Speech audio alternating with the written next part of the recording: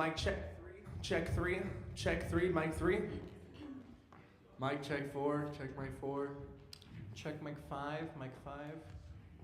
Check mic 6. Check 6. Mic check 7. Check 7. Mic check 7. 7. Mic check 7. 7. Oh, mic check 8. This is mic 8. Mic check 8. 8. This is 8. This is 8. Mic check 9. Check mic 9. Mic check 10. 10. Mic check 11. Check mic 11. Mic check 12. Check mic 12. Mic check 11.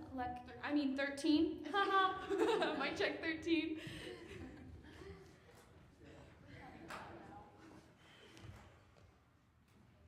Alrighty. Good morning. My name is Chloe Dixon, and we are Shades of Purple. Oh, sorry. Oh, right. Sorry.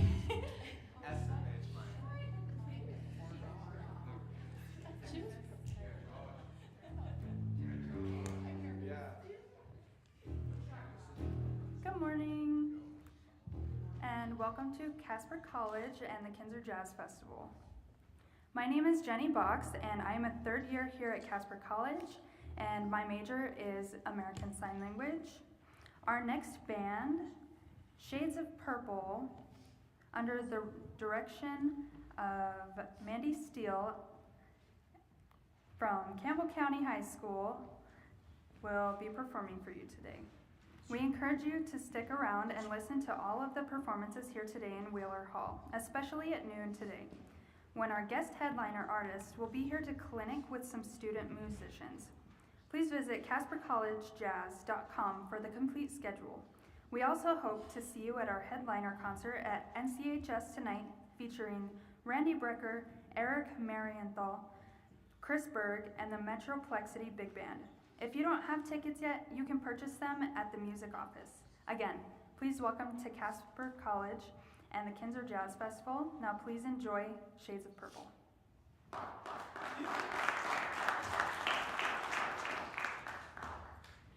Good morning. My name is Chloe Dixon, and we are Shades of Purple from Campbell County High School.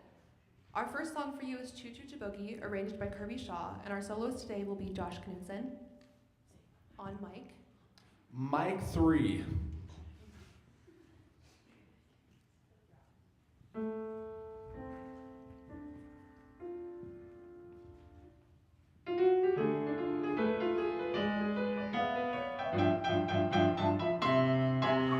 heading for the station with a pack on my back. I'm tired of transportation in the back of a hack. I love to hear the rhythm of the clickety-clack and hear the lonesome whistle, see the smoke from the stack. And prowl around with Democratic fellas named Mac. So take me right back to the track, Jack. Choo choo, choo choo, shaboogie, woo woo, woo shaboogie, choo choo, choo choo, shaboogie. Take me right back to the track, Jack.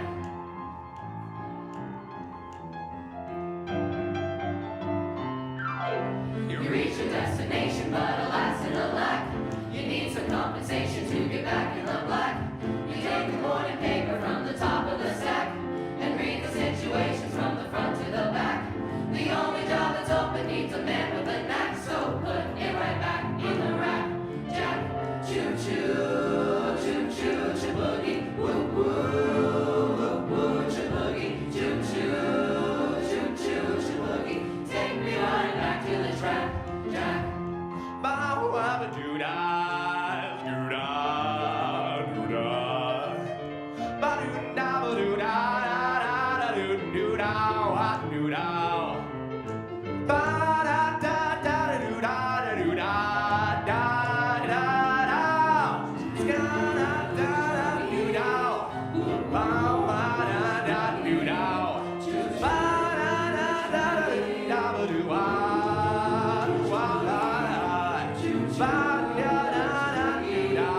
Take me right back to the track, Jack. You're gonna settle down by the railroad track and live the life of Riley in a beaten down shack. So when I hear the whistle, I can peek through the crack and watch the train a-running when it's falling the jack.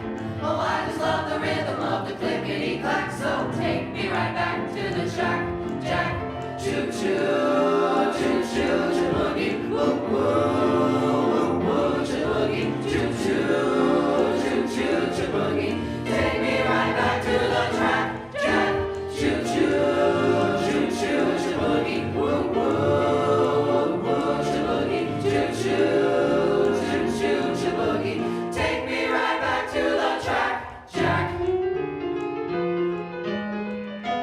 Take me right back to the track, Jack.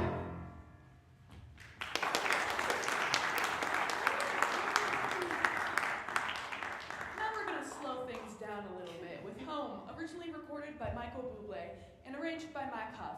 Our soloists include Hayden Steele, On mic 11. Savannah Shippey, Mike 10. Colbin Lanker, Mike 4. and Gabby Tracy. Mike 13.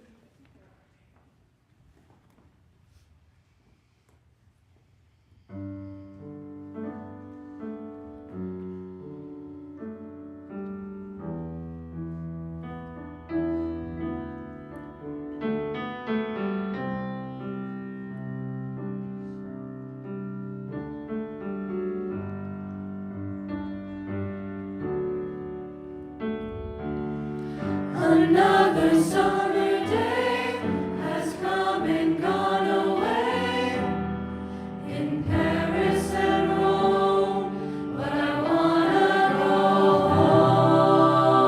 home. Take me home.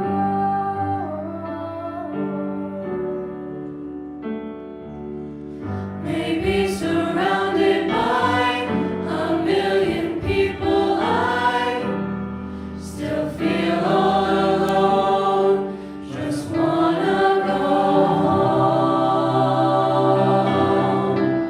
Oh, I miss you, you know.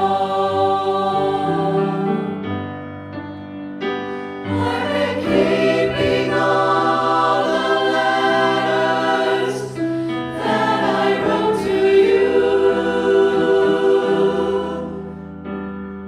each one a line or two. I'm fine, baby. How are you? I would send them, but I know that it's just not enough. My words were cold and flat.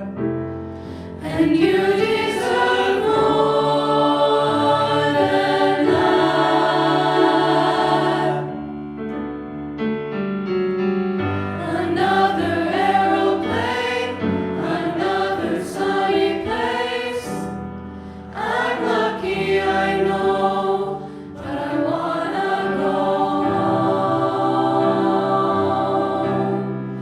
I've got to go home. Let me go home.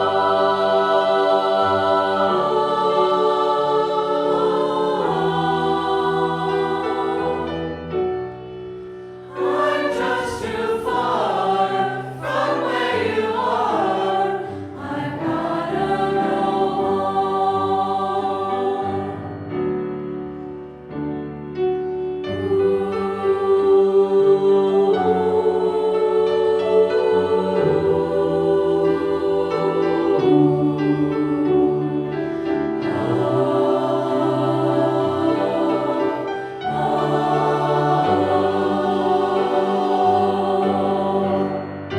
And I feel just like I'm living someone else's life. It's like I just stepped outside.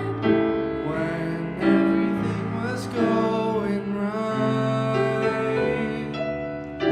And I know just why you could not come along with me. This was not your dream. But you always believed in me.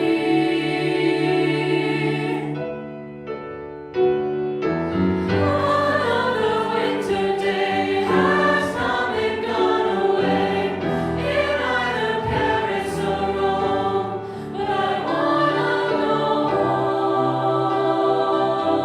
home. Let me go home. And I'm surrounded by a million people. I still feel alone, and let me go home. Oh, I miss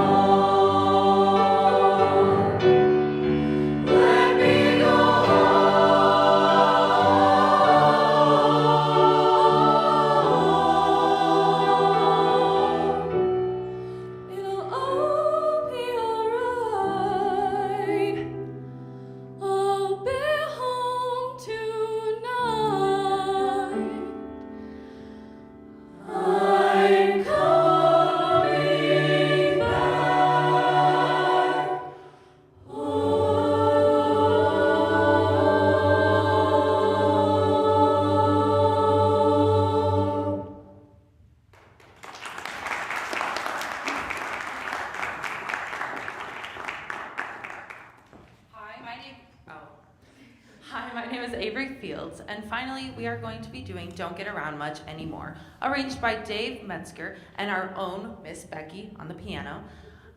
For solos, we have Chloe Dixon. On mic 12. Desiree Sanchez. On mic 9.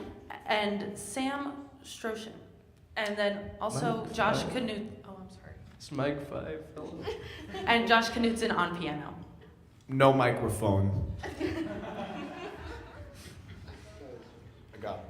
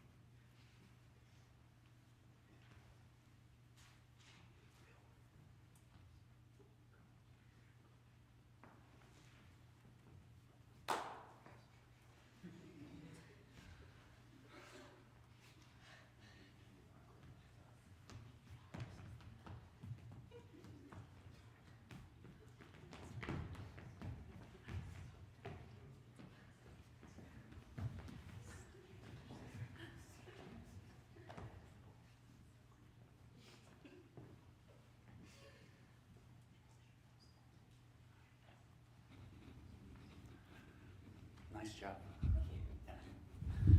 Hi everyone, how you doing this morning? I'm doing great. My name is Ben Markley. I teach at the University of Wyoming. It's a pleasure to start our morning off with such a lively group. I appreciate everybody smiling faces and the joy that you bring to the music, so thank you. Can I get your attention while I'm talking? Thank you. We're going to talk about Choo Choo Choo Boogie first. One of the things I think that I would help this group just elevate the good things that you're already doing is internalizing the rhythm more. Some of, I think, just the issue of what we're dealing with here is just the proximity of where the piano and the bass are. I bet if you were probably setting up for a concert at your home base, it probably wouldn't be as far away. But we've got to deal with what we're doing as performers. You know, we're going to be in different places, all of that stuff. So the first thing I think, though, that comes when we internalize it is that, you know, the defining characteristic of jazz music is rhythm and syncopation. And for us as performers, that means that we need to be able to internalize the rhythm. Rhythm is so kinesthetic, okay? So while I'm not in any way saying these should be your dance moves while you're performing, I think when you're practicing, I think the idea of really internalizing the pulse in a physical, visible way is going to help some of these rhythms speak a little more. Could I get you to start the piece in just a second here? And I don't want you to come in where you're supposed to. What I want you to do is really take these first 4 bars, and can you remind me of the tempo? Okay, so it's right there. So what I kind of need, I want to see, and you notice I'm going back, those are the half notes, right? But if you look at my knees, these are the quarters. So it's 1, 2, 3, 4, 1, 2, 3, 4. Can I get you all to do that? Okay, if you please. 3, 4, 1, 2, 3, 4, 1, 2, 3, 4, 1, 2, 3, 4, 1, 2, 3. Good. Yeah, and especially now when this is going on, I'm really lining up with the bass and the left hand of the piano. And those are the first 2 things that when I go, oh, I've got to get this rhythm. So now if we could start this and you all sing it, okay? I want you to think first, if we're organizing our brains, about rhythm first, and really thinking about exactly where you come in on the beat and nailing that, and then pitches. Of course, I want you to sing the right notes, always, but focus on rhythm first, okay? Thank you.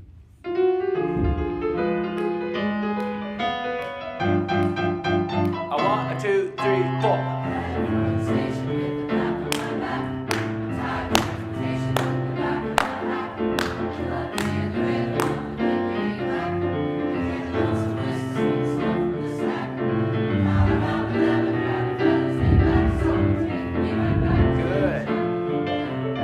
To me, I felt everyone engaged in the rhythm a little more. Did you notice a difference in that? That's just one of those things I think with jazz especially. So as performers, I think we can get really caught up in the notes that we sing or the notes that we play, and sometimes rhythm can be very secondary. And so that's just one thing I think to consider. Okay. I've got a couple of things here. Let me think about organizing my thoughts here. Let's go. I want to say one thing about Choo Choo Choo Boogie, but this is really just leading into the tune home, which we're going to work on next. But I loved how you came out and it was so brassy when you started with Choo Choo Choo Boogie. It sounded like things were a little more forward in your mouth and things like that. That's awesome. What I want you to think about though is, where are there opportunities in every one of these pieces to create dynamic contrast? Now this one, Choo Choo Choo Boogie, it's louder and it's kind of up in your face, but that doesn't mean it has to be loud all the time. And so I think that there are some things, even when the dynamics say mezzo forte or something, that might be an opportunity to sing just a little softer in some spots, just so you give yourself a place to go and really bring it home. let's go with home now, please. Don't go home. Let's go.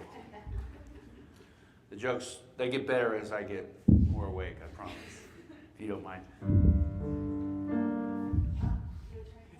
Sure. Now while she's playing, I want you to really get in the mood of this. And I want you to sing it softer than when you came in. 2, 3, 4. 1, 2, soft. 3 Another summer day has come and gone away. In Paris and Rome, I wanna know. Yeah. Now, I want you to. Can you all imagine? I mean, these are kind of sad lyrics. You know, it's cold outside now, and we're capturing some of that. Another summer day has come and gone away. That could probably mean some more things too, right? As far as what the writer's thinking about there. Can we incorporate some of that feeling and that sadness into those lines? What does that mean if you're going to describe what your tone would sound like if you're singing that? What do you think that would be? Yeah. Can we have that's perfect. Could we have some longing in your tone, in your singing? Okay. Can we go right on it, please?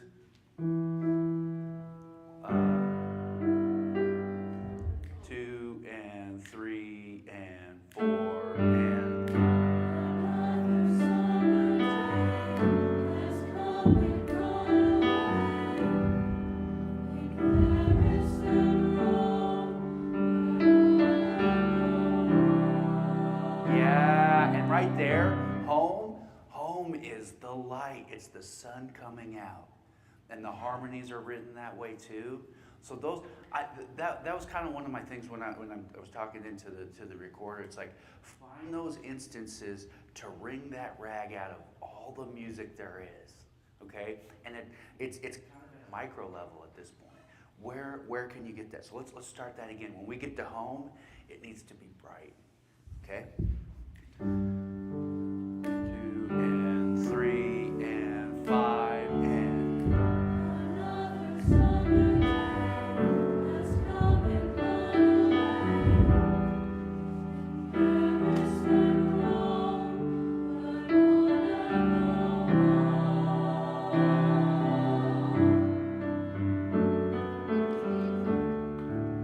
know. That's okay. Hey, that's nice. We got home when the light came out. You know that's good. That's good. The reason why I had you start softer on this one is because later on in the piece, when we're really bringing it home, I talked in the recorder about this is the movie part of the soundtrack where all of a sudden the music kind of creeps into what you're watching. It all of a sudden becomes louder, and we all become emotional because of that, right? We're crying because they're in the rain and they're getting back together after years of whatever. That's a pretty decent story. Let's go with that. But what I'm saying is, when you all came in, it was such a beautiful sound, but it was loud. And so my biggest thing is give yourself a place to go. Okay? The final thing I'm going to leave you with for your soloists are, I want you to think about, first of all, good job to all of you for doing this, but I want you to think about varying a couple of things, your long notes and short notes. And I'd also like to you to think about what rhythms are you going to sing? Because right now it was a lot of sustained things, and that's a great place to start. But those can be things like using the melody of the tune as a springboard, but also rhythms that you come up with on your own. Those are all things to try. So nice job, really great way to start the morning. How about a hand for this group?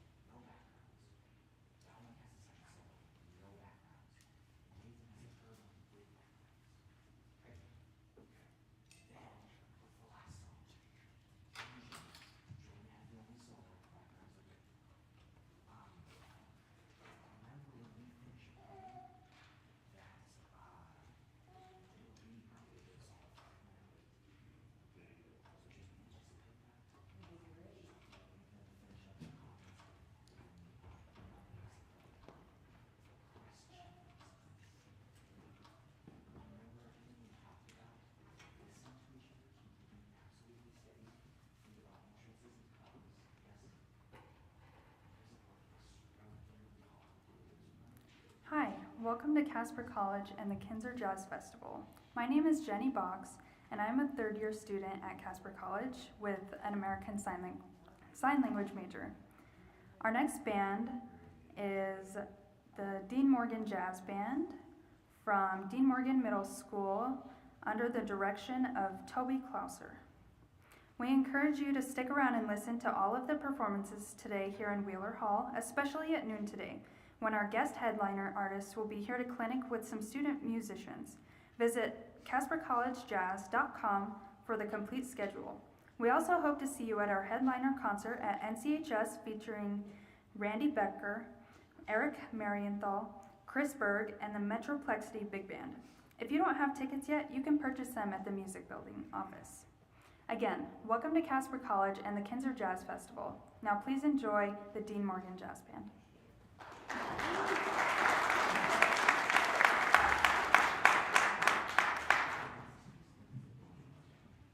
The first piece we have for you this morning is a traditional standard swing piece written by Nathaniel Adderley and arranged by Peter Blair. This is Work Song, and Work Song will feature solos by Nathan Gruner on tenor saxophone and Jordan Sorensen on electric guitar. This is Nathaniel Adderley's Work Song.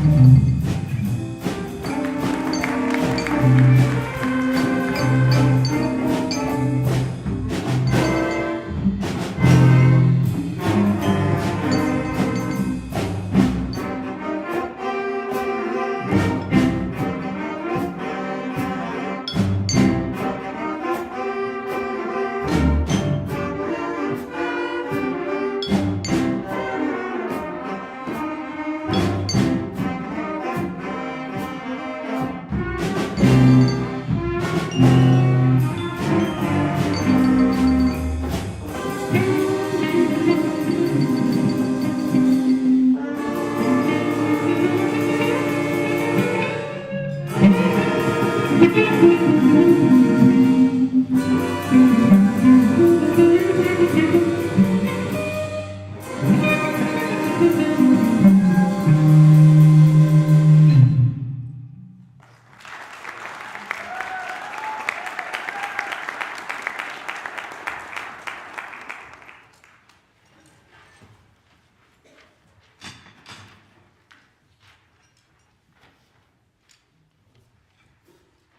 going to switch gears a little bit and switch into a rock tune now. This is Steeplechase, written and arranged by Mark Lathan. This will feature a tenor saxophone solo, again by Nathan Gruner, an electric bass solo by Dominic Wall, and then we'll go back to Nathan Gruner for a tenor saxophone solo again. This is Mark Lathan's Steeplechase.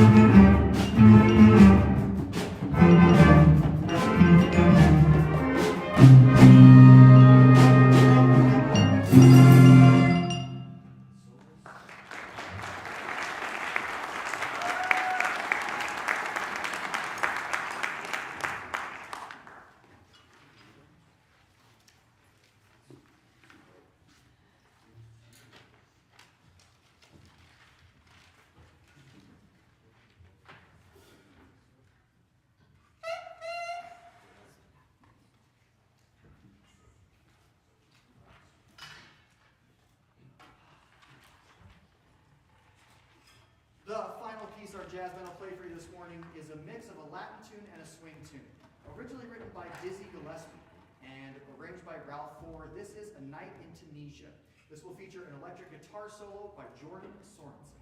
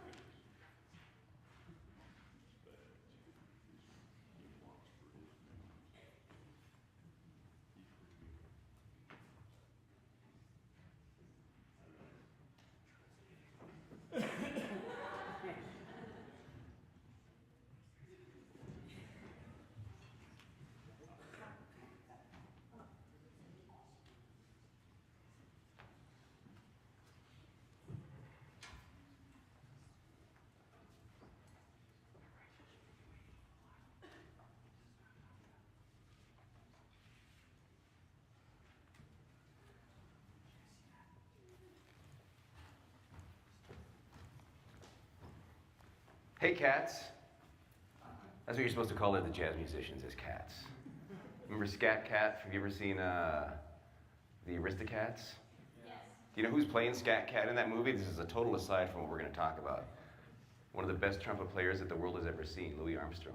That's whose sound that is, Scat Cat. And that's where that came from, hey, cats. So anyway, good job. Middle school?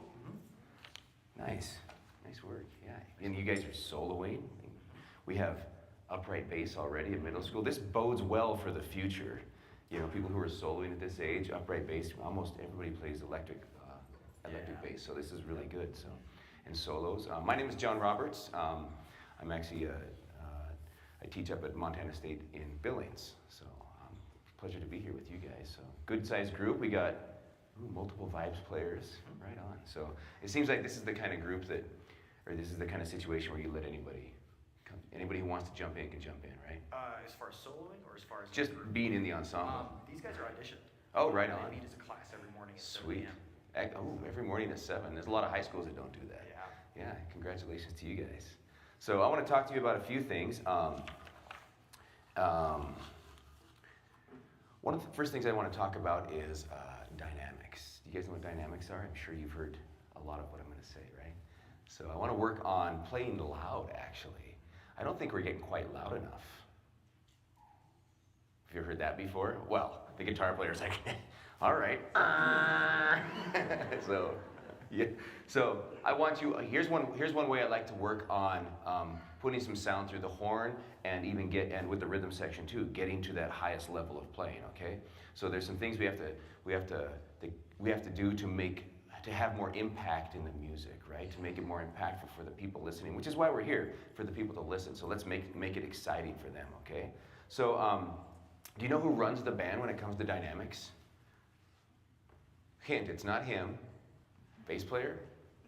Drummer, yes, the drummer. So, drummer, if you play soft, they're going to play soft. If you play loud, they're going to play loud. If you play louder, they're going to play louder. Even if it's not in the music, it just naturally happens, okay? So you're controlling a lot. I don't know if you know how much power you have, and you can go home and tell your parents how much power you have, right? So, but you're controlling time, you're controlling groove and pocket, you're controlling tempo, and you're controlling dynamics, a lot of musicality. So, and a lot of times drum parts don't have dynamics written in them, or just some of them. So what you might want to do during some rehearsals, if you hear the trumpets doing a crescendo or getting louder, write it in your part. Or just grab the trumpet part or alto part and write in the dynamics for yourself, right? Because it's just a guide sometimes, okay? So, and you guys can, with your director's assistance, you guys can make your own dynamics happen in the piece. Well, let's try this, or let's try this. A lot of times there's, some of the longer notes at the end of the phrases. Okay, I don't know, I'm just going to give you an example. It's probably not what you played, but za-ba-da-ba-da, boo-ba. Rather than do something like that, za-ba-da-ba-da, boo-ba, ba-do-ba-do-ba-ba, boo-da. You put that little swell, za-ba-do-boo-da, boo-da. It builds excitement, it builds energy, especially if you end it perfectly together, right? Don't forget, articulation is not just the beginning of the note and how you approach the beginning of the note. It's how you end the note together too. Not just for horns, it's for everybody, okay? Even piano, like when you come off the note, okay? So, and vibes, all rhythm section instruments. Let's just do something. As an ensemble, I don't care what note it is. Mallet players just do a roll, okay?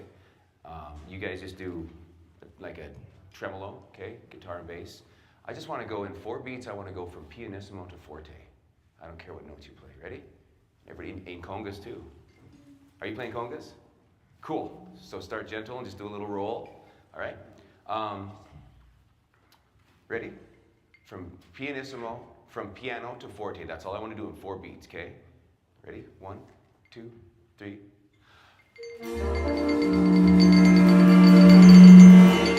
Let's try it again. 1, 2, 3.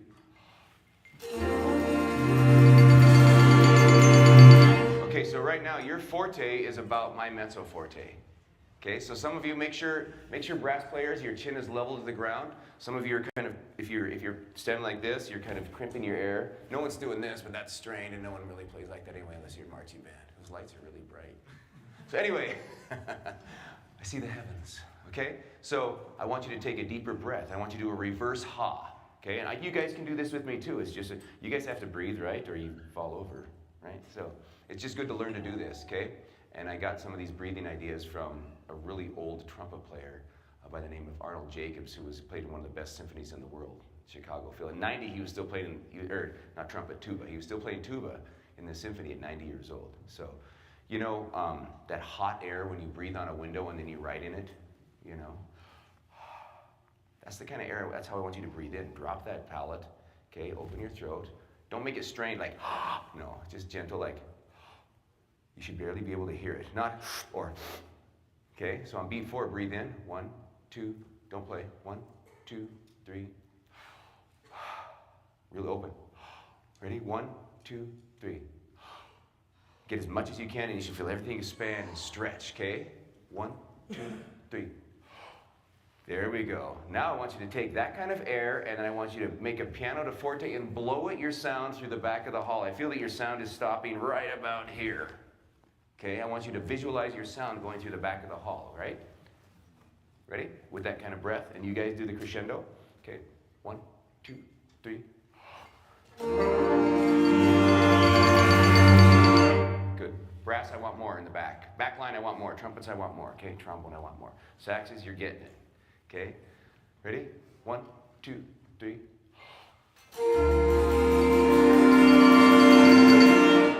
Nice, we're getting there. Let's go, let's do it one more. Let's go from piano to fortissimo. You got a little more? Do you feel what's happening? Wind players, what's happening to your body?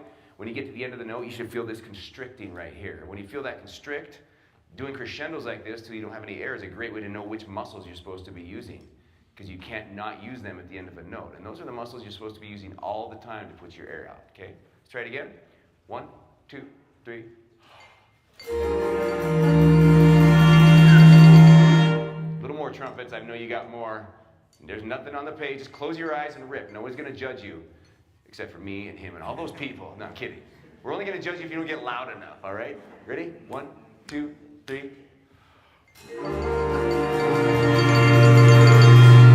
Good. I think there's some places in this music where you guys could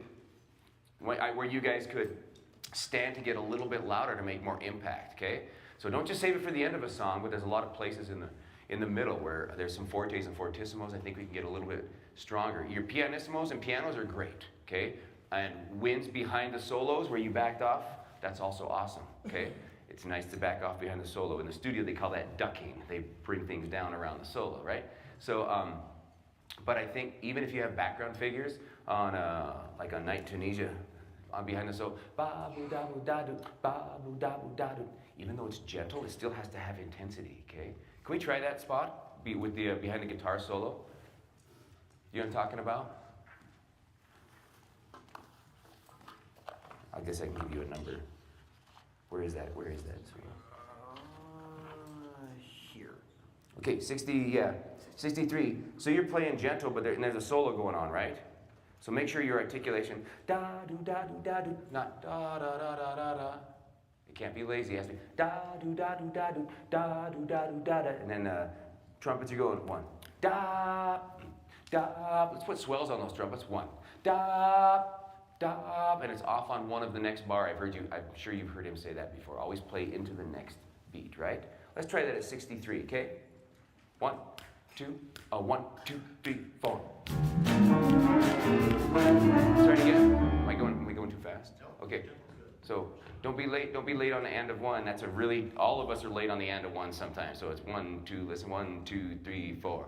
Da boo da boo da boo da boo da boo da ba ba boo da boo da ba. And if you give us a downbeat once in a while, drummer, ba boo da boo da ba ba boo da. Once in a while, just a little gentle one like a cross stick. That'll help the band. Okay, 1, 2, 1 and 2 and 3 and 4.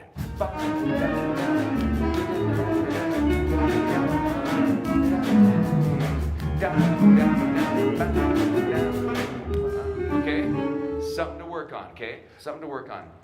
Got to get the timing and everything. Timing and notes, perfect. Okay, and then you start working on the little things and playing them together. Okay, but don't be shy when you're playing background parts. Okay. Don't be shy. They can be quiet, but they can still have a lot of intensity. You're going to have a great clinic here coming up with Mr. Markley, and it's great to meet you all. Have a wonderful rest of the day. Cool. Let's hear it for these guys. Thank you. Yeah. You bet.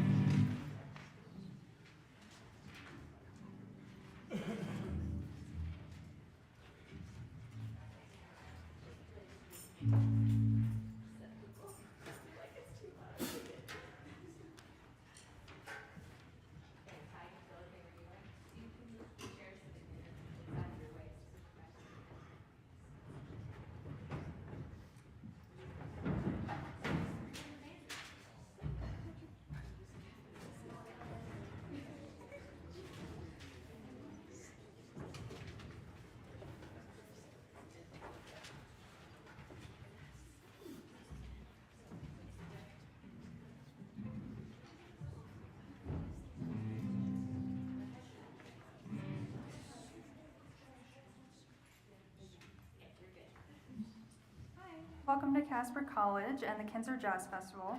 My name is Jenny Box and I am a third-year American Sign Language major here at Casper College. Our next band is the Bandit Big Band from Clear Creek Middle School under the direction of Tina Bennett.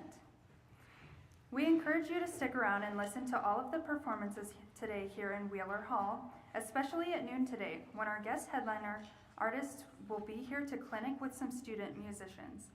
Visit Casper College Jazz for the complete schedule. We also hope to see you at our headliner concert at NCHS tonight featuring Randy Brecker, Eric Marienthal, Chris Berg, and the Metroplexity Big Band. If you don't have tickets yet, you can purchase them at the music office. Again, welcome to Casper College and the Kinser Jazz Festival. Now please enjoy the Bandit Big Band.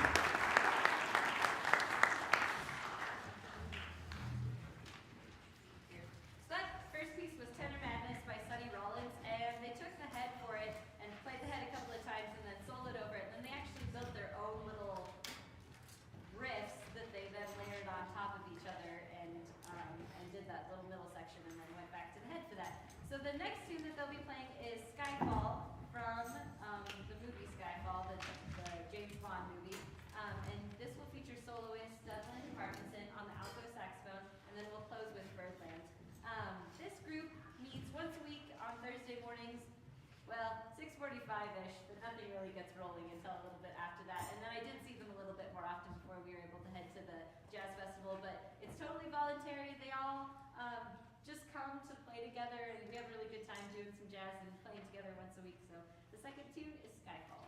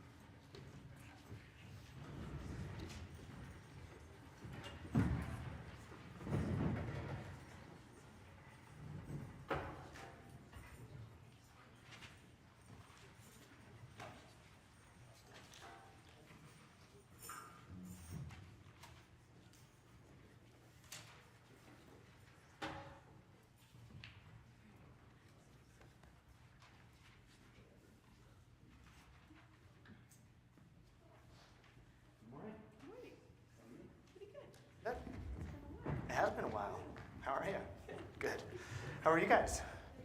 Good. Nice to see you and hear you this morning. Was that fun? A little scary? No, not scary? Good. A little scary, a couple of scary moments, right? No, you guys sounded great, did a nice job. It's wonderful to hear that you're meeting once a week and it's voluntary, right? You choose to be there because you want to play music. I think that's wonderful. I just have about, 8 minutes or so on stage with you now, and then you're going to get a whole nother clinic with John Roberts here in a little bit. But so I just want to maybe chat about a couple of things, and I think I'd like to just maybe stick to the first tune, Tenor Madness, if we could, on that. Before I do that, though, because I don't want you guys, before you guys move around, just one thing on the last tune on Birdland. I love that you're playing all this auxiliary percussion. You were playing drum set, right? More snare drum, more backbeat, right? Help lay that really is the foundation of that style of groove, that 2 and 4. Give us a little bit more of that backbeat. And then those of you guys that are playing the auxiliary, were there 2 of you playing tambourine? 3 of you playing tambourine. Well, there's a lot of tambourine. Try to think about where if you're just playing, when you're doing the full-on tambourine thing, and you're not just playing 2 and 4, when you're playing that whole thing, think about where you can accent a little bit more so it's not all the same, because that's going to help you be more consistent if you kind of have a landing spot, right? So, right? That kind of making sure that you can hit more of an accent on some of those, and I think that's going to help you stay a little bit more consistent, okay? And then you can play out more, just in general. Play louder. Play with a little bit more weight, okay? Anyway, let's go to Tenor Madness. So, well, first of all, let me ask you this. Why do you think that your wonderful director has programmed this piece?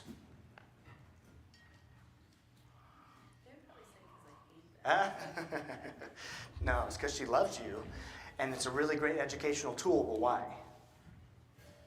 There's a whole bunch of reasons. No guesses? Yes. Yes, right? It's a great opportunity to start soloing, to start improvising. What else? It's a great introduction to jazz form, right? This is what we call a jazz standard. The other pieces you played are not, right? They're arrangements of pop tunes or movie soundtracks or whatever the case may be. But Tenor Madness is a standard, right? A jazz standard. And there's this kind of standard set of repertoire that we as jazz musicians study and play. And this is one of those kind of quintessential tunes, right? So you're learning some really great, just a really great tune. And it has a form that is used in a lot of other tunes, right? Do you guys know what the form of this tune is, or what we might call it? Close. It's a blues. 12. It's a 12-bar blues, right? And there are hundreds of tunes that are 12-bar blueses, right? So even though you're learning a specific melody, the melody is Tenor Madness, the chord changes and what the rhythm section's doing and what you're soloing over and the form and the feel of the tune is consistent with a bunch of other tunes in this idiom, right? So you're learning a bunch of stuff that you can apply to all these other tunes later, and that's really super cool. So let's take it from the top, and I'll probably stop you after a little bit, and I just want to talk about a couple of things.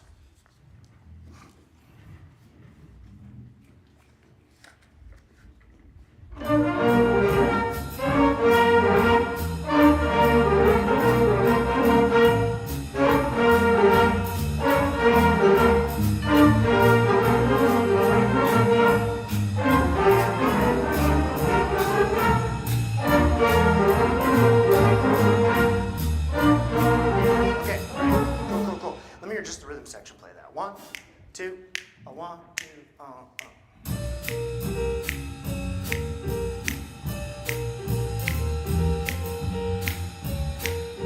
Okay, cool. So I want you to try something for me, okay? Can you move this hand back, right? You can rest your thumb on the pickup right here.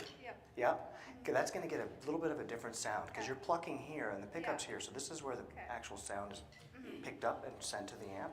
So you're playing up here, it's kind of get this thuddy sound. This is getting a little more clarity, okay? And then I want you to really focus on, I know you can't see him, but in rehearsal I would encourage you to set up so you can see the drummer. And I want what you're thinking about, I want you to be thinking about lining up these quarter notes with what he's playing on that ride cymbal. Can you just play a little bit for me? Da, da, da, da, right? So you're just really trying to lock in with what he's playing on that ride cymbal. Okay? Let's hear the rhythm section one more time. 1, 2, 1, 2,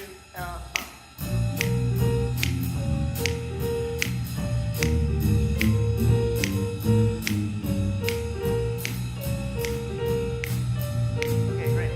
Let's have the band come in, but I don't want you to play. I want you to speak the rhythms. Or sing it. Can you sing the melody? Either sing the melody or speak the rhythms, whatever you're most comfortable with, right? You understand what I mean by speak the rhythms? So you're just going to ba ba ba da ba ba ba da, okay? I do, but you're good. Yep. Okay? So you're not playing the horn, I just want you to speak the rhythms. But I want you to speak the rhythms with the same sense of articulation that you would play them. Does that make sense? Okay? 1, 2, 1, 2, 3. 4.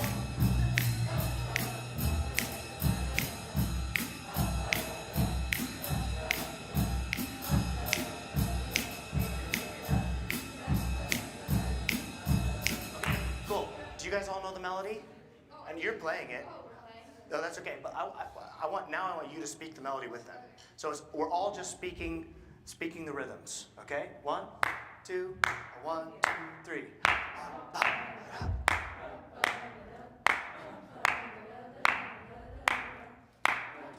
Okay, good. I want you to be twice as loud, okay, and twice as articulate. Right? So if the articulation is accented, I want twice as much of that accent. Okay? So it's ba ba ba da ba ba, right? Really, really a little bit overdone. 1, 2, 1, 2, 3.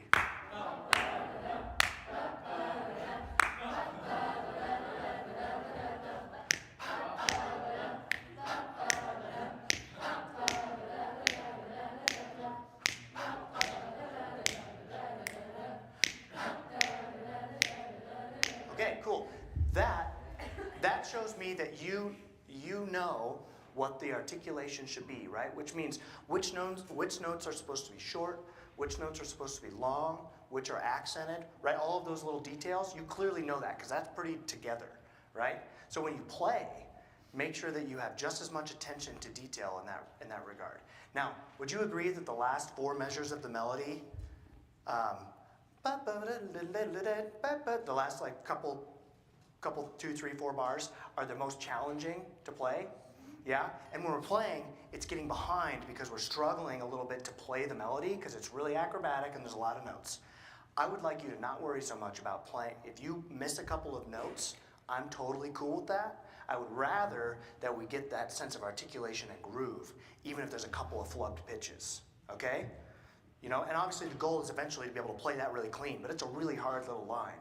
So can we try playing it all together now? And I want you to really focus on that groove, even if you mess up a few pitches. The idea is we're going to really play all those notes with that level of detail when it comes to our articulation and rhythmic accuracy. From the top, 1, 2, 1, 2, 3. First note's not. Speak it for me again. A 1, 2, a 1, 2, 3.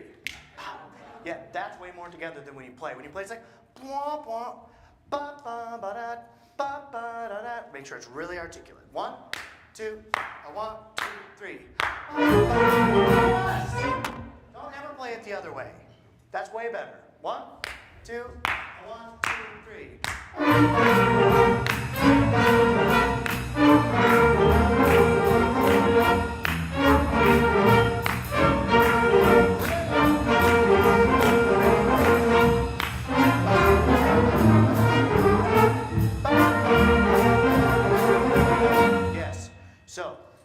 To me, in this style of music, you know, sometimes we think that the pitches are more important than the rhythms. They are equal. If anything, the rhythm and the groove probably takes the cake a little bit on the pitches. That goes for when you're playing these melodies, and it goes for when you're playing your solos, right? So I was hoping I might have a little time to work on some soloing. I don't, I'm out of time. But that same concept goes. Focus on the articulation and the groove, because this is a groove-based music, and that's so, so important. That was night and day from the first time that I heard you play it. Okay, so keep that focus and keep focusing on that sense of articulation. Anyway, great to hear you guys this morning. Thank you for a wonderful set of music, and enjoy your clinic with Mr. Roberts, okay? Have a good rest of your day.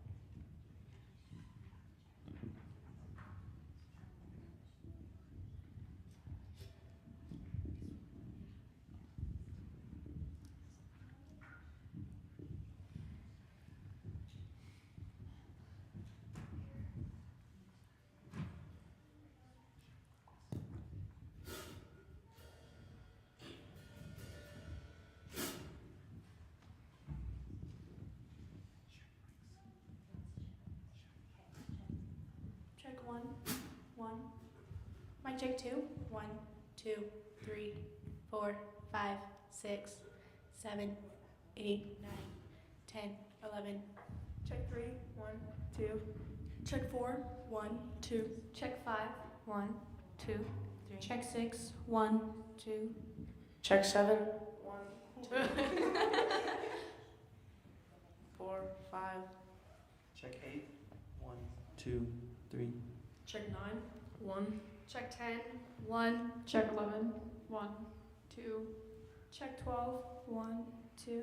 Check 13, 1. Check 14, 1, 2. Check 15, 1.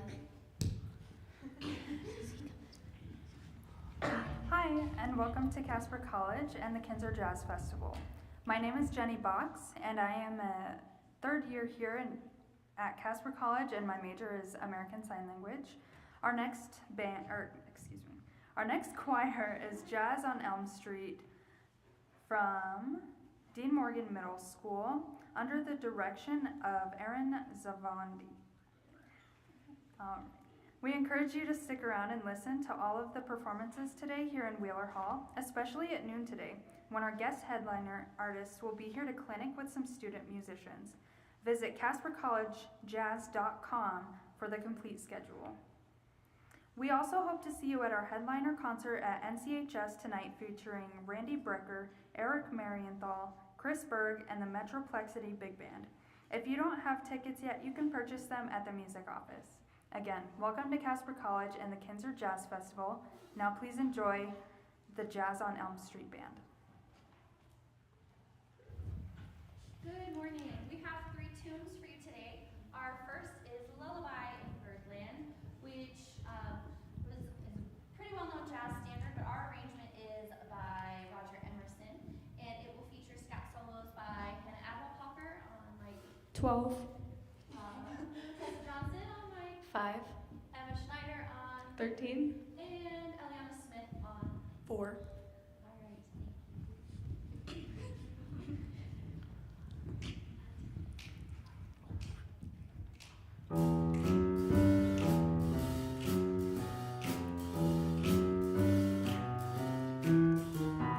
Lullaby of Birdland, that's what I always hear when you sigh. Never in my wonderland could there be ways to reveal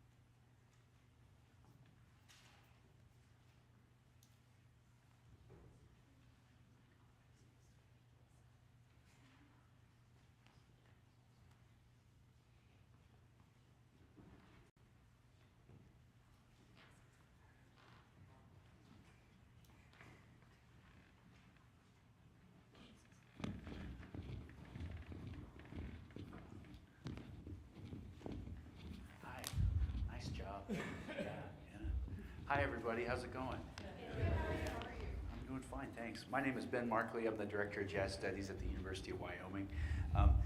What a nice set. You all, I have a bad gauge as far as like, and I know it says Dean Morgan Middle School there, but I didn't see that for a second. The way you all are singing and present yourself is very mature, and so you're wise beyond your years. So congratulations.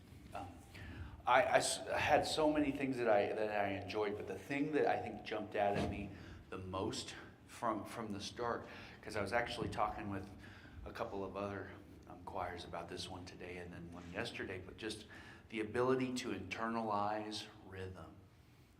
And I see all of you doing that.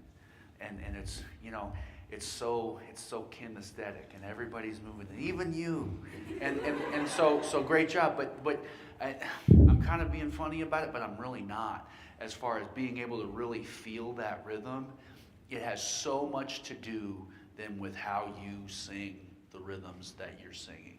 That's really excellent. So congratulations. A couple of general things. I think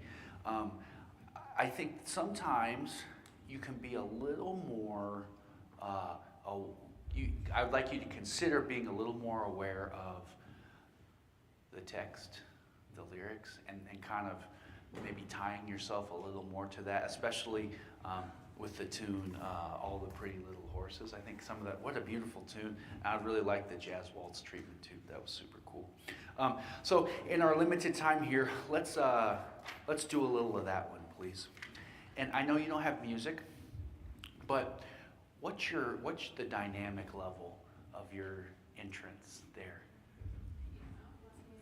It's the piano. It's mezzo piano, but that's great. And that was my thing, because when I first heard you do this entrance, I was like, wow, that's a pretty strong entrance for the intro that we were given there and everything.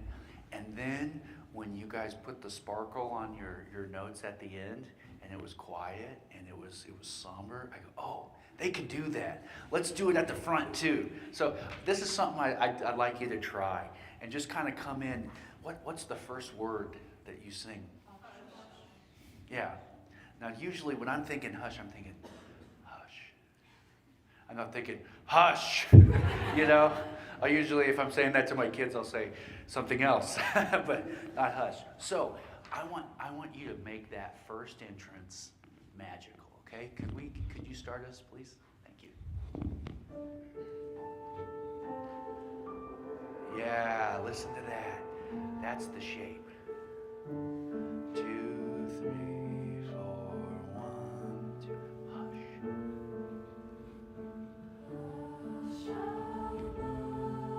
Huh? Are you guys dead? No, it's really, this is good, yeah. Yeah, that was awesome. Now let's keep that going, and let's move the shapes even more. That was awesome. That was a musical moment that we just had. Right on measure 5, hush, please. Can I get their notes? Thank you. 1, 2, and 3, and 4, yeah.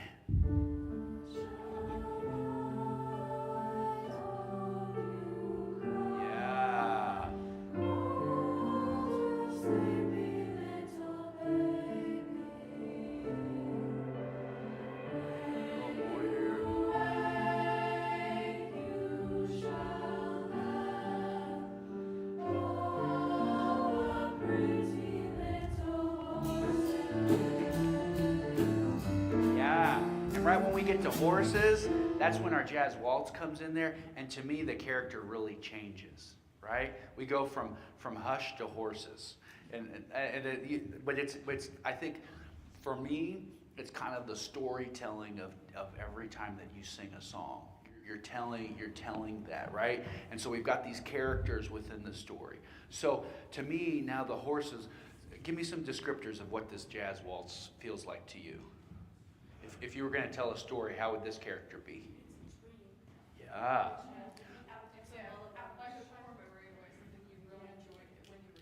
Yeah.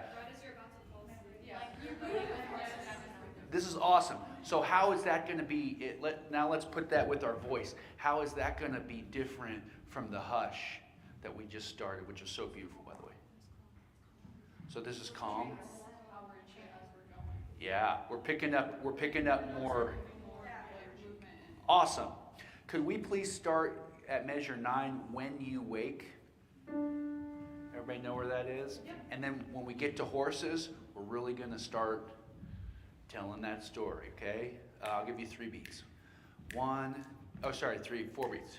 2, 3, and 4, and. When you wake, you shall have all the pretty little horses.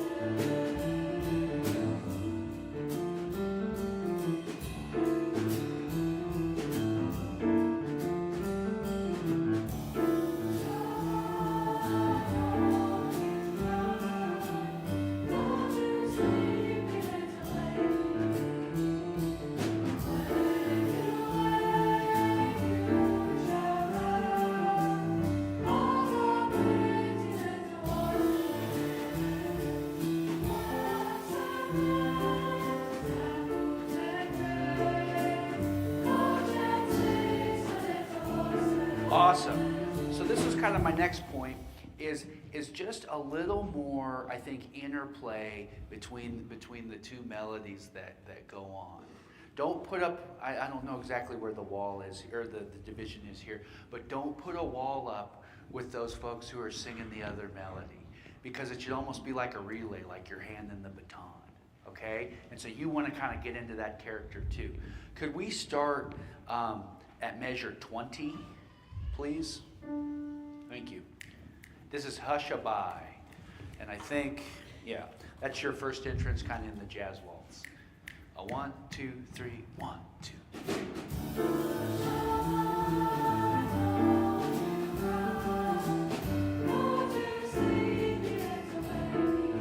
Your turn.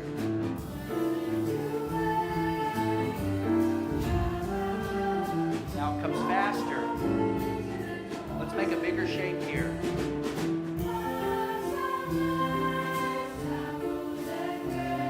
Yeah.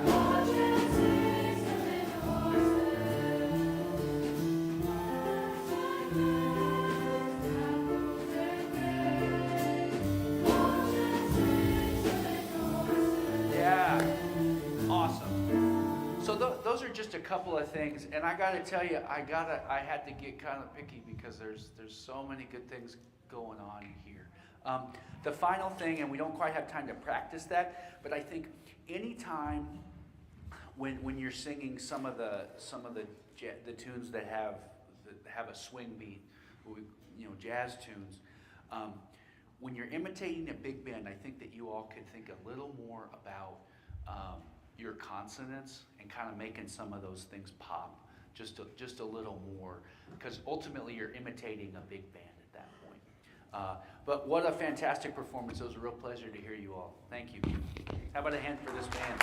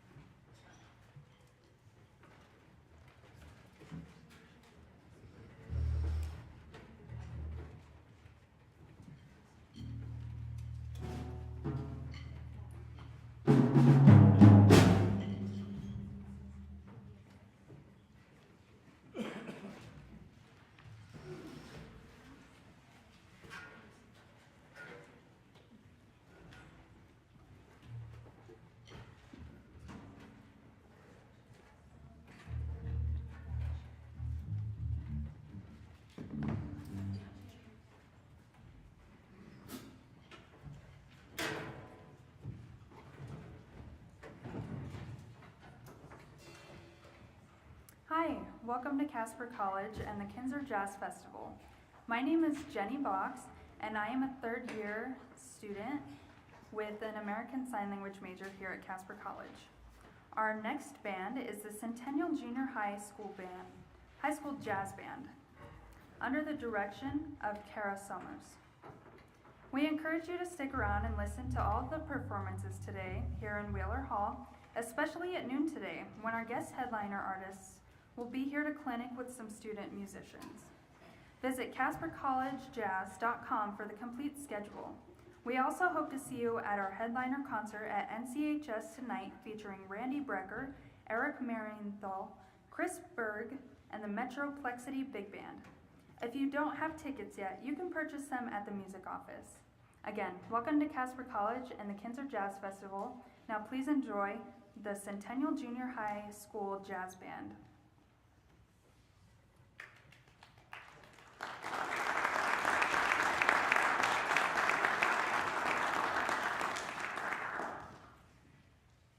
Good morning, my name is Kara Summers. I'm the director of the Centennial Junior High School Jazz Band. We're actually going to be starting with Monin this morning, and we have 3 soloists.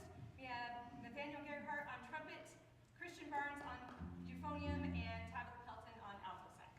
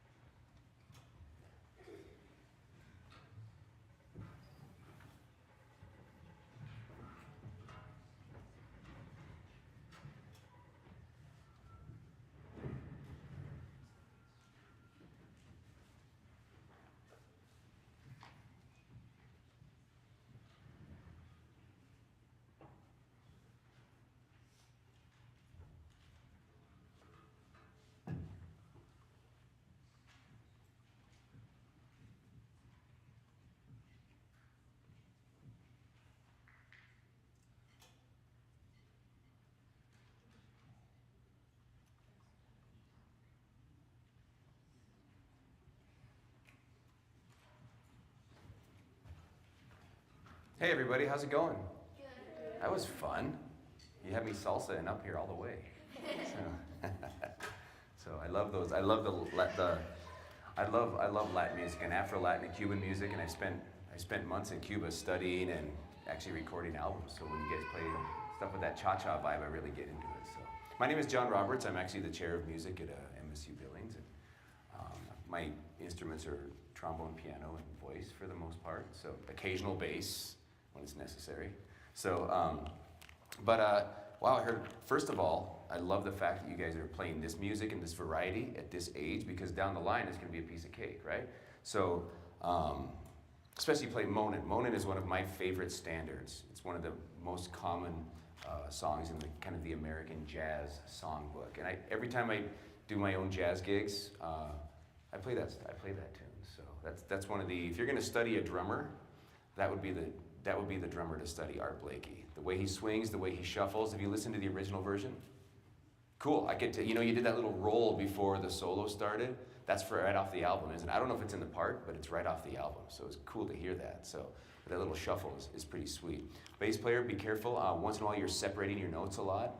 Sometimes you are, sometimes you aren't, but remember that when you're playing those quarter notes, ba-doom, doom, doom, doom, it's kind of a legato feel. You're kind of trying to copy the sound of an upright, right? You don't want ba-doom, doom, doom, doom, doom, which you're not really doing, but just once in a while I heard separation. So remember that bass line is kind of a legato feel when you're playing straight quarter notes, okay? So, man, I could be up here for, I love doing this stuff, so I could be up here for a second, but let me dial into something. Let's dial into Last Dance, shall we?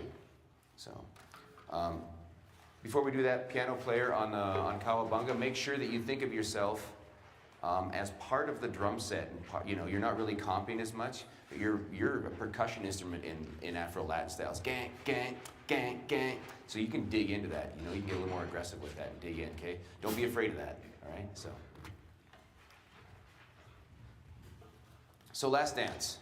These kind of medium tempo, slow tempo swing styles are really hard for any group, let alone middle school groups. And you guys did a really good job. You guys have a really good sense of time. I want to kind of work on feel and kind of get a little sassier with some of these things to make it swing a little bit more, okay? So let's just start at the beginning, and then I'm going to stop you, and then we're going to work on some things, okay? And this is stuff you can take to every piece. This is stuff you can take to a lot of different things. So, is this out of one of those? Oh, it's out of this is out of like a, oh, cool. Right on. About there. 1, 2, 1, 2, 3, 4. Yeah.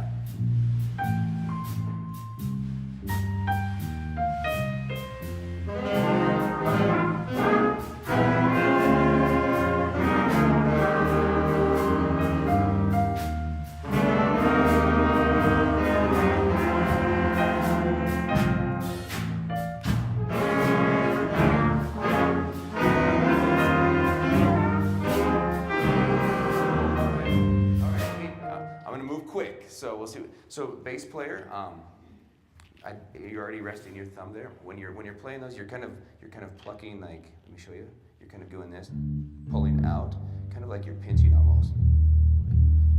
Okay, that'll help it keep connected a little bit. All right. I know sometimes you're on those other notes, but just think about that kind of like you're almost pinching, using the flat part of your finger instead of the tip, because you don't want to be like pulling or plucking. It's got to be smooth, right? Like a warm knife through butter. All right. Drummer, I love your feel. I want you guys to lock into what he's doing. He's counting and setting up the groove for you, okay? And also, someone else, who's playing lead trumpet on this, the first trumpet part? Okay, I really like the way you're playing it, so the rest of the ensemble, that's why he's behind you, facing this way, so you can hear him really lock into the way he's playing and where he's putting his articulation, okay? We're a little bit squirrely on where we hit that first note. Da, da, da, a 1, da, da, da. Make sure you're subdividing before you get there. 1, we da, do da, da, da, da. Can we all try that together? Right in bar 4, okay? Don't be late on the and of one. That's a common thing. Just in general, musicians tend to be late on the and of one and the and of three. Ready? A 1, 2, 3, 4. And so sing it just like, or play it like I sang it. Do da da do da. See how I put some accent on the one and? That helps it swing more. It makes it a little bit sassy. Let's try that again. A 1, 2, 3, 4. Da, da,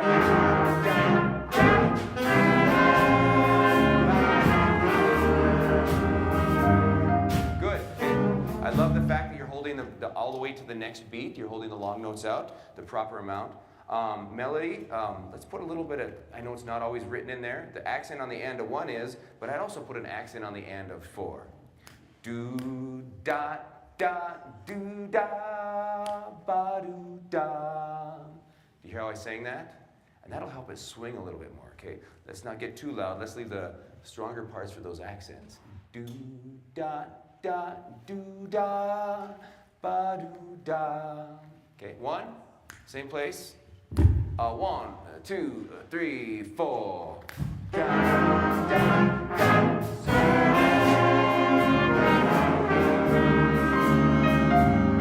Cool. So in this style, we can put a little more stress on the upbeats.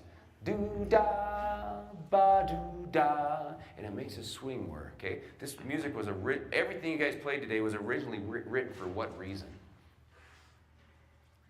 Do you know? Dancing. How did you know that? Last dance. Oh, yeah. I said, but originally. It's just that. You're right. Okay. All right. The student becomes the master. All right. No, you're right. All jazz music originally was written for dancing in the early days. So you want to make sure you swing it really well, okay? And you play it really well so the people out there feel it and want to tap their foot. Okay. Okay? Let's do that one more time and keep on going. Just really dial into those upbeats, okay? And those long notes. Ba-do-da. Put a little swell on them. Just watch me, okay? I'll give them to you. 1, 2, bar 4. 1, bar 4. 1, 2, 3, 4.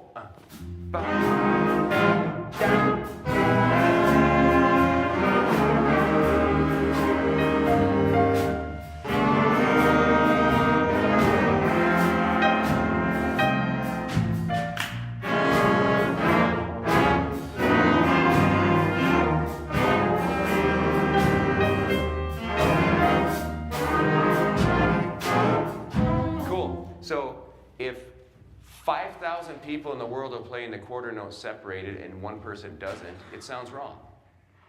Okay, so make sure when you have staccatos that we're all playing them the right length.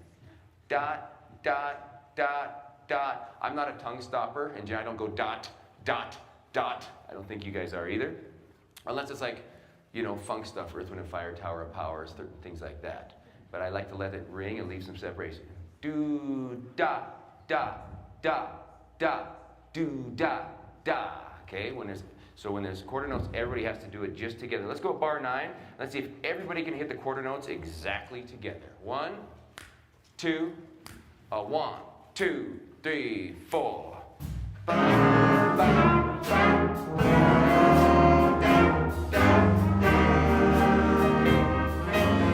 So do you know who in the band, other than your director, gets to define how long the quarter notes are and how long the separation is? Because there's different lengths. There's dip, or there's da, or there's da.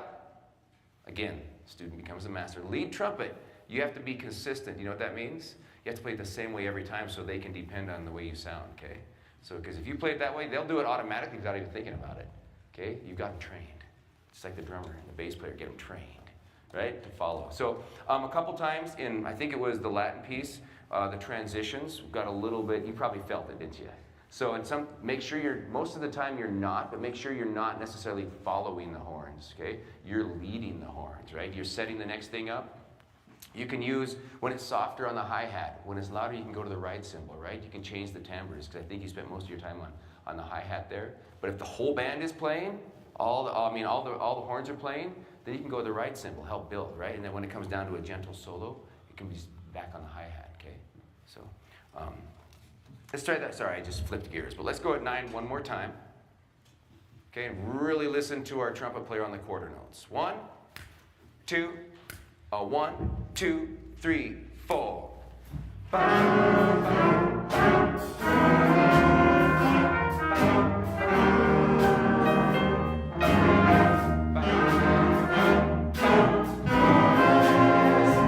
There it is, that last one in bar 12.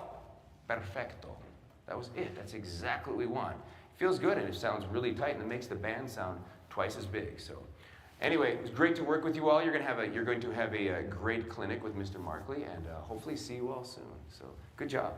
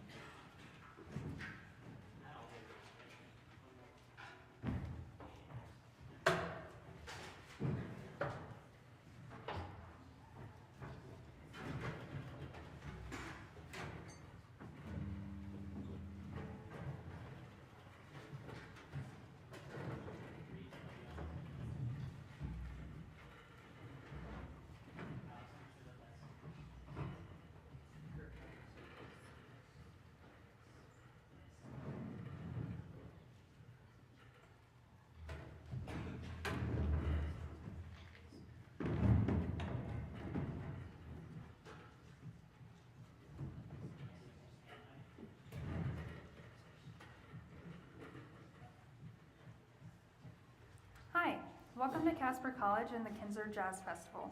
My name is Jenny Box, and I'm a third-year American Sign Language major here at Casper College.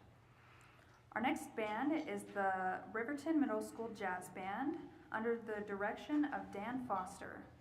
We encourage you to stick around and listen to all the performances today here in Wheeler Hall, especially at noon today, when our guest headliner artist will be here to clinic with some student musicians.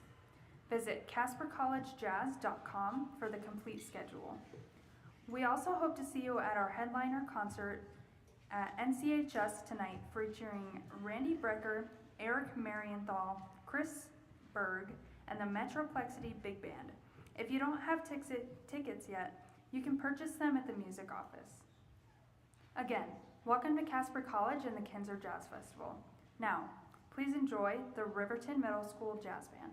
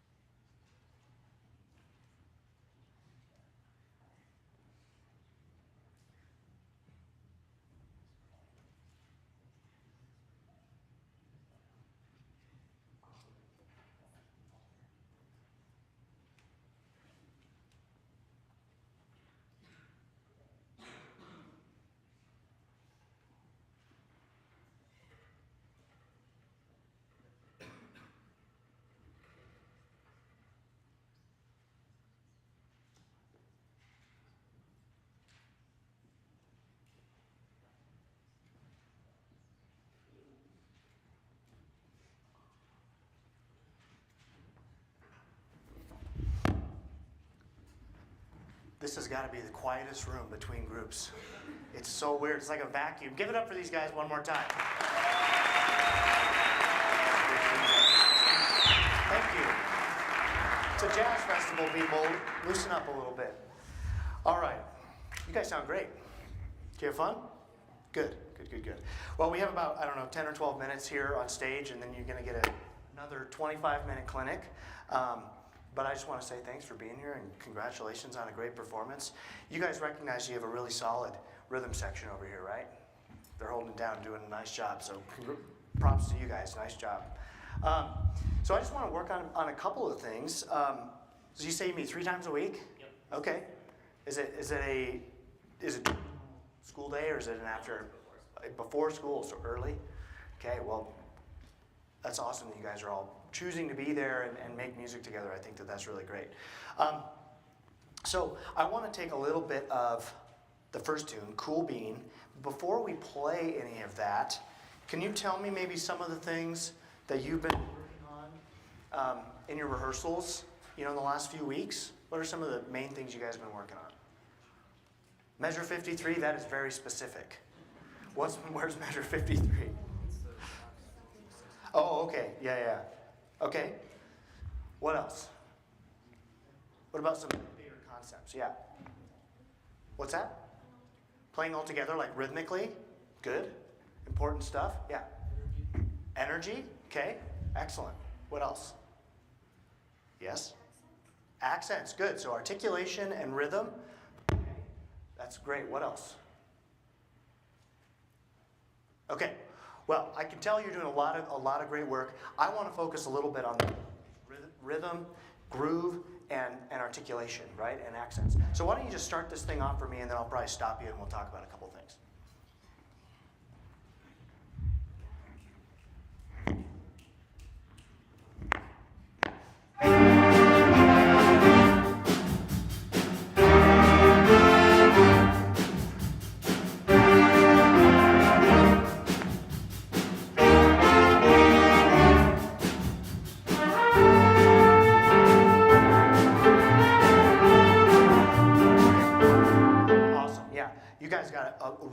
Full sound. I really like that. So I want to work in the horns some articulation things. First, rhythm section. I've a couple of things. Don't be shy about playing that snare drum on 2 and 4. Right. Both these tunes are basically rock or funk rock tunes, and that backbeat is really the fundamental driving thing from the drum set. So don't be shy about that, particularly in louder spots. I think the rhythm section could support the band a little bit more in some of the louder dynamic spots, so don't be shy, okay? And then could you just try this might feel really strange, but when you play with your thumb, it gives it kind of this thuddy sound, which sometimes is a cool effect. Like sometimes people do that because they're trying to emulate an upright bass. But for this, can you rest your thumb on, yep, and then play with your index finger? Okay, great. Just try that for me, okay? And then let's try it one more time, and then I'll stop you. Some articulation stuff. Let's try it. 1, 2, 1, 2, and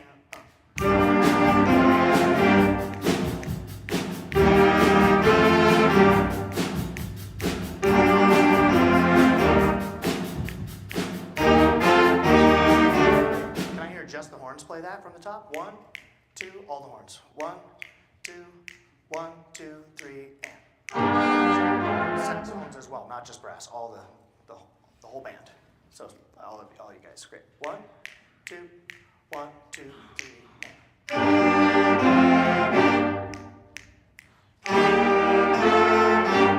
Can you speak that for me? Okay. 1, 2, 1, 2, and up.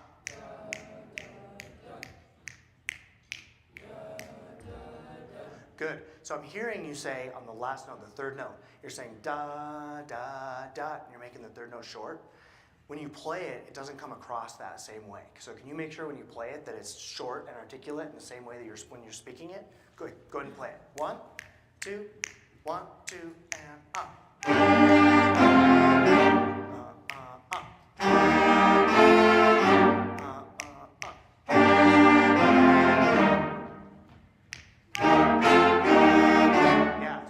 ending notes of the phrase are so important, and when you make them short like that, it really is much crisper in terms of the rhythm, right? It has a huge effect for us out in the audience. I think you could still give us more accent on the first note too. Ba, ba, ba. Just, it's a pretty, serious entrance, so don't be shy about those accents. Can we try it with the whole band? 1, 2, 1, 2, and up.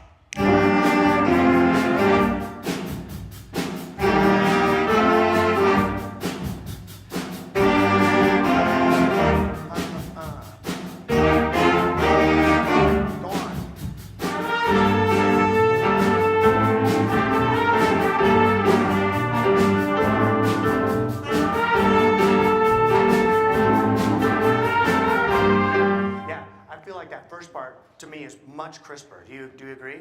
Feels nice and articulate. Can I hear all the people that I measure 9 play the ba ba ba ba da, that little section? So where we got clarinets, some tenor saxophones, trombones. I don't know what everybody else is playing, but anybody that's playing that figure at measure 9. 1, 2, 1, 2, and up.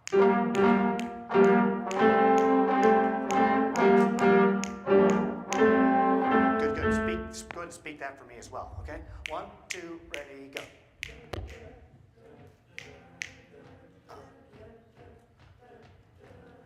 Good, so the first 2 notes when you're speaking are short, right? And do they have staccatos in your part? Dot, dot, okay? So can we make those shorter when we play? Speak it again. Give me a little bit more volume speaking it. 1, 2, 3, and. Dot, dot, dot, dot, dot, dot. Good, let's try to be a little bit crisper in the second bar, right? Dot, dot, dot, dot, dot, dot, dot. And that beat 4 of the second bar is long, right? So dot, dot, dot, dot, dot, dot, dot, dot. Okay, can we try that? Really try to tighten that up. 1, 2, 3, go. Speaking. 1, 2, 3, go. Dot, dot. Louder, louder. 1, 2, 3, go. Thank you. So that beat 4, dot, dot, dot, dot, dot, dot, dot, right on the beat, okay? All right, are you all feeling the tempo in your feet somewhere? Make sure you're feeling this tempo in your feet. Speak it one more time. 1, 2, 3, and. That's better, let's play it, okay? Play it. 1, 2, 1, 2, and up. Dot, dot, dot, dot, dot. First 2 notes even shorter.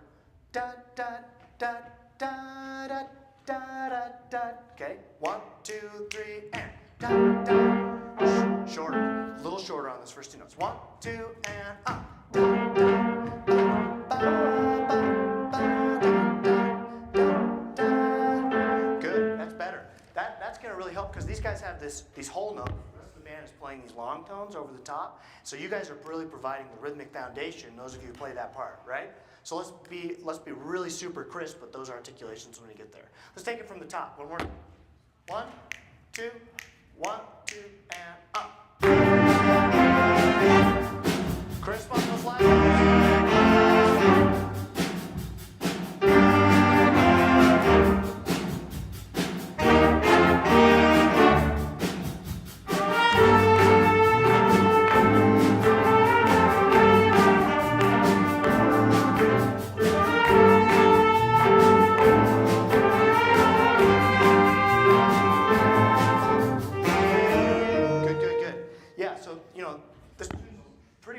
Right? So you play those same figures a lot of times, but especially when you're not all playing the same rhythms, but like measure 9 where we have that rhythmic part and we've got these long tones over the top, that articulation is so important because it's what helps us lock in with the rhythm section and really provides the rhythmic foundation for the tune, which this style of music, whether it's more straight ahead jazz and swing or it's like this kind of funk rock, that rhythm and groove is the key. Is really the key thing that we're trying to get at, right? So that's so important. Let's take a little bit of the second tune. Would you mind kicking this off for us? Okay.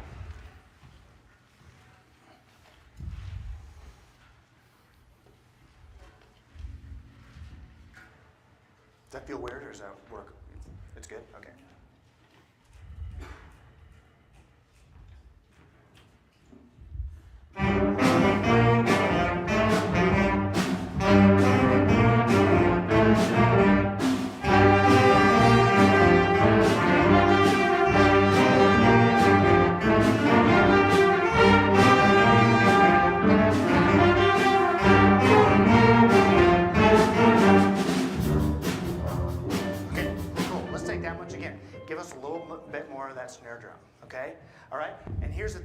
there's not a lot of, the groove is a little bit more open from the rhythm section on the top of this tune, so we all really have to be feeling those quarter notes really consistently, right? So put those, tap the beat somewhere with your feet, really make sure we're all feeling that groove. Let's try it one more time. 1, 2, 1, 2, 3, and.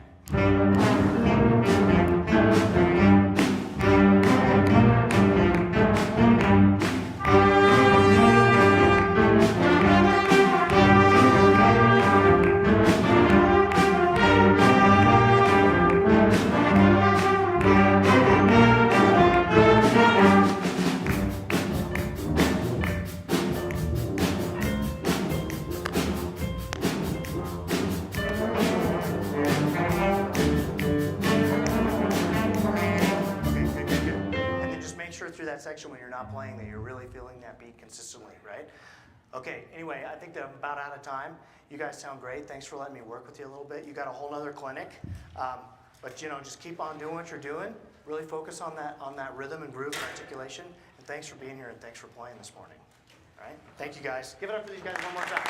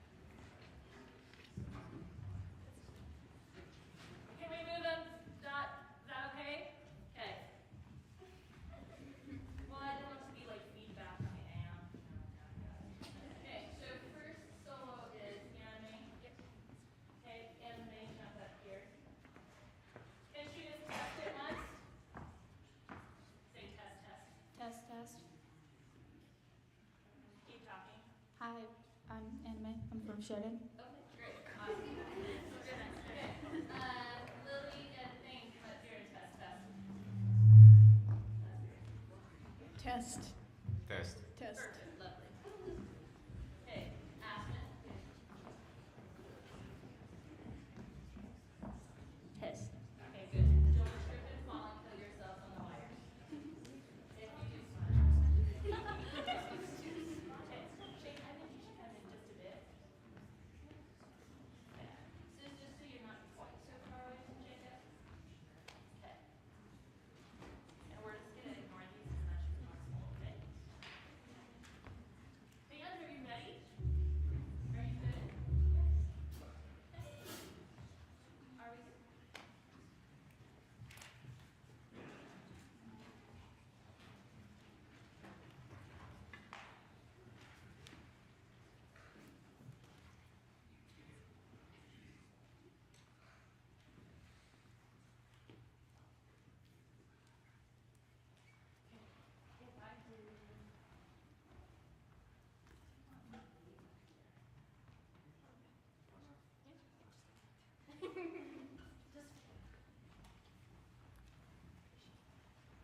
Hi, welcome to Casper College and the Kinser Jazz Festival. My name is Jenny Box. I am a third-year American Sign Language major here at Casper College. Our next choir is going to be Spectrum from Sheridan High School under the direction of Ashley Lecolat. We encourage you to stick around and listen to all of our performances today here in Wheeler Hall, especially at noon today, when our guest headliner artist will be here to clinic with some student musicians. Visit CasperCollegeJazz.com for the complete schedule. We also hope to see you at our headliner concert at NCHS tonight, featuring Randy Brecker, Eric Marienthal, Chris Berg, and the Metroplexity Big Band. If you don't have tickets yet, you can purchase them at the music office. Again, please welcome to Casper College and the Kinser Jazz Festival, the Sheridan High School Spectrum.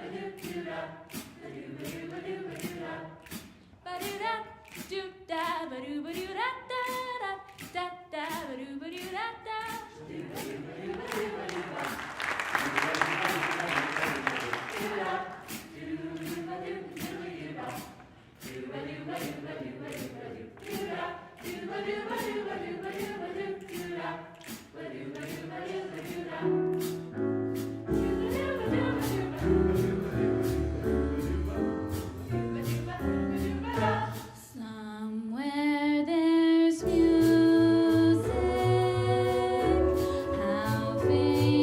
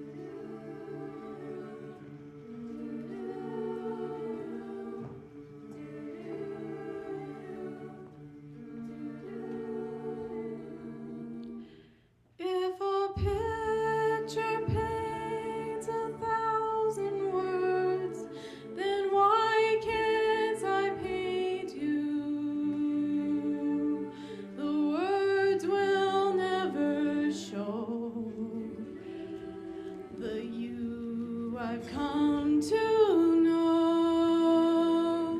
If a face could launch 1,000 ships, then where am I to go? There's no one home but you. You're all that's left me to.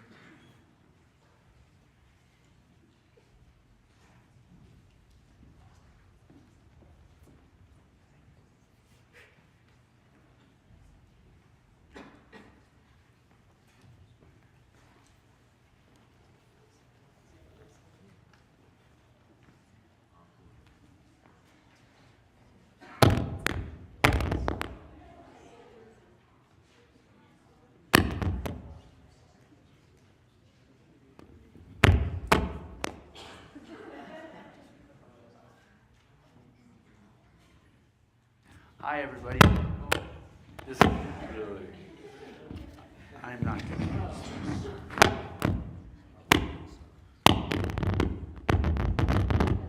You just turn. I'm going to use mic 7. Oh, that's better. Hi. My name's Ben Markley. I'm the Director of Jazz Studies at the University of Wyoming. It's a real pleasure to hear you this morning. One of the first things that stuck out to me as such a positive is so many times we hear groups who use microphones and things, and if they're not balanced, then the microphones just accentuate that. And right from the start, I hear, oh, great. I hear all the parts. I hear everything. So way to go. In general, for the 4 tunes that you did, I thought everybody really internalized the beat very well, and that was a really nice job by the 3 of you. But yeah, in the rhythm section, yeah, you did such a nice job of giving the proper parts of the beat so that y'all could lock in. So that was really nice. Again, soloists and everything. Very impressive. Enjoyed listening to that. I've got about 5 minutes here, and so I want to pick a couple of things to work on. If we could do "Lovely Day," please. And I'm willing to bet that probably all of you have listened to Bill Withers sing this tune. Can y'all throw out some descriptors of when he sings what you think about? Yeah, I think so too. Anything else? No? Oh, sorry, I thought you raised your hand. I like it. He's very not whispery, but like whiskey-ish. Yeah. So I know that this is a different arrangement, but one of the things I noticed, I think, rhythmically when you sang this, to me, it just felt like it was on the front of the beat just a little bit. And I wondered if you'd be willing to just start that again and kind of channel a little of Bill there and see if we can't smooth it out a little bit. Could you start us? Thank you. Can we just do like a later for you guys can? Sure.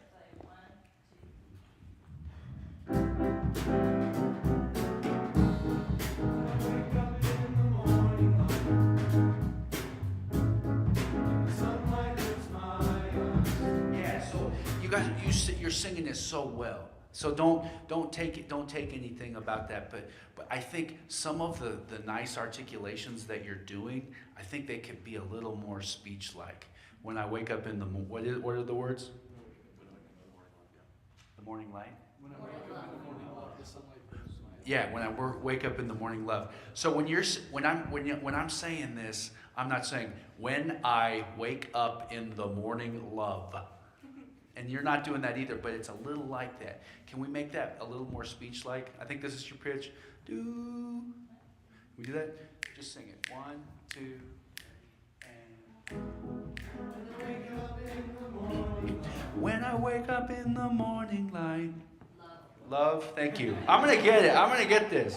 And no, that's fine. Can we make it? Can we make it more like that? Think this across the line. When I wake up in the morning, love. Okay, instead of thinking about each individual note. 1, 2, ready, go. 1, 2. When I wake up in the morning, love. Now we're getting there. Let's start that at measure 5, please, with everybody. 3, 4. Yep, that's good. Keep going. Sunlight hurts my eyes. Okay, good. So here's the final thing that I want you to think about here. And the other thing that I wrote down that I think will help relax it is right now, a lot of people, when I look at you, I feel like you're feeling the quarter note. Okay? And that's good because that's one of the smaller parts of the beat, and then obviously the other one would be the 8th note. But for this one, I want to see if you can feel a little more of the half note. So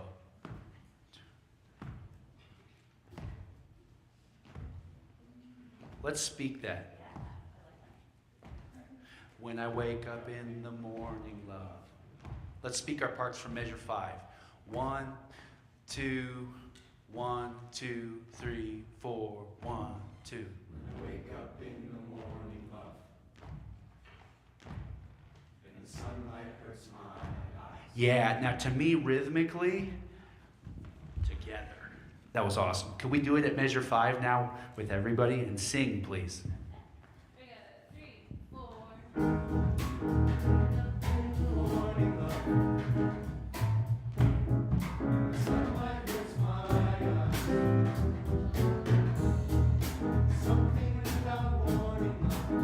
Feel the big part. This is an easy one to pack. All right, it goes into swing here. Thanks. I have my head on the thing, but I think in kind of this halftime feel thing, I think that'd be a real tangible thing that you could grab onto. I just got the figurative cane, so that's my time. But thanks a lot. It was a real pleasure hearing you all. How about a hand for this wonderful choir?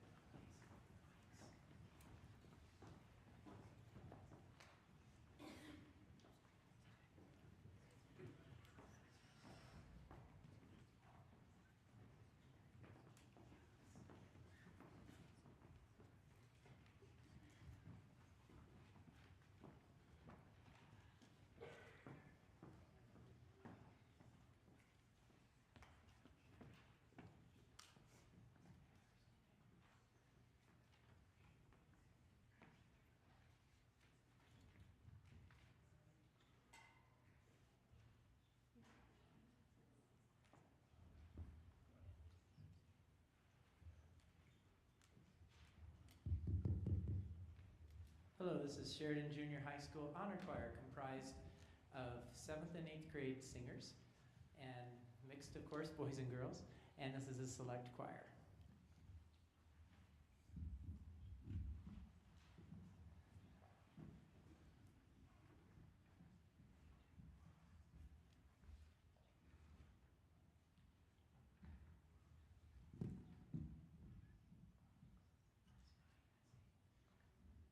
Mic check number 8. Mic check number 9. Hello, our names are Eliana Walton and Eleanor Tippin. Our first song that we would like to sing for you is a jazz standard from 1940 called How High the Moon. This was composed by Morgan Lewis and arranged for choir by Mr. Sawyer. Our soloists will be Tess Bateman, Annabelle Healy, Eliana Walton, Emily Shasteen, Harley Falcon, Aubrey Quarterman, MJ Huxley, and Willa Koltiska. Our percussionist is Zane Doyle.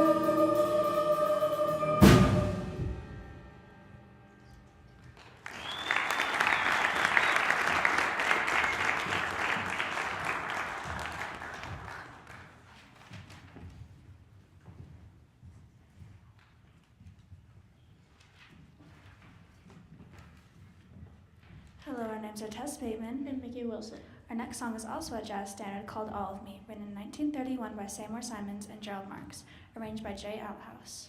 Our soloist will be Logan Whistler and our percussionist will be Willa Koltiska.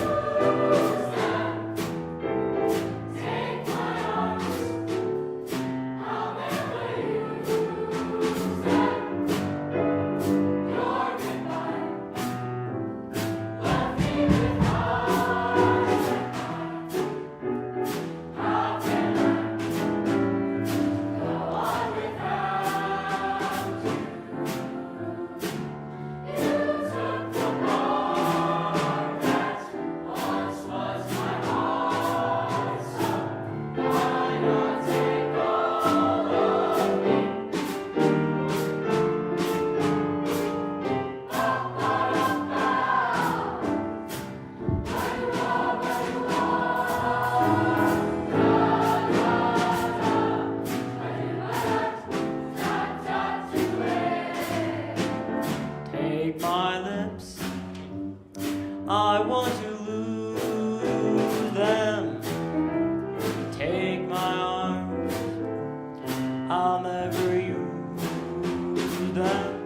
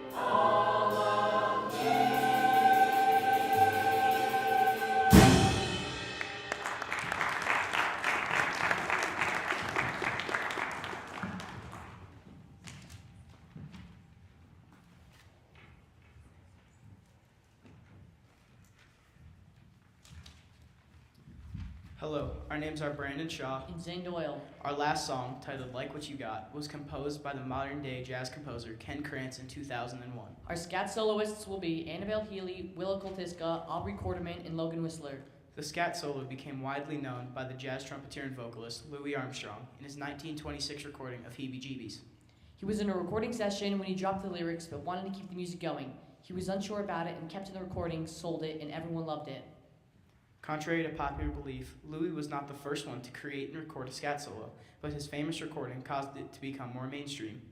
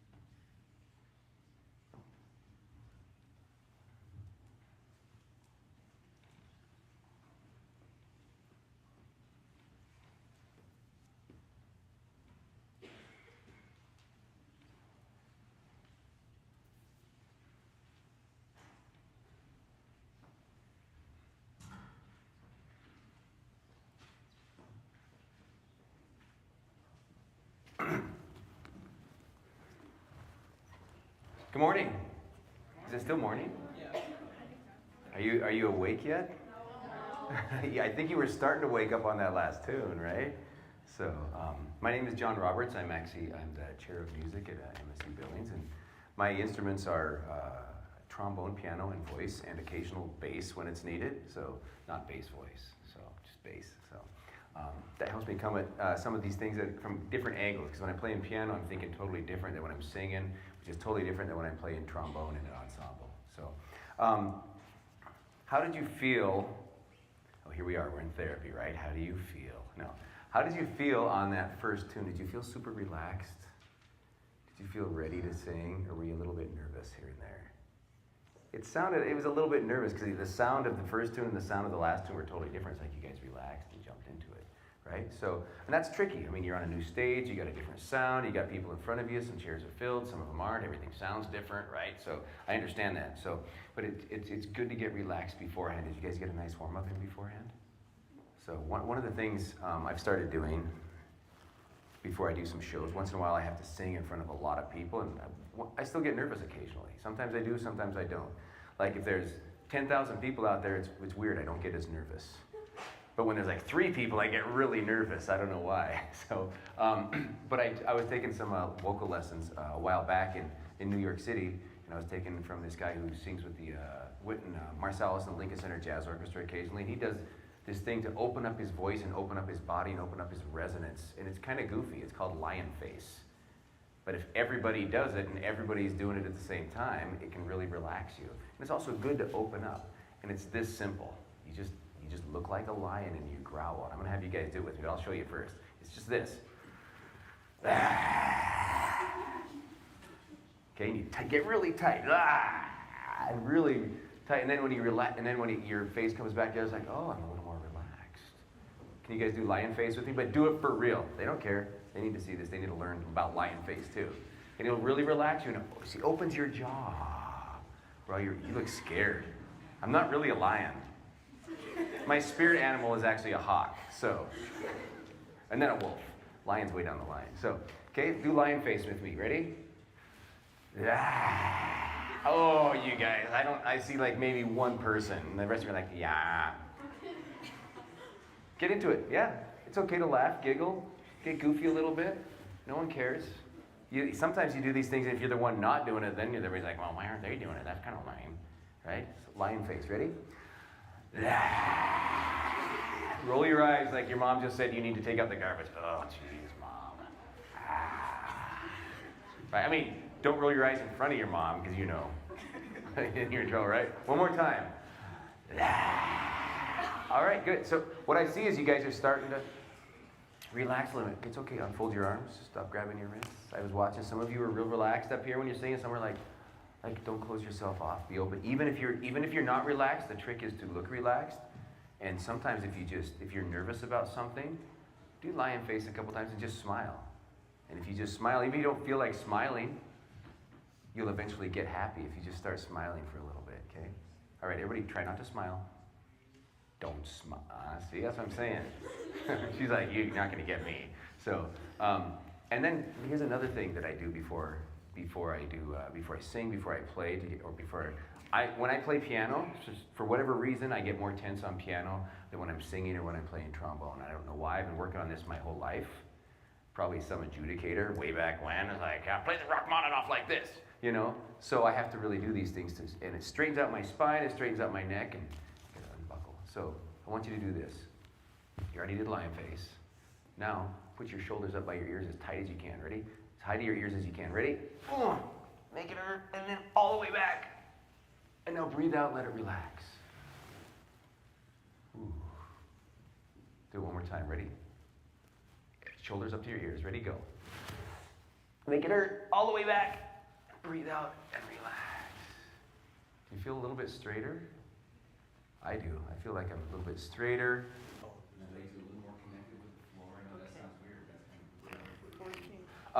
Just things to help you relax. So now that you're done with your performance and we're kind of chill, let's start How High the Moon again. And if you guys can sing How High the Moon with as much articulation and with as much air, good air, and resonance as you did the last piece, it's really going to sing, okay? I know sometimes that vowel, or the consonant, how, that's a hard one to get really articulate. How high the moon, right? As opposed to, what was the other one in the other? Oh, all of me. That's a little more articulate, right? So, how high the moon. See if you can all breathe and start together, okay?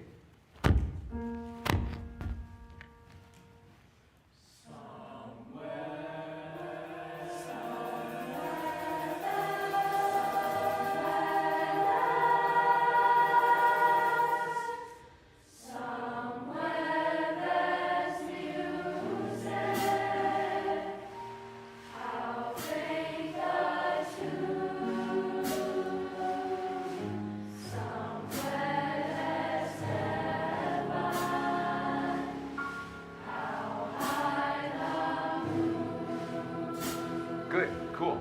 Yeah, already I can feel the difference. I don't know about you guys. When I play my horn, when I sing, I always think about where's my sound going? Where's your sound going? Up? Here? I always think out through the back, wherever I am, through the wall, through the trees if I'm at a festival, through the people. Always think through, okay?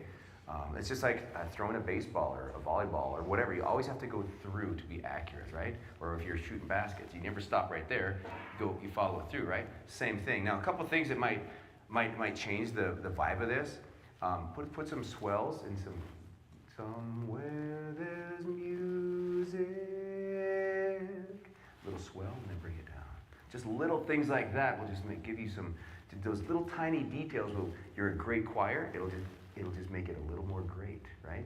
Those little tiny details that would set you apart from other choirs. You want to try that? Just watch him and see what he does with his crescendos and decrescendos. Real gentle at the beginning. This is a gentle start, but I really liked it when I knew it was going to go into the swing thing. I just didn't know when, so it was really pleasant to hear that. So.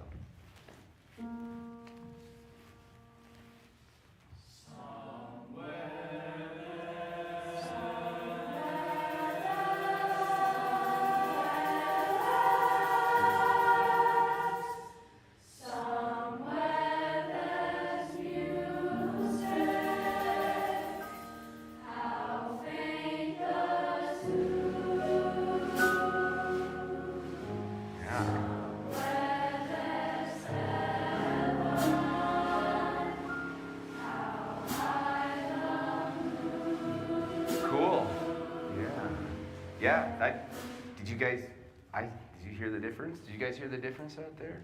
It's very detailed, it's very subtle, but it makes a big difference, especially on something like this.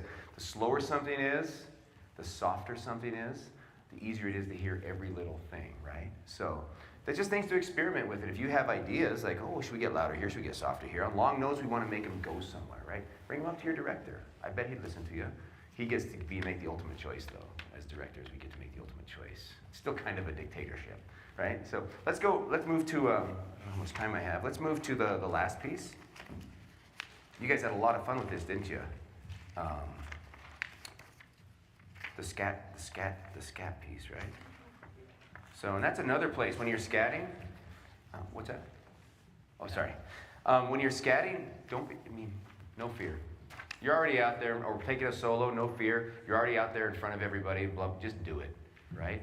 And if you get some attitude in it, I can see you guys, it'd be nice to get a little more movement through the band, especially this last piece. It's very swing oriented, right?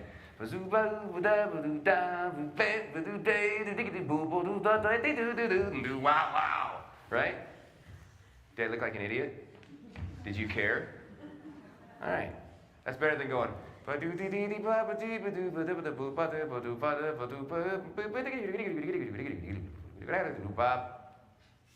did a lot more notes, but it was kind of lame, wasn't it? Because I didn't put any feeling into it. You can't see anything. As vocalists, you're going to be visible, so put some vibe into just your face, a smile, move a little bit. Some of you were moving in the swing thing, and some of you are like, I will not dance if it's the last thing I have to do. Okay? So, but put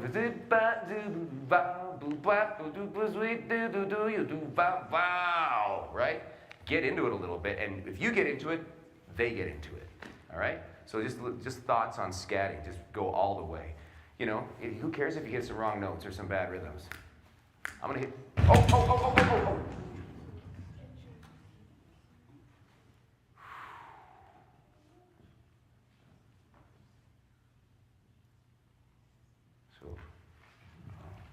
blackout.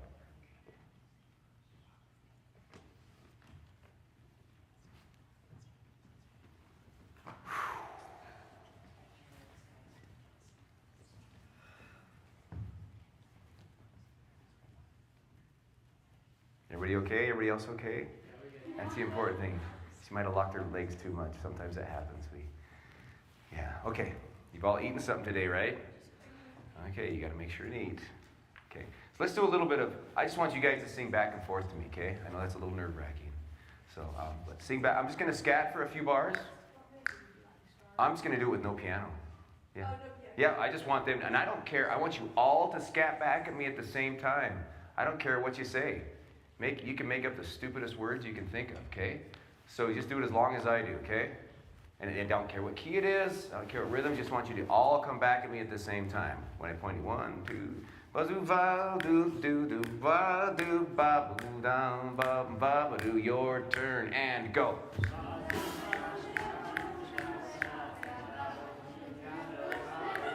Yeah.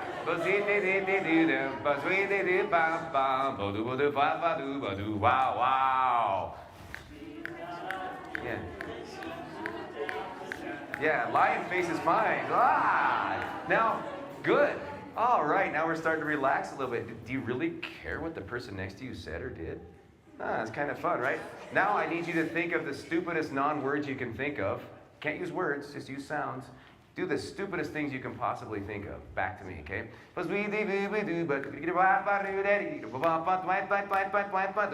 Wow!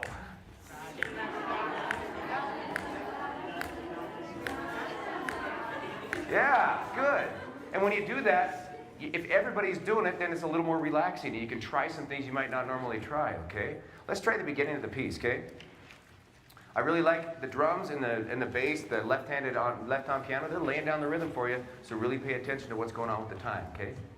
2 minutes. All right, let me just hear the beginning, and yeah, let's just start right at the beginning. Let them get into it. Stay relaxed. Get some movement into it if you want, okay? So it's okay to smile. It's music. It's fun.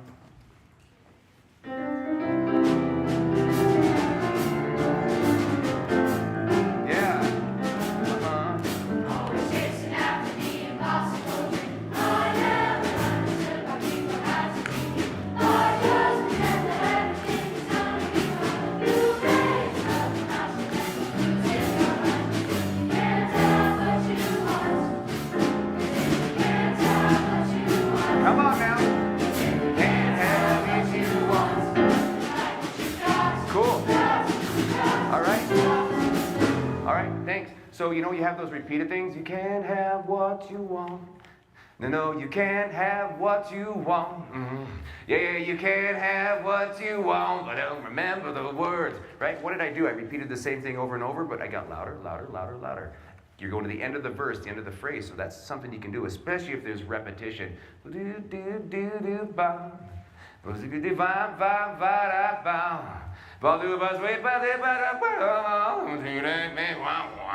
Right?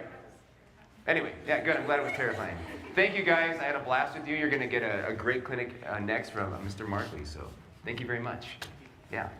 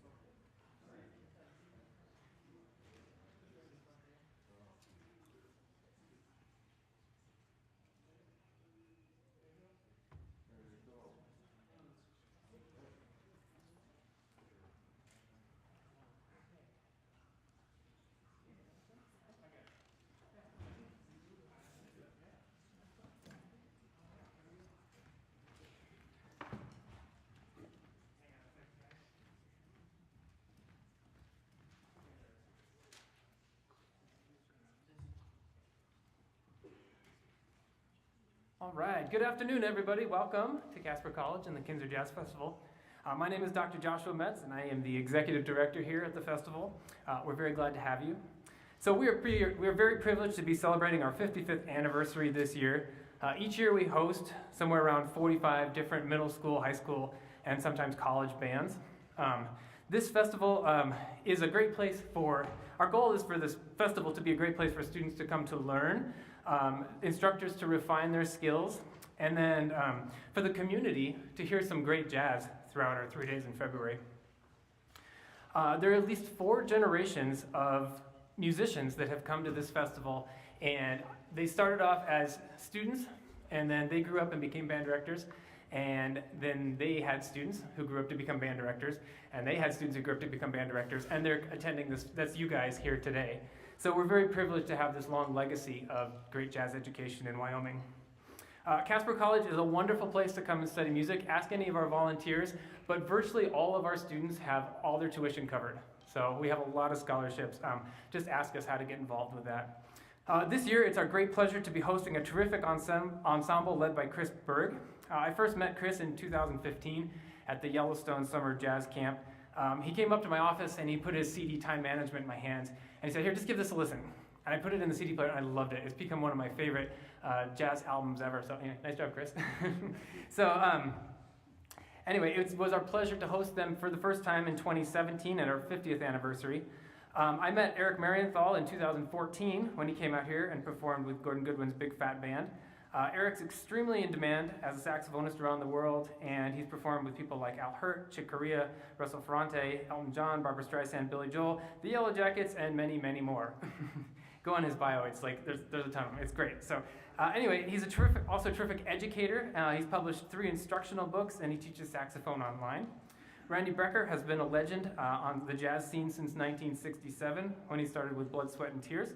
He's played with Horace Silver, Art Blakely, and eventually formed a long-standing and extremely successful duo with his brother, Michael. He's had a long career as a soloist, band leader, and sideman. So together, Eric and Randy have quite a few Grammy nominations and awards between the two of them, between their solo work and the stuff they've done individually. With the bands that they play with. Most recently, Eric and Randy collaborated on an album called Double Dealin' that was nominated for Best Grammy Instrumental Album in 2021. We'll hear a few tunes from that album tonight. This session is going to be a master class where our 2 guest ensembles, Sheridan High School and Netrona County High School, will perform brief sets. They're going to do 1 tune, and then the guests are going to come up and work with them for a little bit. We'll play another tune if we have time. And then our goal is we're going to learn from Eric and Randy and Chris while they're here, and through the tunes that the students play. So each director, if you would please, or band, announce your tunes as you're going to play them. So our first group up is from Netrona County High School under the direction of Sean Weiss. Please help me give a big Kinser welcome to the Netrona County High School combo.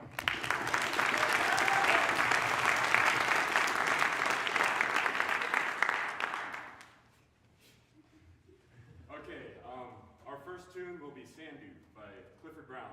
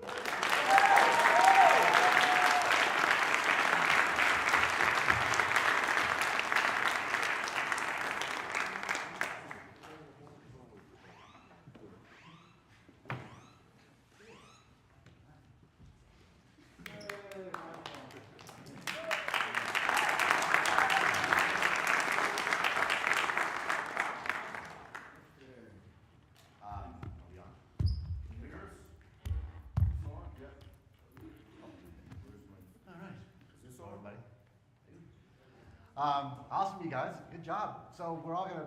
Very good, very good. And I think, well, first we'll just talk about the setup, and this was unusual circumstances, all the bands are playing, but we always try to set up as close as possible, you know, so there's a big, and I realize you have to do it, but when you are setting up, I always try to get as close as possible to the rhythm section, and we can't tonight, and of course with COVID, you know, distancing, but theoretically, it's really important that you set up, particularly in a small group, or even in a big band. You know, back in the day, you see everybody clumping at one end of the stage if it's not in the middle, so that's really important so you can hear each other really quickly. Unfortunately, there's pretty big distance back there from the drums, and you all held it together really well, and everyone had enough technique that you could go to the next level. My only main comment was, and I don't know what other word to use other than Ricky tick. It was a little when you want to go da ba da ba you ba da ba ba ba da ba ba as opposed to It's a subtle difference, and that's where bebop came in. The great progenitors of bebop not only changed using the upper structures of the chords, we don't have to talk about that, all the harmonic stuff, but they changed rhythmically the way music's played in general, and that influenced the whole world. It influences even hip-hop, all the music of today. There's a different way to articulate what you play using a softer tongue. I always talk about this kind of a doodle tongue where, like on trumpet, you might go your tongue is kind of saying doodle rather than tonguing each note. And I noticed kind of was all your approach to improvising. You have really good technique. It's just a matter of really listening to the nuances, the way great improvisers play. And this kind of developed because the music got, well, a lot of the tempos in bebop got faster. You couldn't just single tongue every note. So I could play pretty quickly when I doodle tongue. I go that's literally but it works better even when I'm not playing the trumpet, so you can really kind of hear it. Doodle tongue and doodle. Clark Terry, who master at this stuff. So just, yeah, and he's probably the greatest doodle tonger of them all as far as trumpet players.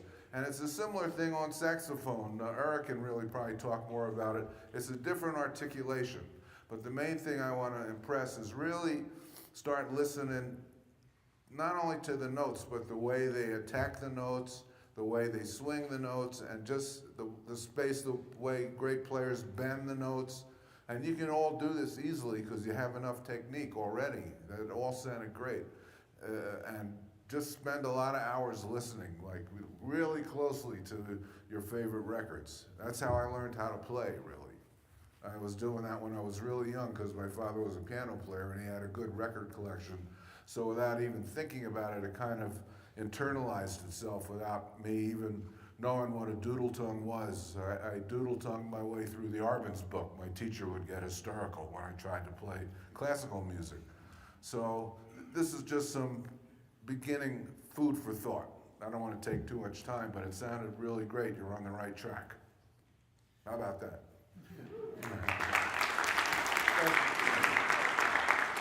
And by the way, for clarification, a record is this black thing made of vinyl about that yay big, a hole in the middle, and yeah. I call them 12-inch ADs, analog discs. There you go. Yes, a little more. Yeah, it was really fun to watch you guys having so much fun playing. You know, there's smiling and was obviously cool. And also, you know, in the spirit of improvised music, you know, you were looking at each other and everything wasn't as it should be. It wasn't you know, scripted. You're gonna play this many courses, you're gonna play that many courses, and you're gonna go, you know, you're kind of looking at each other, and after the trades with the drums, you kind of communicated visually to go on to the, you know, to the head at the end. And, you know, that's all great. When you're yeah, like Randy was saying, you know, just feel-wise, it's interesting because different, you know, like that's kind of a shuffle groove, right? But this there's subtle differences as to how that shuffle comes across. And so the important thing is the communication with everybody. And it really does start with the drums, in my opinion, as far as, the beats are, are metronomic, 1, 2, 3, and 4 is where it is. But all the subdivisions, all the syncopation happens like with hi-hat and the other things, and with the piano, the comping and things. And so, so the communication orally lies with, making sure that we're all hearing that, and then, and then copying that in our own playing, in our own rhythms too. And then improvisationally, yeah, like Randy said, you guys are all accomplished players, really, really great.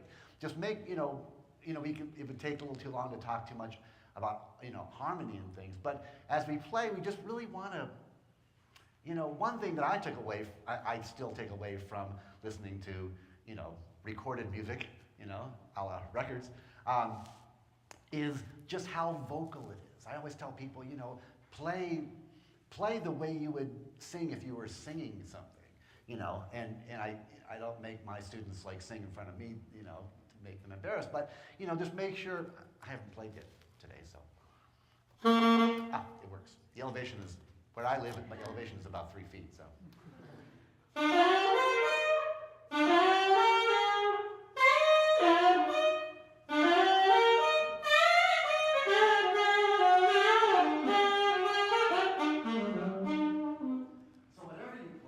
Make sure it's like, another thing too, is to never allow yourself to play anything you don't intend. Never, it's a crass way to say it, but never suck. Never allow yourself not to sound exactly how you want to sound. And as kind of silly as that sounds, it's really true. Because when we do that, we're putting forethought into what we're about to play. And we never want to have notes just like, just happen because they just happen to happen. When you hear Randy Brecker play the trumpet, every note is completely intended. And it's just, I've studied, Randy forever, and it's true. And so, and that's a big step forward in how we do that. We just, and if it takes a minute to think of the next note to play or the next phrase to play, by all means take a break and just sort of think of that, like we do when we're speaking, and then making sure basically like the tune for you is an F, so an F7, it's kind of based on an F7 chord. So making sure F dominant, which means the 7th is flat, so the E flats. So an E natural or a major 7th on a dominant chord is going to rub. Certainly you can play it as a passing note, but as a note to land on whenever you play that chord or any dominant chord. Just be aware of that. And the last thing before Kurt speaks, when it was very, very cool that the rhythm section came down for the piano solo, but the drive still has to happen. And it felt a little bit like the bottom sort of was falling out, and it was a little bit, even though it wasn't. You guys were very sure about what you were doing, but you came down so much that it didn't, the drive kind of left. So, very cool to be aware dynamically, but just also be aware of the, the forward motion of the music. Yeah. All right, so what, yeah. All right, so yes, wonderful. And what a great tune. It's a great tune, great melody, and, picking up on blues, which is always a great solo vehicle. So I would talk to you a little bit, and this is the writer in me. What can you do with this ensemble to make it sound a little more interesting than presenting the melody twice, solo, solo, solo, solo, solo, trade, and presenting the melody twice again? Okay, have you thought about doing some background lines? If you go back and you listen to Art Blakey and the Jazz Messengers, you listen to Horace Silver's groups, there almost always are background lines. So when one, say the alto sax is soloing, and the two of you just come up with pick a couple notes out of the melody. Ba-doo-ba-dee-dee, ba-doo-ba-doo-dee. And then riff that ba-doo-ba-dee-da, and just turn into some background lines. So like on his last chorus, you're helping to build the whole ensemble up, and then it's going to drop down again. I would have liked to have heard, you guys were doing the kind of 2 and 4 stop time every time and the turnaround, right? I've always heard where you're just swinging through it with the chords that are there. And I think it keeps the flow moving for the solos. You know, maybe on the last part of each solo, you do that, which then helps to bring it down. But just something to think about. And then the other thing would be, you had 3 horns play, and I do like Sandu because it brings in some harmony, but maybe on another tune, you guys are just playing unison octaves. Is there a place you could put harmony? Okay, on this particular chart, could the piano play the melody through the one time on his own, like the first time through? It's just piano playing the melody through, and then you guys, so now what we've done is we've here, and now we've built it here. You know what I'm saying? By doing that. You know, maybe on a different tune than Sandu, maybe even on Sandu, it's just solo trumpet, first time through the melody. Or, you know, piano is a voice. I've played this tune many times where first time through the head, everybody in the band's playing the head until bum, bum, boo, where you guys go ba-ba-doo-dee, where you go into the harmony, but I'm ba-doo-ba-dee-dee, and you're playing it now, and so there's nothing but melody the first time in drums. It's just a different way of presenting it, so you lose some of the repetition that can happen in a smaller ensemble because unlike the big band, we don't write in all that orchestration. So just something to think about as you explore, because I'm assuming when you perform, you don't just do one tune, you're probably doing 3 or 4. Look at all 3 or 4 of those tunes. Are we presenting them all in the same fashion? Is there something we can do to be more interesting? Does the trumpet, I'm not picking on you, but does the alto have to play on all 4 of the charts? Maybe there's one chart, you know, you did one tune, I understand, everybody blow, but if you're going to play 3 or 4 or 5 charts, then don't have everybody solo on every tune. Again, what you're trying to do is generate different things for them, okay? To make it, your improv aside, it makes it a more interesting presentation. You know, it's kind of like putting the bow on the package. You know, you guys are the present on the inside, and you're up here in a box, and now we're going to put the bow and the packaging on by doing just these little bit of things. Maybe on the piano solo, it just drops down to bass and piano. You know, drums are out. That would really bring the volume down and totally change the color because you dropped out. You can go to the Coltrane Quartet and find a whole bunch of stuff where it dropped down to just Coltrane and Elvin on drums. This is not the tune probably to do that, but on something a little more up tempo, you know, do a chorus of just drums and one of the horns, and just react off each other for a chorus. There's just a lot more you can do that you probably haven't thought of. That's all.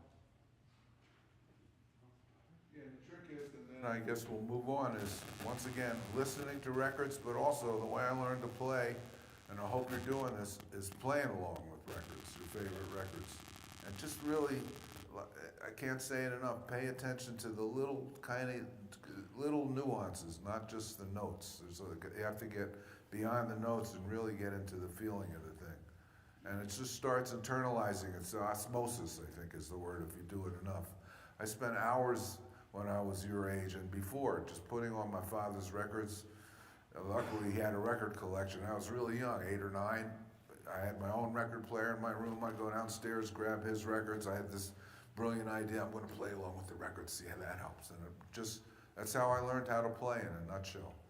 I had no idea about the harmony yet, but I could play with the right feeling because I was carefully listening to people like Miles Davis, some of the more lyrical players, Clifford Brown, for instance, I listened to, but I didn't have enough technique yet. But you guys have enough technique to really take your playing to the next level. I had a friend, a piano player, who left where we were in college, went to New Orleans and got a chance to start studying with Ellis Marsalis.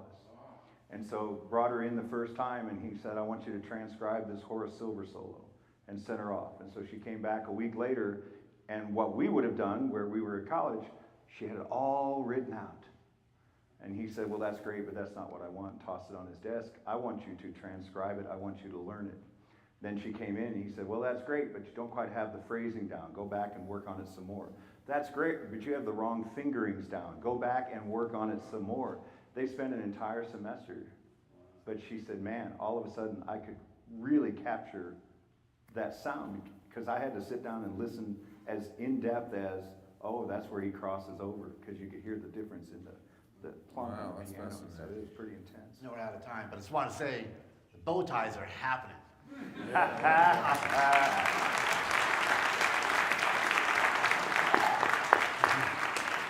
All right, let's give another big hand for the Netrona County High School combo. Thank you.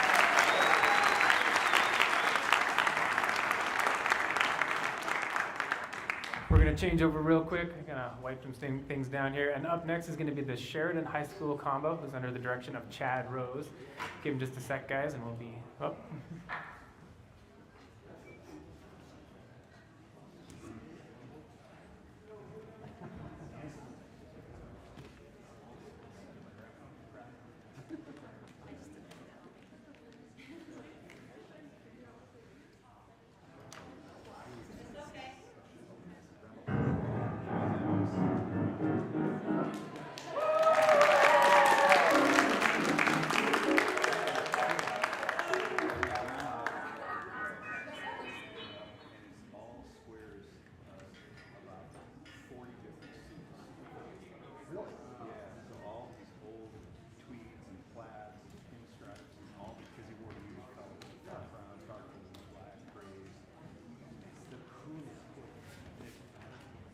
What it means.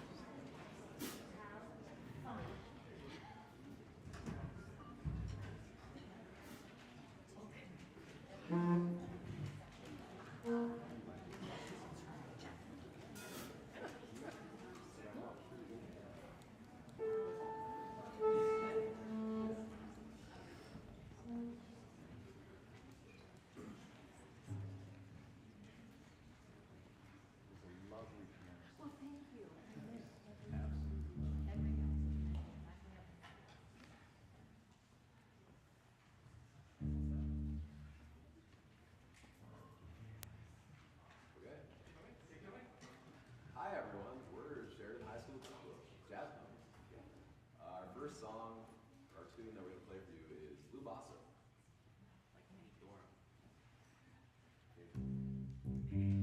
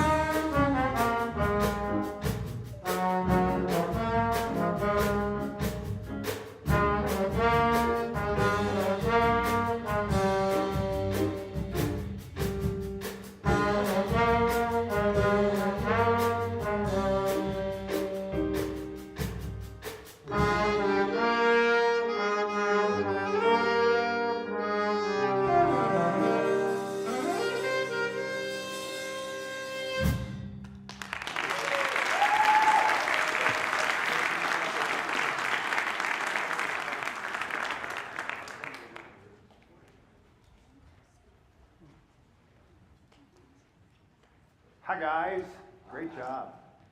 Let me, I'm going to come back here and talk to these folks for a quick minute. Okay.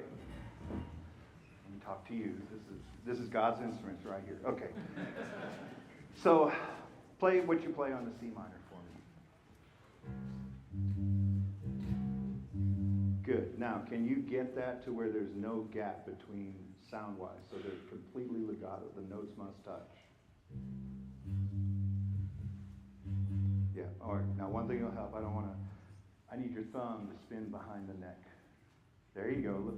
Look how much easier that is now, isn't it? Now, you've got to lift enough so they don't overlap, but you want this to be really, it's legato. The notes really need to touch. And you play guitar? Okay, because a lot of guitar players, when they learn to play bass, their thumb is still wrapped around the neck, which guitar players do all the time, but bass players shouldn't. Okay, and if you move that thumb into the middle of the back of the neck, opposite your second finger, you're going to find you have so much more flexibility, because the jazz bass is one of the narrowest necks. So it's really great for smaller hands. So this is excellent. Now, when you play, okay, when you play on the F minor, what are you playing? Good. When you play on the D? No, not a G. It needs to be, here this would be an A flat. Bum, bum, bum. Good. And then the G is G and D. Good. And then your C minor again. Okay. And then what you gotta do is follow the letters. Okay. C minor, and you gotta follow. We got lost in the form. Okay. There were times where you weren't playing the roots that they would be intending to hear or hoping to hear, and so it felt like we had some disagreements on where we were in the chord structure. So one of the things I always tell beginning bass students is, you see the letter, you play the letter. And even when you start learning to create walking bass lines, you C minor, boom, your first note should be a C. Because that's going to help, and especially with younger players around you, that's going to help outline the form. Okay? Now play your bossa nova groove for me. Beautiful, beautiful. Now is the hi-hat the only cymbal you have? Oh, okay. What else could you play it on? How about this one? Try it. Beautiful. So I would just ask you at some time to give some variety up, because pretty much you were kind of like what we would call a backing track, a drum machine. There you go. She knows what. Yeah. So just and play with it. Okay. You have 3 different soloists. So one sound behind one soloist, another sound behind another soloist, another sound behind the other soloist. Or another way to treat it as, okay, you have your first solo, and maybe you're playing hi-hat through the whole melody. First solo starts, you start on hi-hat, and halfway through a solo, you switch to ride. Now you build things a little bit. Next solo comes in, you're back to the hi-hat, and then you get back to the ride, and you build things a little bit. And the next solo does the same thing, okay?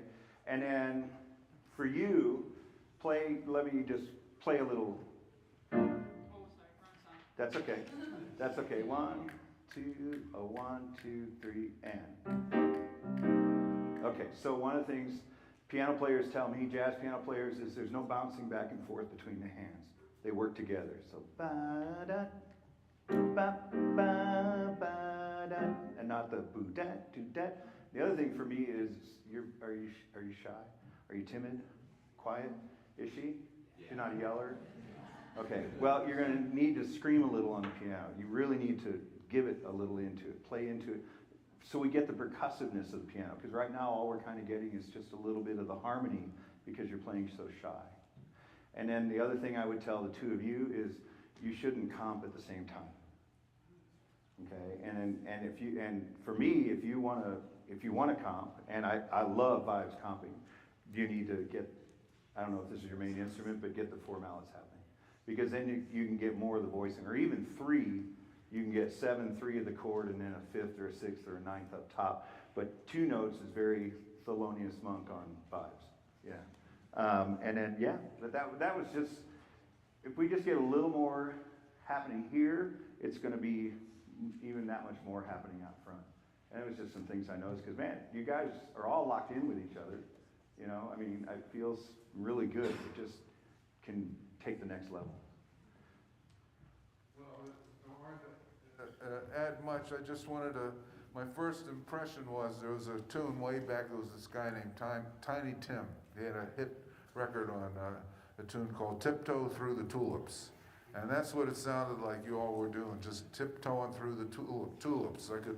I wasn't sitting that far away, and like the harmony was like a little scatchard, shall we say. But the main thing was there just wasn't any energy behind, even if you were a little apart, just don't be afraid to play, hit it. That's the main thing, just hit it.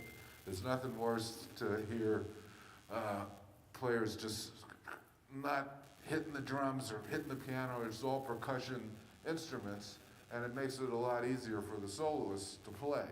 And don't be afraid, if you hit a wrong note, so what? It's over.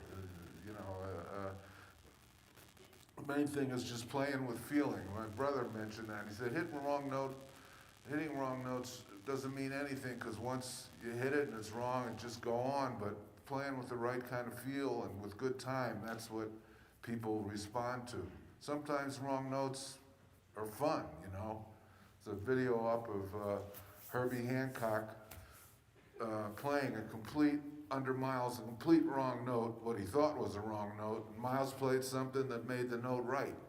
So don't worry about that stuff, but just play with for lack of a better word, passion and fortitude. That's the main thing you want to get over. And then the horn players, and a tune like this, you should all, that's such a classic tune, you should internalize it enough so that you don't really even have to read the music. You should have it really inside your head. There should be a lot of interaction between all the soloists and the keyboards. If you want to take it out a little, you don't have to exactly follow what's on the music. This is a really fun tune to play, and everyone knows it. The soloists were all pretty good. There was a couple little strange notes every now and then, but I like to hear a few strange notes, maybe not what you intended to hit. But sometimes, if you're used to playing each other, if somebody makes a mistake, like I said, with Miles making Herbie's supposed wrong note right, some good things happen if you experiment in a live situation. But it was swinging, you all play together well. It's just a question of experience. And like I said to the other group, listen and play along with records, play along with and talk about things before you play. Get some kind of arrangement, like Chris mentioned, worked out, other than just playing the head solo's head. There's a lot of things you can do in between. Yeah, I mean, that's an interesting point about just being aware of what you're playing. I mean, that it makes total sense. I mean, there's so much that we have to think about when we're playing.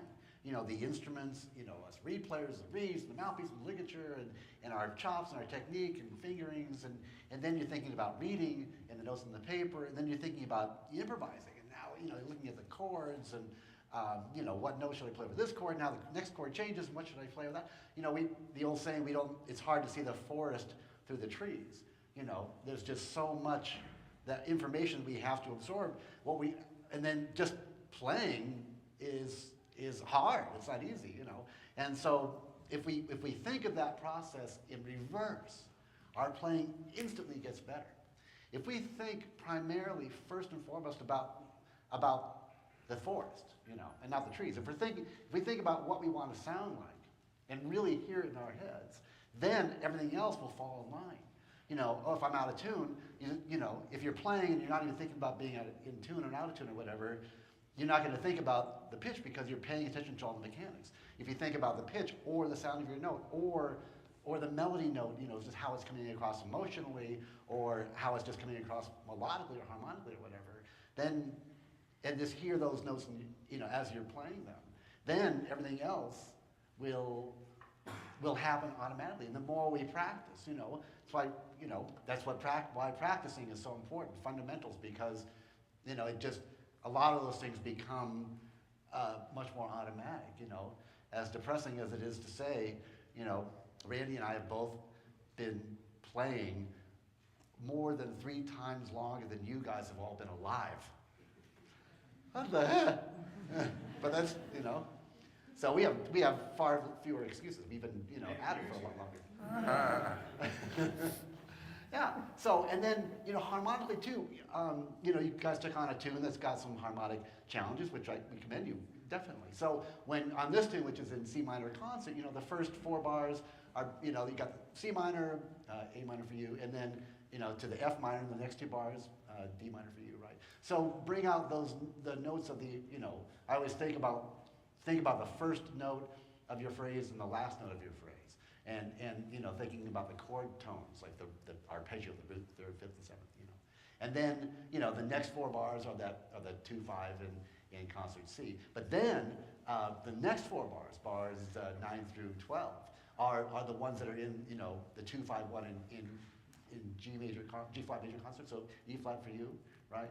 So just knowing that E flat or G flat major scale. So when we say 2 to 5 to 1, the 2 is based on the scale of the 2nd degree of the scale. So starting on the concert A flat or the F for you. The 5 is the D flat for you and B flat for you. Then to the E flat. But they're all related to concert G flat, E flat for you. So the point is that when you get to that chord, make sure, as at least a starting place, to to play that scale, because if you play scales or notes that are out of that chord sounds so different when you get there that when you play the notes from C minor concert, it rubs tremendously. Conversely, if you really play that, the notes from the concert G flat major scale, it really sounds great. Let me play one chorus with you guys. A two, a one, two.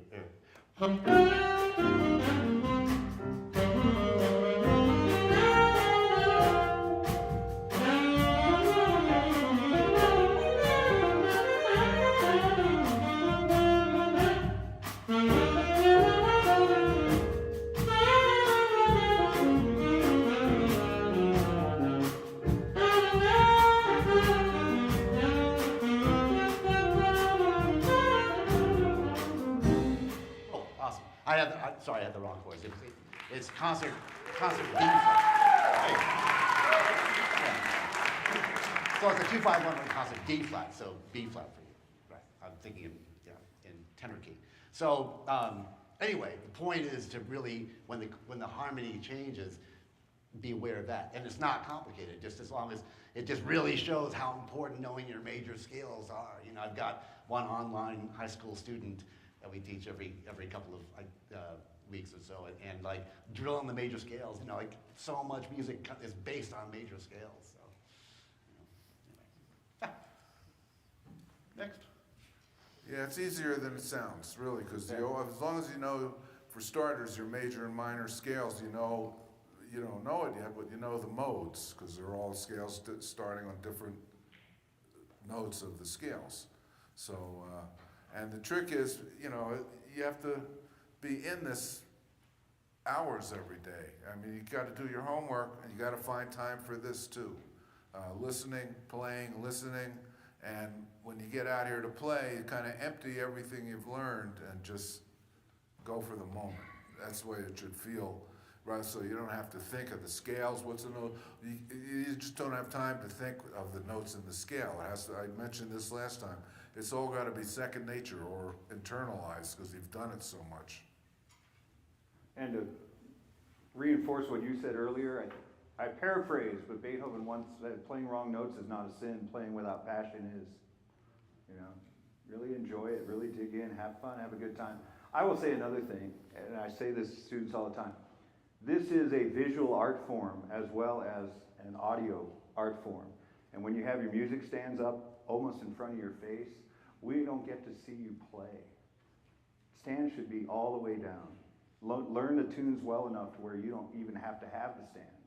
But when it's in front of you playing and we can't see you play, we could just go home and listen to the live stream, or the Spotify or whatever.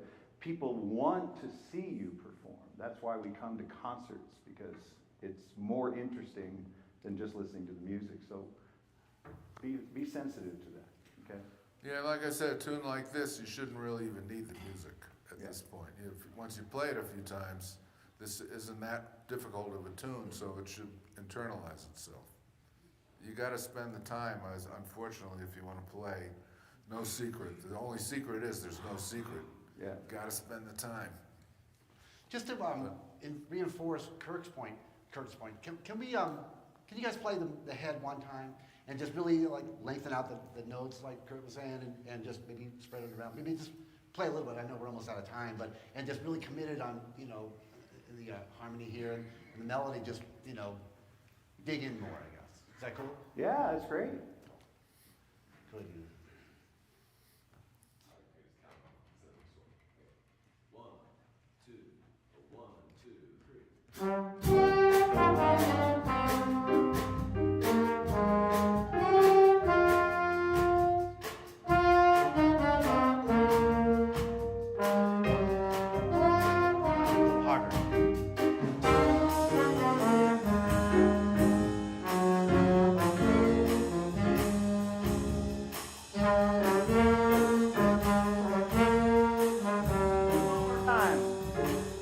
Keep going.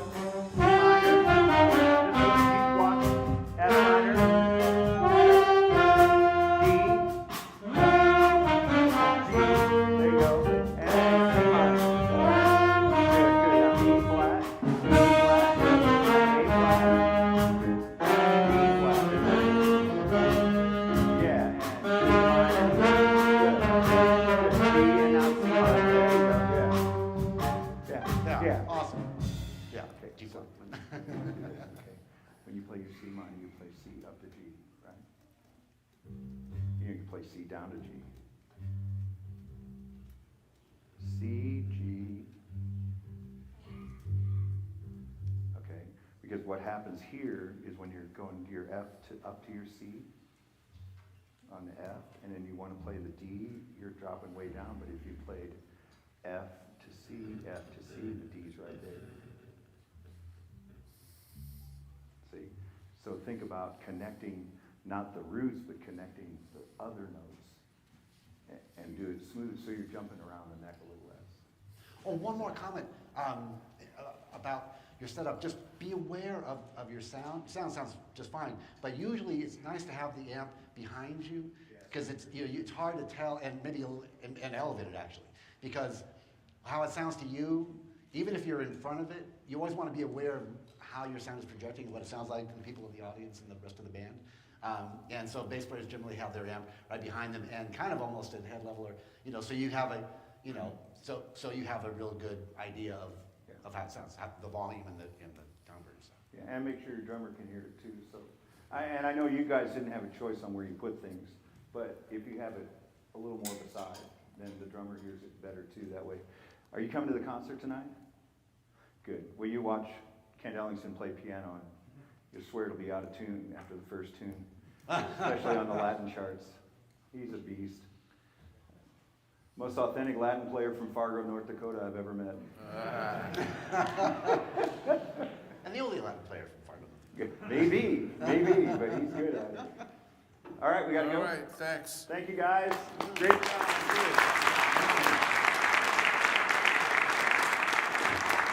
Let's give another big hand to our guest headliners here tonight. Thanks.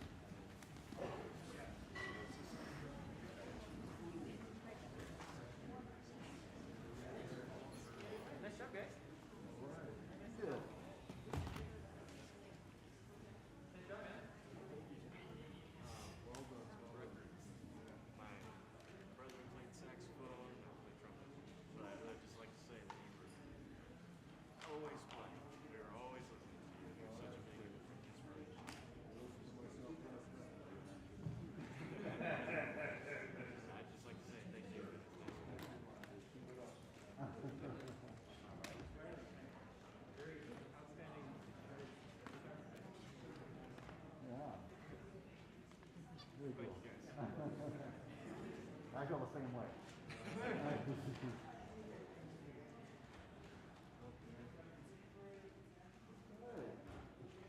Oh, it's so cool that you got to work with a bass player. Those kind of things are all the difference.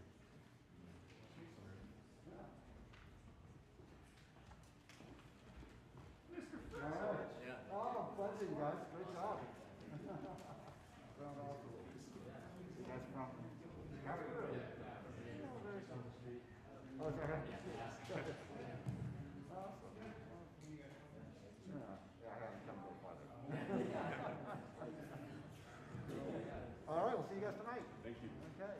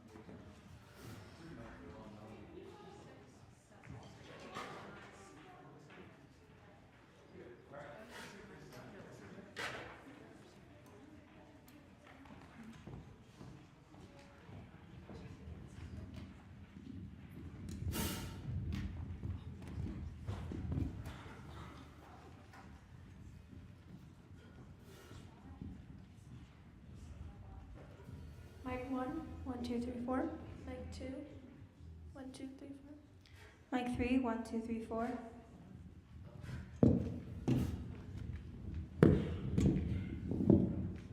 Mic 4, 1, 2, 3, 4. Mic 5, 1, 2, 3, 4. Mic 6, 1, 2, 3, 4. Mic 7, 1, 2, 3, 4. Mic 8, 1, 2, 3, 4. Mic 9, 1, 2, 3, 4. Mic 10, 1, 2, 3, 4.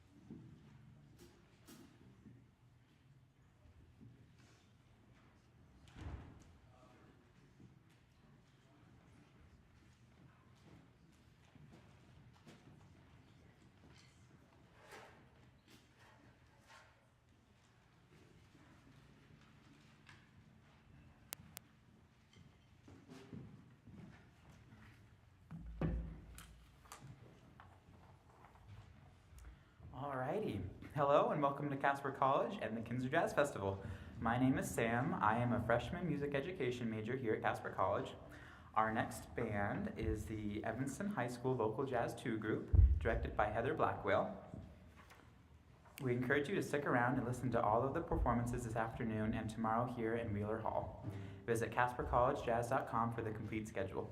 We hope to see you all tonight at our headliner concert at NCHS featuring Randy Brecker, Eric Marienthal, Chris Berg, and the Metroplexity Big Band. If you don't have tickets yet, you can purchase them at the music office.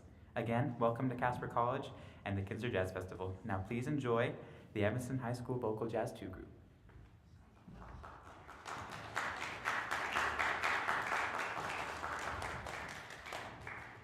Vocal Jazz 2 is going to begin this afternoon with All of Me, arranged by Carl Stroman.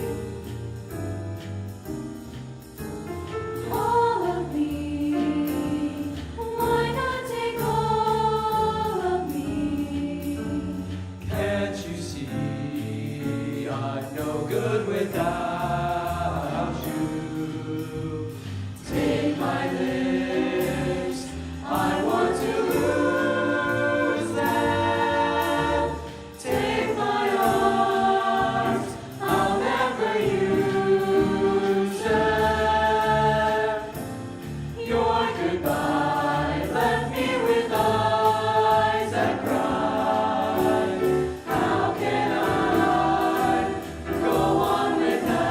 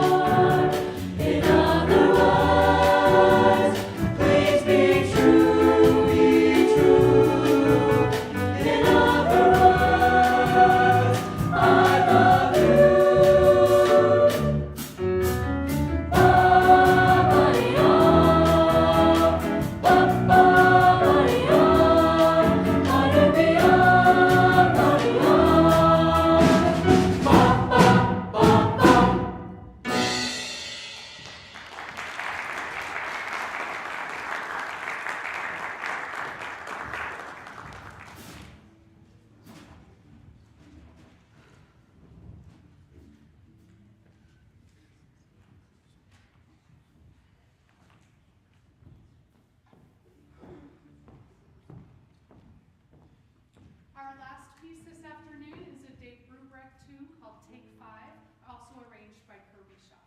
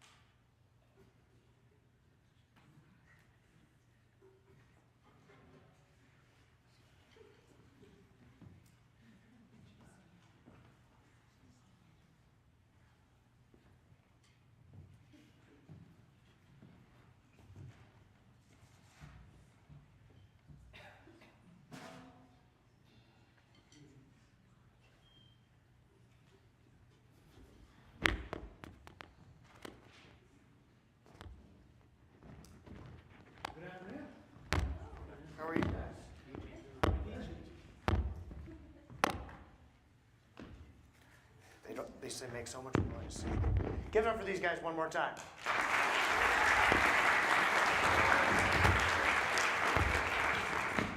Well, it's wonderful to hear you this afternoon. Thank you for a wonderful performance. Always nice to hear a solid group right after lunch. Wake me up from my food coma. Thank you. Right? A lot of really great things happening, you guys. First of all, you've got a really solid rhythm section.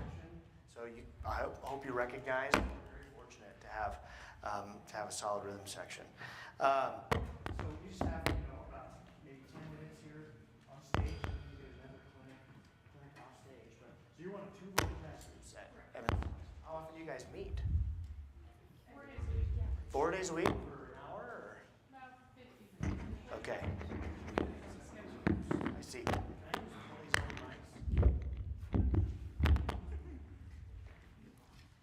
Mic 11. Mic 11, there we go. This is going to go over here. All right, much better. So I'm curious, before we kind of dive into a couple of things, tell me maybe what are some things that you guys have been focusing on in rehearsals leading up to the festival? What kind of stuff have you been working on? Not rushing. Dynamics. Articulation. Vowel shape, okay. Okay. Pitch. All of the above. Okay, well, those are all really great things, and you're doing a lot of those things really, really well, so I'm glad to hear that. So I just want to dig in and maybe work on a couple of things. The first thing that stands out to me, and you're in this room, it's dark, and I don't know why they insist on sitting only in the back 2/3 of the house, and then they're weirdly quiet. Why is everybody so quiet in this room all the time? It's so quiet in here, it's crazy. So it's a little nerve-wracking to be up here, but I'd like to maybe see if we could loosen up and relax a little bit and put a little bit more rhythm and groove in our bodies on some of these tunes. And it kind of came and went. I can tell that you're working on it and you're trying, but it's a hard thing to do, and it takes practice to feel natural when we're putting rhythm in our bodies, right? And then you've got this tune that's in 5, so it's like, well, what do I put in 1, 2, 3, 4? What am I doing? What am I supposed to feel, and what am I supposed to show? But that can be really helpful in kind of loosening us up to have some stage presence. It also helps us communicate across the ensemble as far as what are we feeling, how are we feeling the time, and are we feeling the time together, right? So let's start with take 5, and let's see if we can work on that a little bit.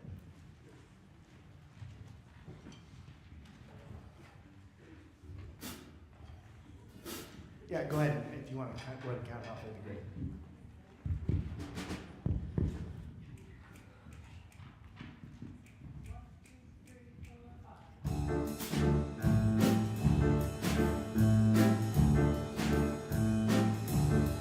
Won't you stop and take a little time out with me? Just take 5, just take 5. Stop your busy day and take the time out to see I'm alive, I'm alive. Awesome. Good stuff. Boy, these things are cooking, aren't they? Yeah, they're putting out some sound. So, what are you feeling in terms of groove on this? What are you thinking? No, in terms of the rhythm. Okay. Okay.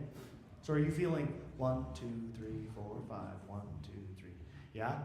So to me, this is helpful in this particular 5/4 groove. I find it helpful to break it up. To me, it's not even distribution of 1, 2, 3, 4, 5, 1, 2, 3. Rather, it's in groups of 3 and 2. Yeah, so it's 1, 2, 3, 1, 2, 1, 2, 3, ding, ding, ding, right? And if we listen to the rhythm section, that's how the harmonic progression is based. The chords change on, there's 3 beats of one chord and 2 beats of another chord, and then 3 beats of one chord and 2 beats of another chord. So I think if we could try to feel that a little bit, that would help us kind of track this form and be able to feel something that's a little more natural than just 1, 2, 3, 4, 5. That's kind of exhausting, right? That's a lot of counting. So can we try that? And I actually don't want you to sing. I just want to hear a little bit of the rhythm section. I just want us to put a little bit of that lilt. You're going to just rock back and forth, but it's going to be an uneven rock. So you're going to have 1, 2, 3, 1, 2, 1, 2, 3, 1, 2, 1. Okay, here we go. 1, 2, 3, 1, 2, 1, 2, 3, 1, and 1, 2, 1.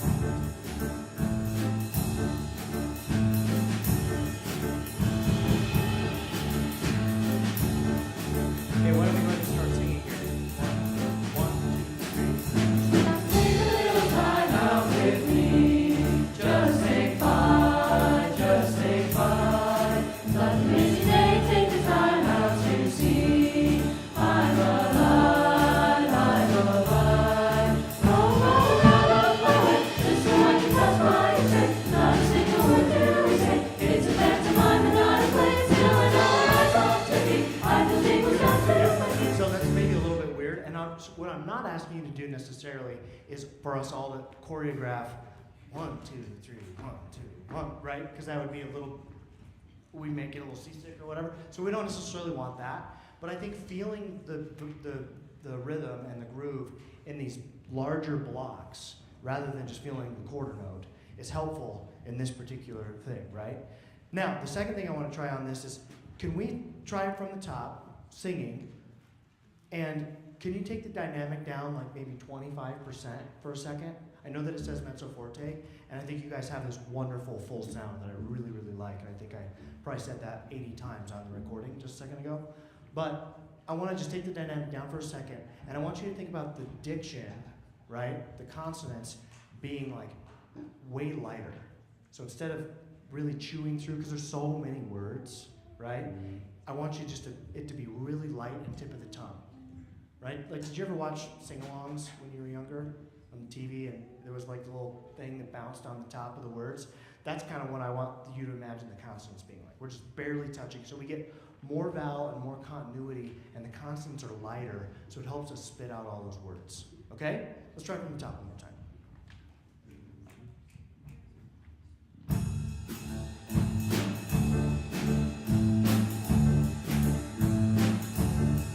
Won't you stop and take a little time out with me? Just take 5, just take 5. Lighter still. Stop your busy day and take the time out to see. I'm alive, I'm alive.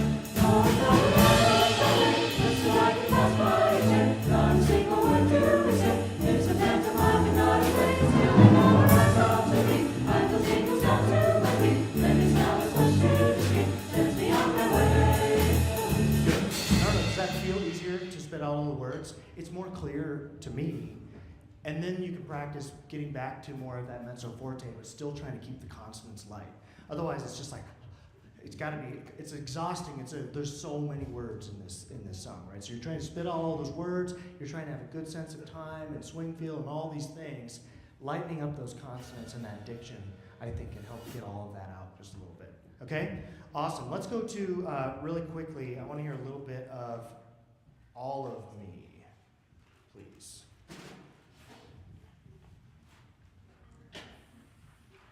I'll let you count it off again.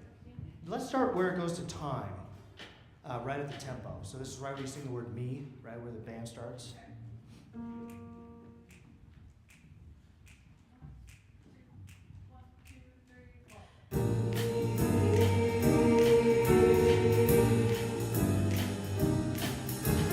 All of me, why not take all of me? Can't you see I'm no good without you? Take my lips, I want to lose them. Take my arms, I'll never use them. Your goodbye left me with eyes that cry. How can I go on without you? You took the part that once was my heart, so why not take all of me?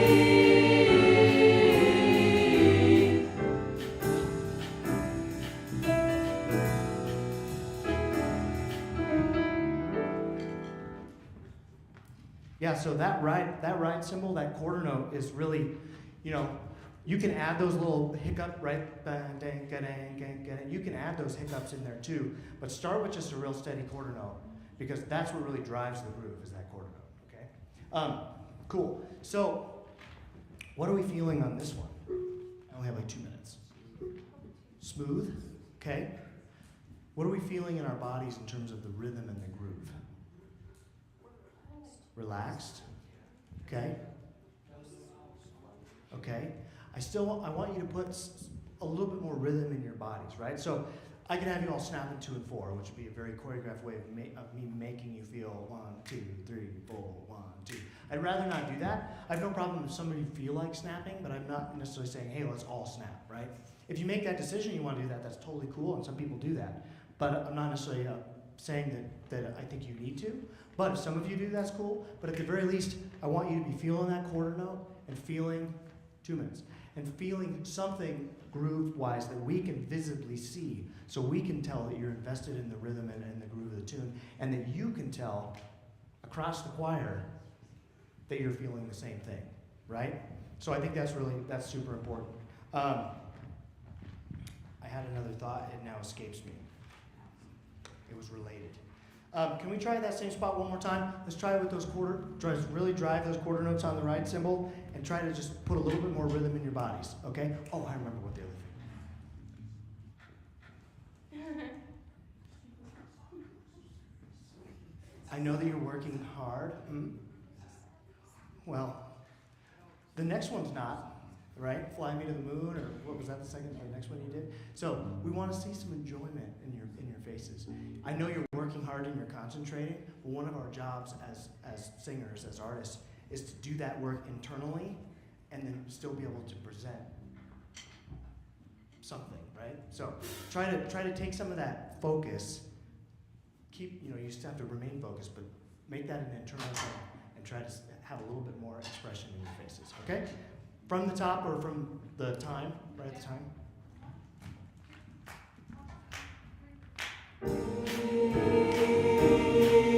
Show me some rhythm in your bodies, please. All of me, why not take all of me? Can't you see I'm no good without you? Take my lips, I want to lose them. Take my arms. I'm out of time, but those are just some things that maybe to consider. But thank you guys for being here. Thanks for a wonderful performance, and hope you enjoy. I'm sure you'll enjoy your clinic with Mr. Roberts. So have a great time. And are you guys going to the concert tonight? Yeah. Okay. Well, enjoy the concert. Enjoy the rest of your day. Thank you.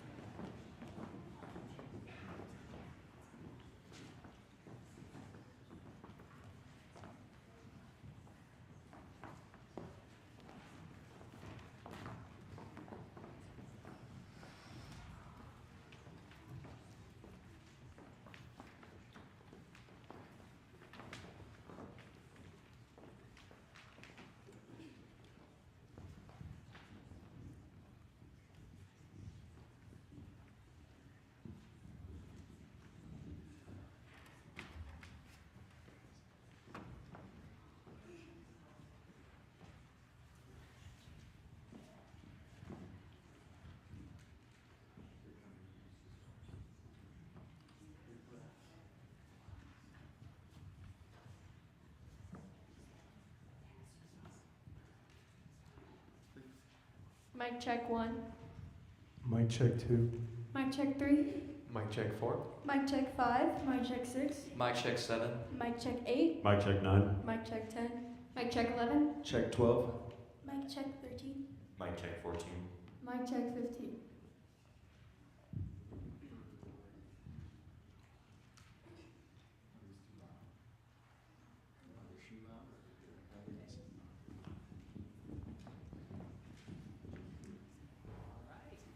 Hello and welcome to Casper College and the Kinser Jazz Festival. My name is Sam. I'm a freshman music education here at Casper College.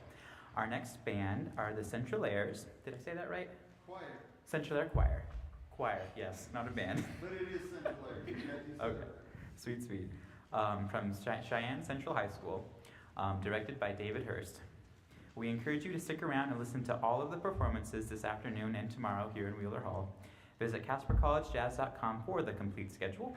We hope to see you all tonight at our headliner concert at NCHS, featuring Randy Brecker, Eric Marienthal, Chris Berg, and the Metroplexity Big Band. If you don't have tickets yet, you can purchase them at the music office. Again, welcome to Casper College and the Kinser Jazz Festival. Now please enjoy the Central Airs.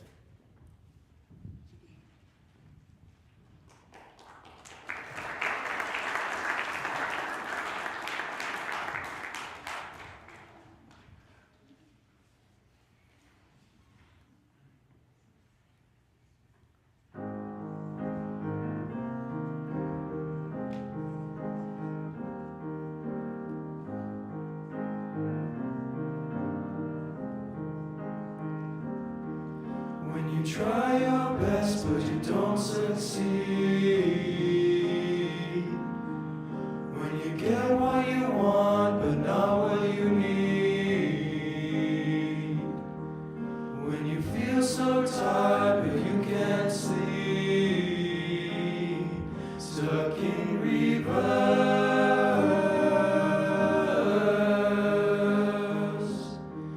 and the tears come streaming down your face.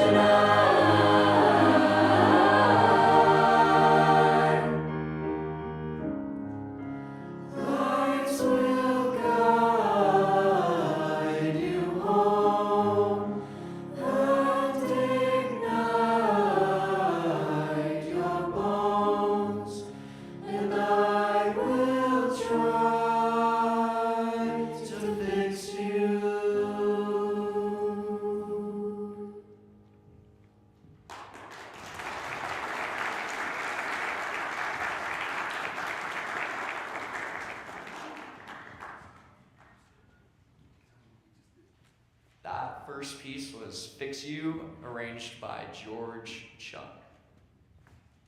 And our next piece is That Ever I Saw by Darwin Meter.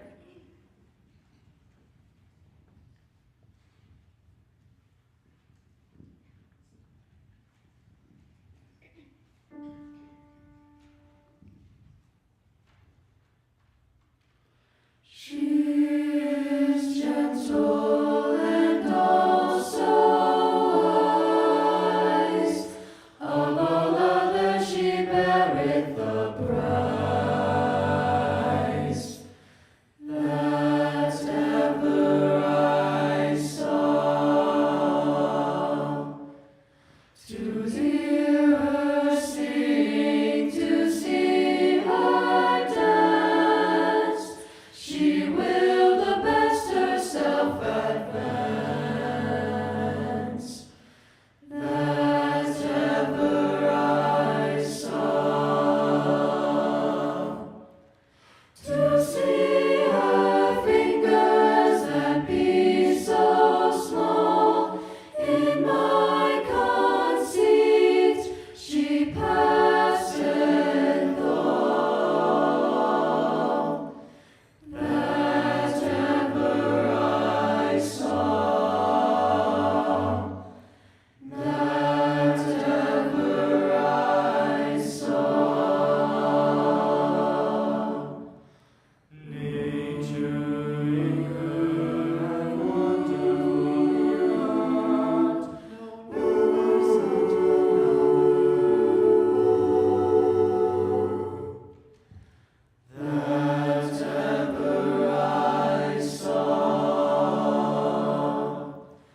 I have seen that of beauty, yet is there none like to my lady. That ever I saw. Therefore I dare to boldly say, I shall have the best and fairest May. That ever I saw. That ever I saw.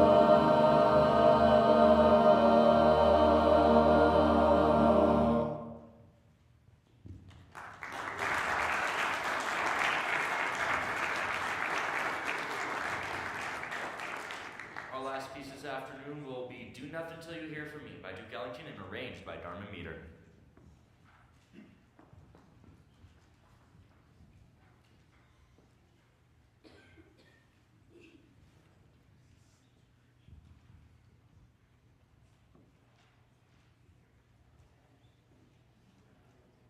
Is there a chance we can bring the monitors down just a little bit?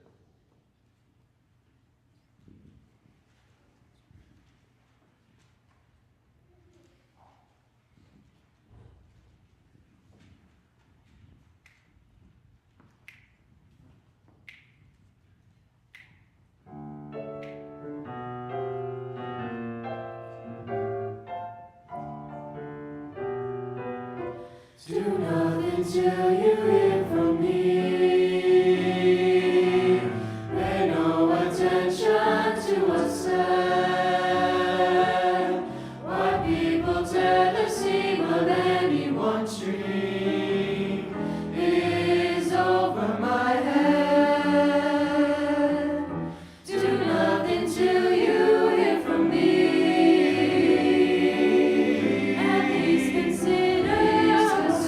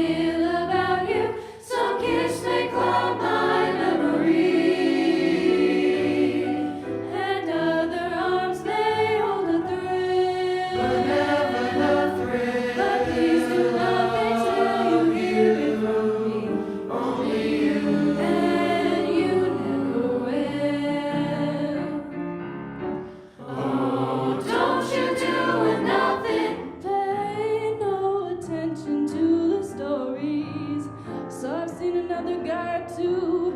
Don't mean I'm not in love with you. 5 people tear the seam of anyone's dream. The reason is over my head.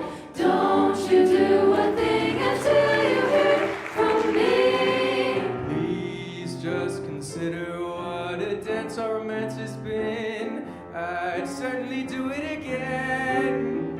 If you should take the word of others you've heard, I haven't got a chance. True, I've been seen with someone other than you. But does that mean that now my love's untrue? When we're apart, the words in my heart reveal just how I feel about you. Some kiss may cloud my memory, and other loving arms may hold a thrill. But baby, do nothing till you hear from me. Oh, just do nothing. Won't you just wait and see? 'Cause baby, oh no, you never will. You never will. You never will. Oh no, you never will.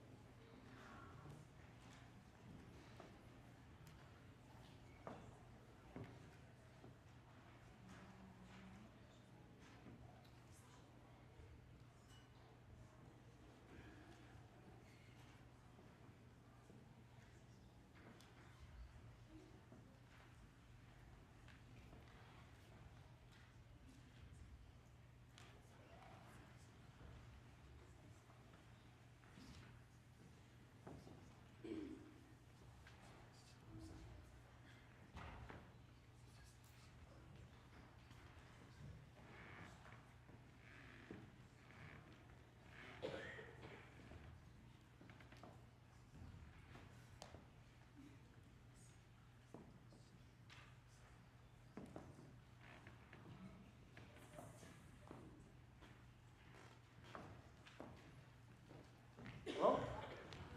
How are you? How are you doing? Good. Thank you. You guys sound wonderful. How do you feel? Woo, okay. Tired? It's not that late yet. No, you guys really sound great. We only have I think I have about 8 minutes or so here on stage, and you're going to get an additional clinic. But, you know, there are a lot of things I really enjoyed about your performance. The biggest thing that stands out to me right off the bat is you have this really mature, well-formed ensemble sound. Just a really great technique, solid balance, and you know, all of those kinds of things that we work so hard to achieve. So you guys really, you know, it's really impressive. So I just had a few things. I mean, really, I think what I'd like to focus on is one thing, and I'm sure that Dr. Markley will have some other things to talk about. But I want to talk a little bit about the textures that you see in these pieces, and how our role as a singer changes depending on that texture, right? So when I'm talking about texture, I'm talking about, is it unison? which if it's unison, is it true unison, where we're all on the actual same pitch, or is it unison octaves, right? Or are we in two-part? Like, is it two-part? Guys, there's some moments where you have, like on Fix You, you've got two-part tenor bass and then, soprano alto. Or is it four-part where we're all singing the same rhythm together? So what kinds of textures are happening? And the cool thing about the repertoire that you guys have selected is you have a lot of different textures going on. You're not singing all SATB 2D stuff all the time. You've got a lot of different things going on, and so there's a ton of artistic possibilities and things that we need to be aware of as we sing these different textures, right? So I think I would like to start maybe with, let's do a little bit with the second tune, That Ever I Saw. Let's try a little bit of that one.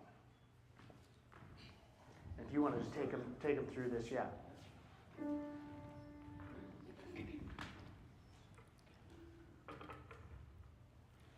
She is gentle and also wise. Of all others she beareth the prize. Okay, let's just take those four measures, okay? So, sing your first pitch for me. Ready? Let's go ahead and sing off mic for a second. Right, first pitch, and. So what's the texture?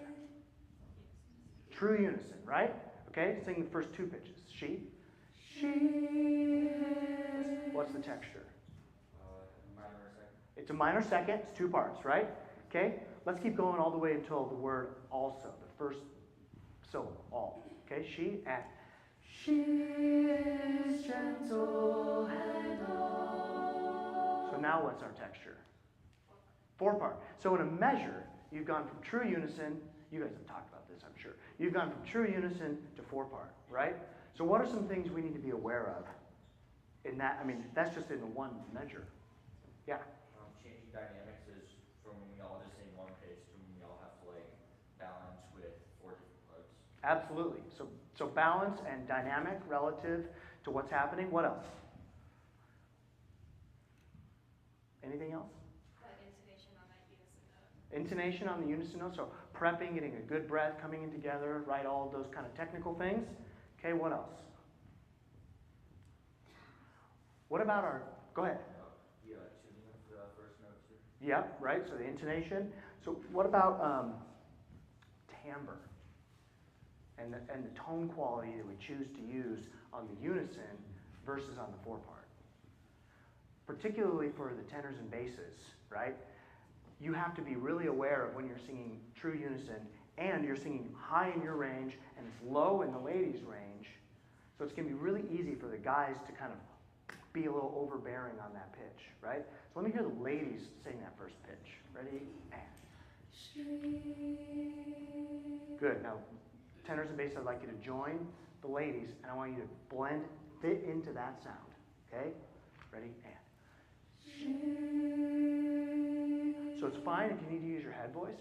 She doesn't have to be full voice necessarily. Ladies, one more time. She with the guys, and she. Good. Let's go on. I'm going to take it a little slow, and as it unfolds, you can add a little bit more volume, and you can add a little bit more richness to the sound, right? So we're kind of in this floaty, she, and then as we go down, she is gentle and all, you can open up that sound a little bit, okay? Right there, please. And she, well, get a good starting pitch. And she is gentle and also wise. Okay, what's happening there? Unison octaves, right? So I can tell that you're trying to be a little bit more full right there, but what's happening is we're going from four part to unison octaves, so the unison octaves feel really full, and it's a little bit out of tune also because we're just competing a little bit for space. So if you want the dynamic to be like mezzo forte, I still think we could bring it down just because it's unison, right? So let's start at the beginning one more time. Then when we get there, I want to have a little bit more of that lighter approach and a little bit less dynamic. From the top. Oh, really remember that unison. She is gentle and also wise.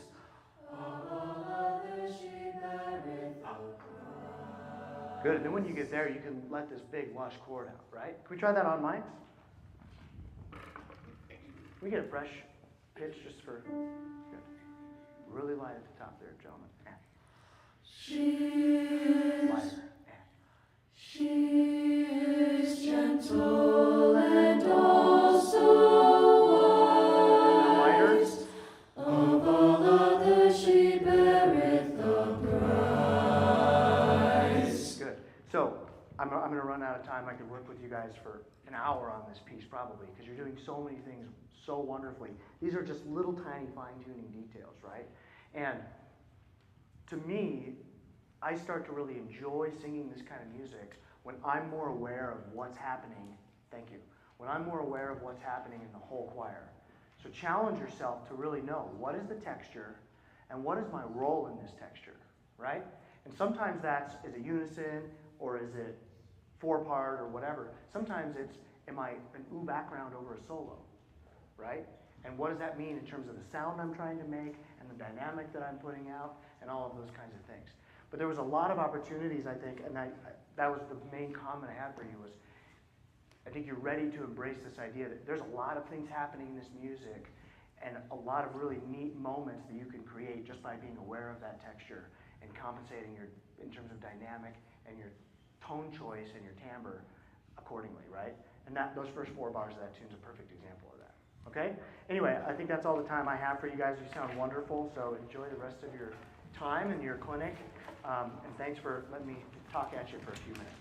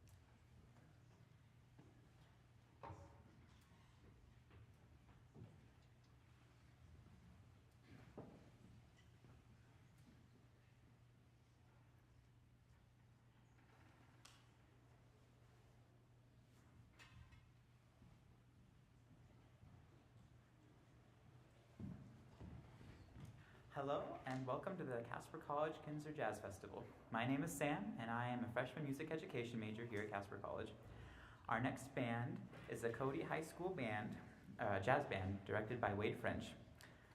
We encourage you to stick around and listen to all of the performances this afternoon and tomorrow here in Wheeler Hall. Visit CasperCollegeJazz.com for a complete schedule.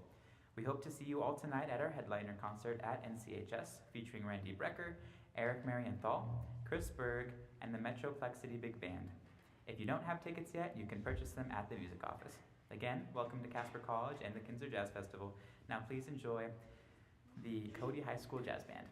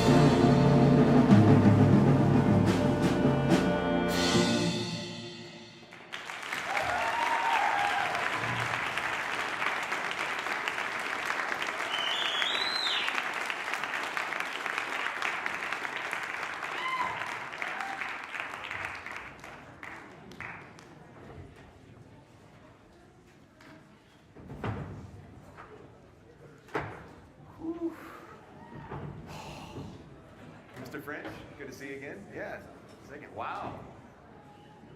Awesome. Yeah, very impressed. I ran up here because I only have a little bit of time with you. You're going to go have a clinic with Mr. Baglio in a minute. But I've worked off and on with Mr. French over the years. What time do you have there? Like 20 hours? What time did you have? I was like, I got like 5 minutes. It's not. Okay, first things first. I want you all to look at your bass player and say thank you. I'm serious. I mean, the entire band is really good, but with, oh my gosh, yeah, that's the first thing I heard, and switching back and forth, even the little tiny subtle things you do between notes, they're not in the way. They're just perfect. You have a really nice instinct.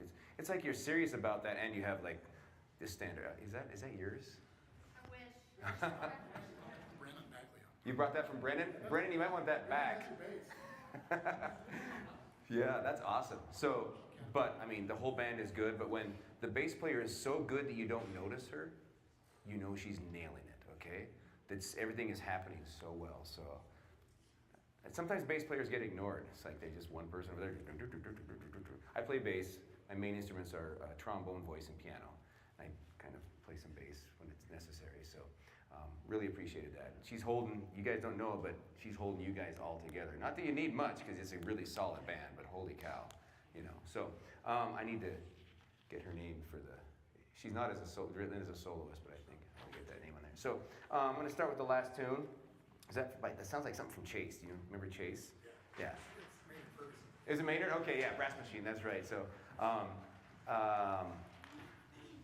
trumpets, really good job. Your articulation, 95% of the time and brass was really together, okay? What I like about this ensemble is it's, in some parts of the ensemble, it's a little bit oversized, right?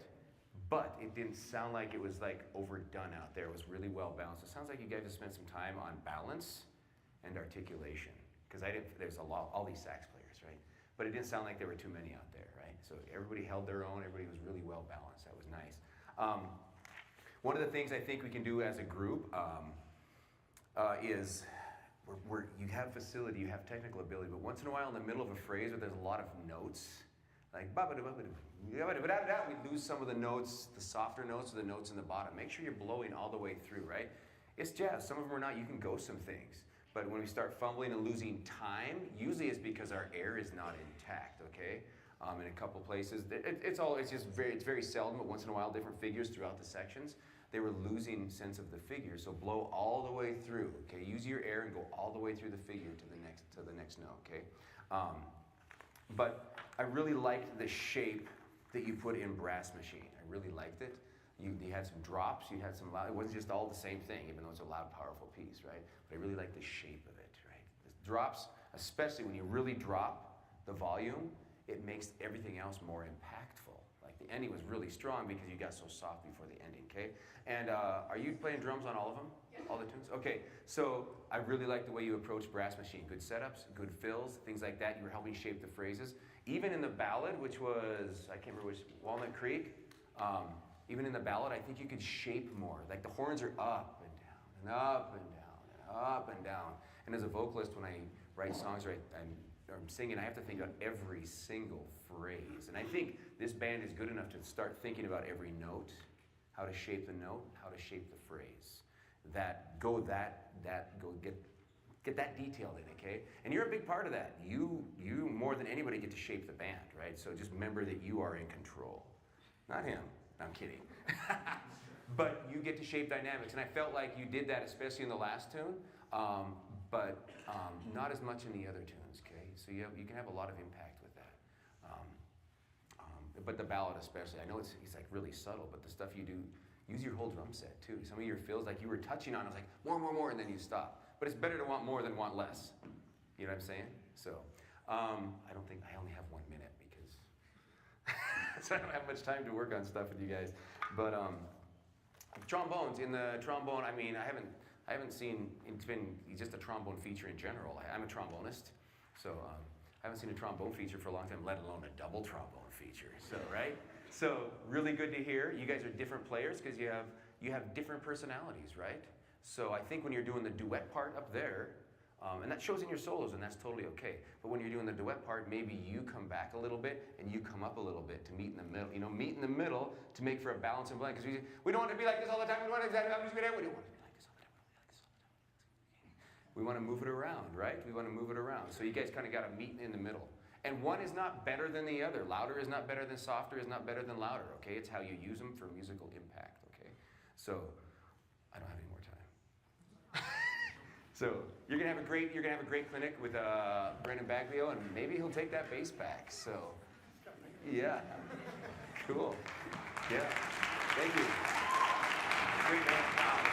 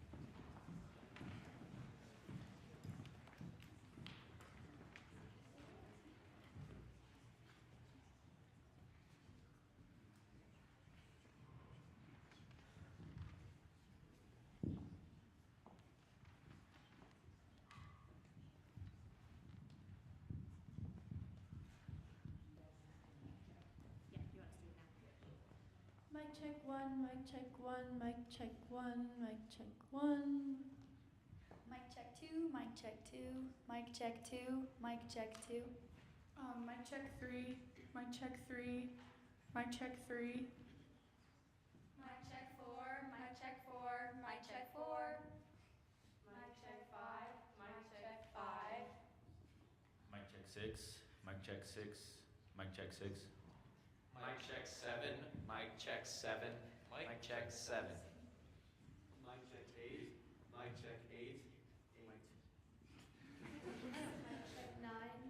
Mic check 9. Mic check 9. Mic check 10. Mic check 10. Mic check 10. Mic check 11. 11. Mic check 11. Mic check 12. Mic check 12. Mic check 12. Mic check 13. Mic check 13. Ooh. Mic check 14. Mic check 14. Mic 15. This is 15. Yep, 15. Mic check 16. 16. Mic check 16.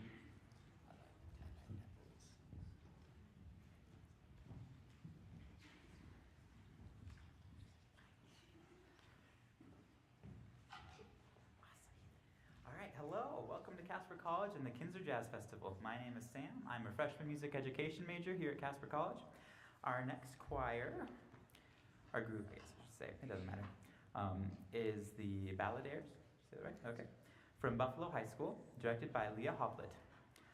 As always, we encourage you to stick around and listen to all of the performances this afternoon and tomorrow here in Wheeler Hall. Visit CasperCollegeJazz.com for the complete schedule. We hope to see you all tonight at our headliner concert at NCHS, featuring Randy Brecker, Eric Marienthal, Chris Berg, and the Metroplexity Big Band. If you don't have tickets yet, you can purchase them at the music office. Again, welcome to Casper College and the Kinser Jazz Festival. Now please enjoy the Balladeers.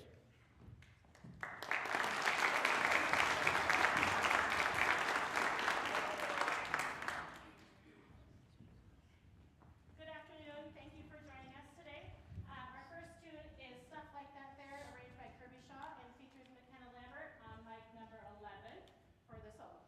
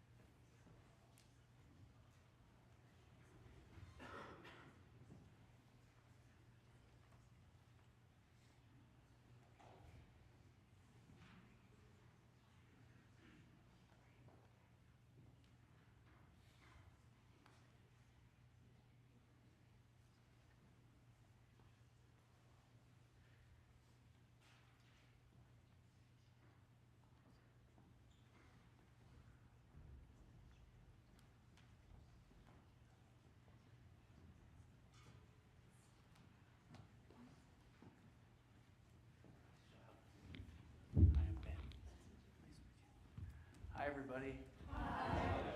What a great set. Yeah, so much fun. I'm going to step just a little forward here. This mic has been doing this all day.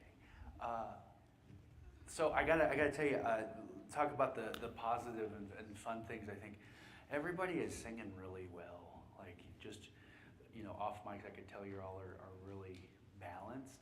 And for the amount of stuff that you prepared for this and be able to sing, awesome. Just way to go. Can you tell me a little about yourself? How often do you meet and everything? It's almost an everyday thing. We have one day a week that we come. Okay. I mean, sometimes our schedules are different. Is this a class or? Yes. Okay. Yeah. Awesome. Well, way to go. Yeah. Way to go. Okay. A couple of comments. Just things to think about and consider. I love this last piece, so can we start with that? And those solos, yeah, those were just great. One of the things I think with this type of piece is to really internalize the beat and the tempo. And I could already tell, I see you're shaking your head, I bet you've been told that.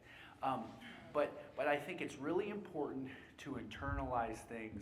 And for me, when I'm going to do a piece like this, I'm thinking about the transitions. Because those are, like where the rhythm section drops out, and then who's responsible for kind of keeping the time. Then it really falls to you. Hopefully we all keep the time, all of the time, but it's always easier when there's drums going on. So that's one of the things. I think another thing, and this is kind of what I noticed right from the beginning, is once you get this count off, you want to think about getting the subdivision going as soon as possible. So you're hearing the eighth notes. If this is the quarter, what are the eighths? Somebody want to clap that for me? Good. What's the 16ths? Yeah. Why am I asking that? Because you sing them both. So those are a couple of things to consider. So can we start this? And I'm wondering, could I get you to play 10% less in volume? I really appreciate your time, though. It was super solid through the whole thing, and bass, which was very good. So thank you. Can I I don't want to count this off too fast. Can you? Do you mind?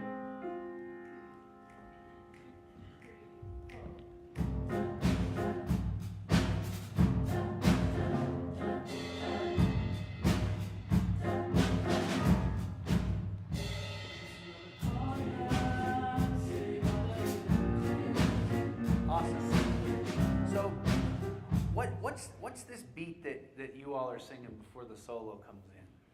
What like have you heard that played on any instrument before? I want you to think hard.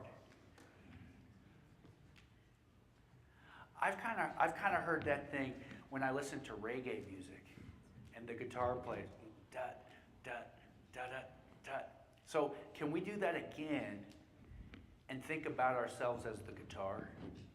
And think a little more rhythmic. And maybe, and you can play around with this. If you don't like it, don't do it. But I think maybe just a little harder D at the beginning. Maybe you've been told that before too? Okay, let's try that. Top, 2, 3, go.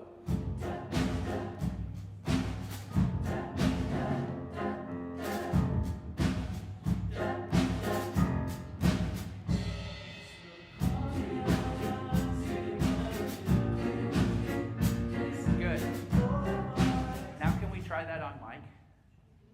Yeah. To me, and what you're doing when you make that D happen, that a little more pronounced or dentalized, to me, you are becoming more active participants in the whole rhythm of the music that's going on, which is awesome. So, okay, last time, and I promise we'll go on to something else. 1, 2, ready, go. Dun, dun.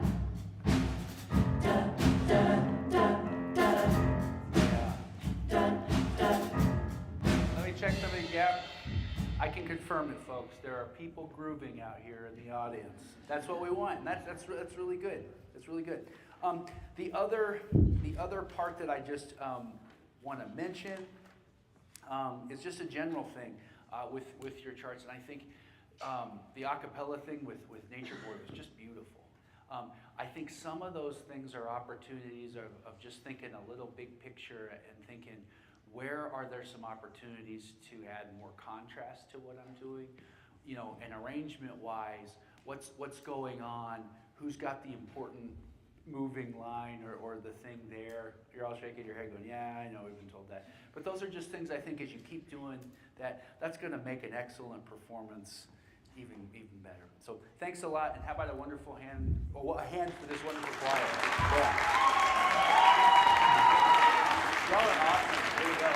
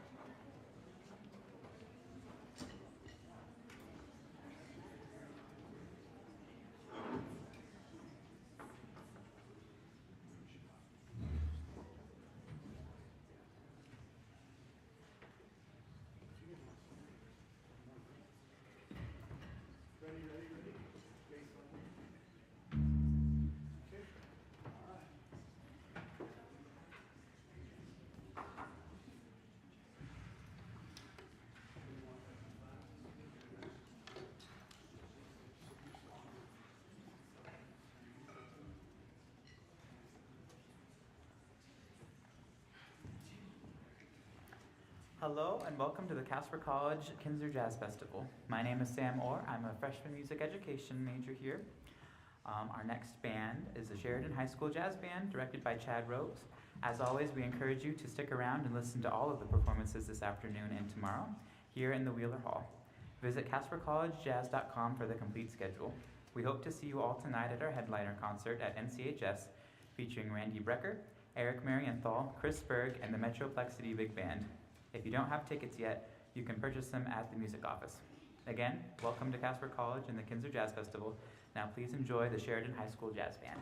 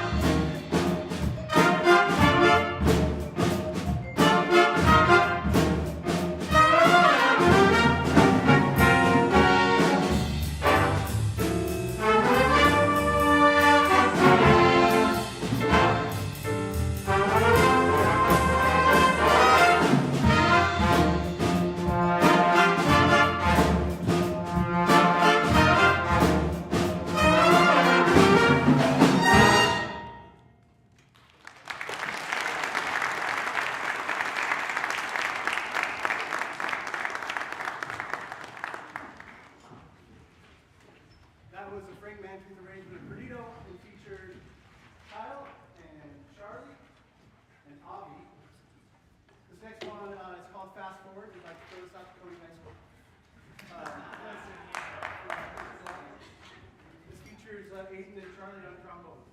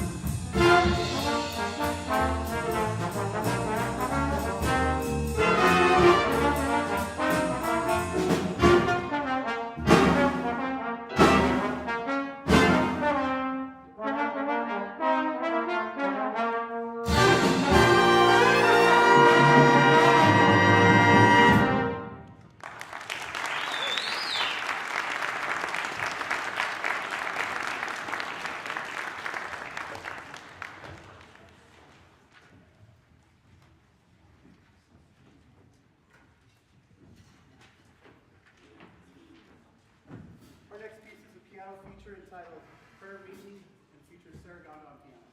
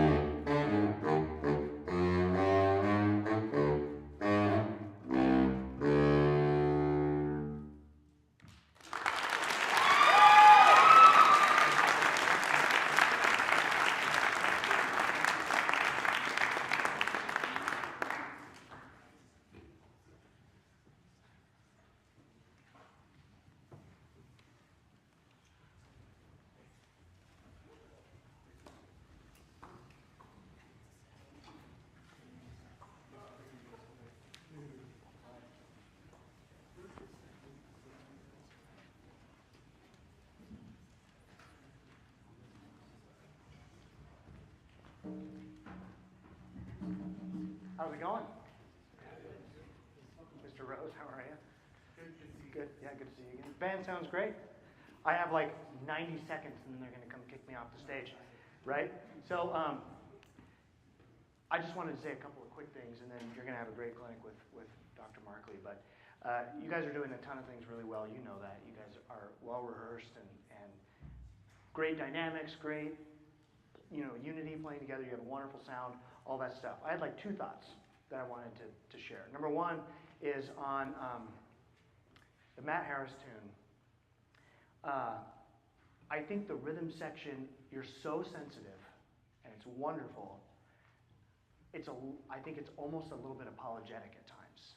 And it's really a piano feature, right? And so there are times where the band is playing pretty full, and I wanted the rhythm section to come along with it. And I think in general, you can just play more assertively throughout, right? Even when it's pretty soft, just the piano, because it's really that's kind of the iconic thing. And I actually I was doing a festival about 3 weeks ago in North Dakota, and Matt Harris was one of the adjudicators, and he played this with their band, and it was really cool. And he plays very assertive, right? So I just think you could be a little bit more assertive kind of throughout and take charge of that. And then I think you could feel like you can open up a little bit when the band is more full. 2 minutes, okay, great. And don't be afraid to change colors a little bit too. You're kind of sticking to the hi-hat and snare drum thing. And when the sections change, it'd be cool to open up to a ride cymbal so we get some washier colors in there as well, right? In some spots, particularly when the whole band is playing and it's a little more dynamic. So that was one thing. The other thing also for the rhythm section is on the swing stuff, and in particular on the first tune where you're transitioning from the funk to the swing stuff. When you're playing swing, don't feel like your ride cymbal has to have a ton of subdivision in it. I think that sometimes really great players will they're just driving quarter notes on that thing, right? So when it transitions to that swing, lay us down some quarter notes. And then as it goes, if you want to add in a few ands, that's cool. But don't feel like it has to be real fancy, So just ding, ding, ding, ding. Give us a home base, right? Something where we can kind of sit and be really comfortable. So that was my other main comment. But you guys played really super well.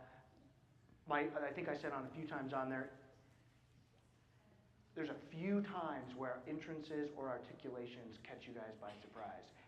It's rare, but because it's rare, it's like, oh, there was a little oops moment or a surprise moment, right? So make sure that, especially when you have rests or in that last tune where you have lots of syncopation and offbeat entrances, just make sure you're really paying attention to counting those, getting those entrances really tight, and not only paying attention to where you come in, but what's the length of note and what's our articulation to make sure we're really super unified on those things. But anyway, that's all the time I have to talk at you. I just wanted to come up and say, you're awesome. Thanks for being here. Congratulations. Give it up for these guys one more time. Thanks, man.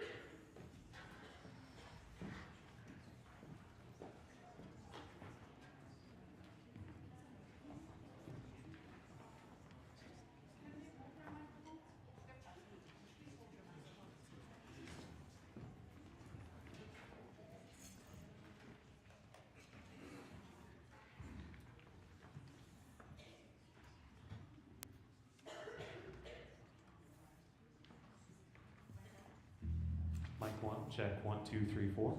2, 1, 2, 3, 4. Mic 3, 1, 2, 3, 4. 4, 1, 2, 3, 4. 5, 1, 2, 3, 4. 6, 1, 2, 3, 4. 7, 1, 2, 3, 4. 8, 1, 2, 3, 4. 9, 1, 2, 3, 4. 10, 1, 2, 3, 4. 11, 1, 2, 3, 4. 12, 1, 2, 3, 4. 13, 1, 2, 3, 4. 14, 1, 2, 3, 4. 15, 1, 2, 3, 4. 16, 1, 2, 3, 4.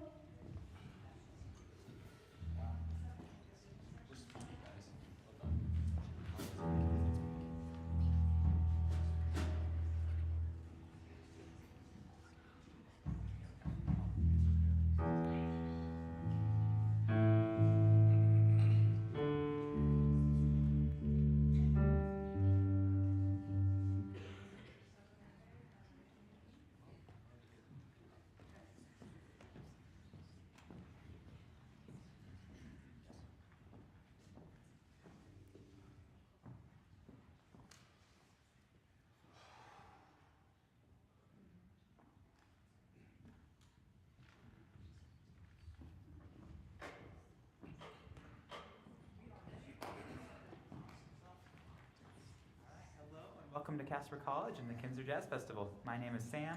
I'm a freshman music education major here at Casper College.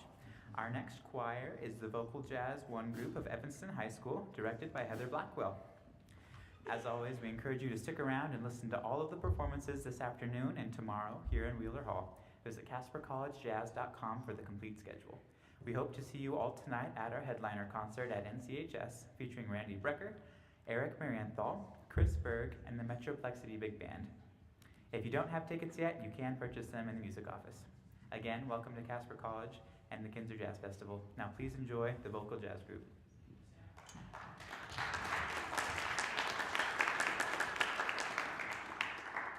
We're going to begin our set this afternoon with a piece called How High the Moon, arranged by Jay Althouse.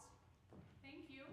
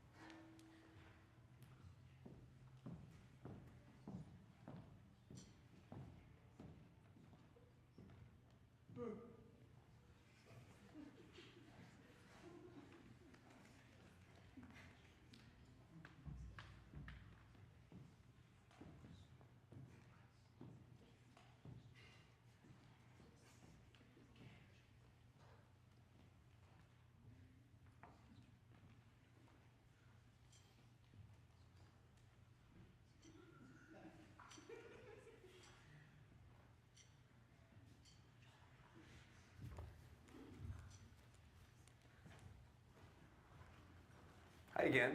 Are you guys tired of me yet? Wait, I haven't met all of you, but I've met some of you. So, is this a totally different group? Oh, yeah, right on. So I've just met her, yeah. So, and even got a costume change to match the ensemble. Yeah, we went from red and black to blue and black. That's important. Good. So my name is John Roberts. I'm chair of music at MSU Billings, and my instruments are mainly trombone, piano, and voice, and bass, actually. So when I talk to groups like this, I like to come from all those angles. I think of an instrumentalist and a vocalist, right? I'm a big fan of instrumentalists learning to phrase like vocalists, and vocalists learning to really understand rhythm and pocket and theory like instrumentalists do. It's good that we all meet in the middle. So, did you have fun? You look like you had fun right off the bat. You were kind of into it. Were you a little nervous? Yeah. Some weren't. Yeah, I could tell. But then you relaxed, right? You're in a new room, new space, pink lights glistening off my skull, right? So, I'm gonna just go through a couple things, and then Mr. Bagley is gonna work on some things with you also. I want to commend your rhythm section for their good job, right? Yeah. Thank them. Say thank you. Yeah. Doesn't a good rhythm section make life easy? Yeah, so much easier. And someday, hopefully, maybe never you will. You may never play with a bad rhythm section. I hope not. But then it makes it hard, right? If you're the best singer in the world, but the rhythm section's all over the place, it doesn't matter how good you sing. But if you're not singing great, or you're mediocre, whatever, if the singer is blah, but the rhythm section's slamming, you're still going to sound good. That's the cool thing. So I think we talked about that with the other group a little too. Are these the same people? Oh, wow. You have a plethora of musicians. I need my binoculars to see the drummer back there. So, drummer, what's your name? What's that? Junior. I really liked, I'm going to go backwards a little. I'm going to start with Lullaby at Birdland, okay? I'm going to go backwards a little bit. You're doing a really good job at shaping the sound of the ensemble. They're reacting to you. I don't know if you know it or if they even know it, okay? So when you're on the ride cymbal, that's probably a bigger sound, right? Are you playing in one of the jazz bands too, one of the bigger groups? Okay. So usually on the ride cymbal, when things are louder, you get on the right, it helps, right? And when things are softer, you're on the hi-hat. And I really like both styles when you're playing on, I like your style when you're playing on both of those instruments, the ride and the hi-hat or the crash, right? So I'm thinking in the solo section, we're doing the scatting. Think about how you want to shape it. Like, where do we want the ride coming in? Because I think we started off with the ride right on the first solo, and then on the third solo, it was like, but they had a lot of energy. So maybe you start on the ride, and even halfway through, or on the hi-hat, start on the hi-hat for the first scat. You had the first scat solo, right? Start on the hi-hat for the first scat solo, and then maybe the next one you go to the crash, and then the next one you go to the ride, and then if you have someone who's really gentle again, or you want to make an impact, go back to the hi-hat before you Lullaby of Birdland. You know, you can really make an impact that way. So think about your role here also, okay? So, but you're doing a great job. The sense of time was great, and it's got to be easy singing with them. And you guys, there was like the whole group, the whole ensemble. Anytime there was a break or an empty spot, the drop, as they call it in pop music these days, you guys were so on time. You're like bang, right on point, right? So, have you guys practiced with a metronome? Some people are like, yeah, we have. And some of you are like, what's a metronome? Right? What is this thing you speak of? Yeah. It used to not be in your phone. I know, hard to believe. So I'm just going to talk about scatting a little bit, okay?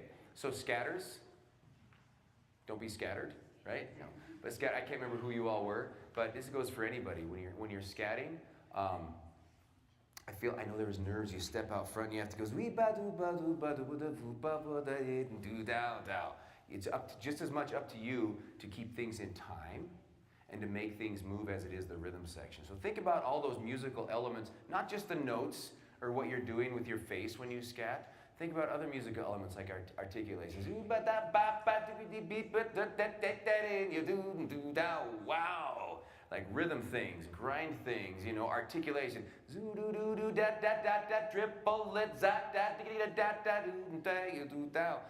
guys are locking into one thing pretty well. You're getting that motif down. But you get a motif and then you expand it. Like some of those lame composers like Beethoven and Mozart, you know. So those guys didn't really know what they were doing, but they'd find their idea and then they expand on it, right? I think you guys can, you know, let go of the trepidation a little bit. Guess what? Let's get it out of the way. You're gonna make some mistakes. You're gonna sing some wrong notes and wrong rhythms. We all do the rest of our lives.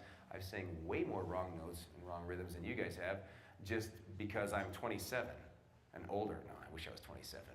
I'm 29, that's how old I am. So, okay, but you know, practice, practice, practice, practice. When it comes time to perform, just let it loose, okay?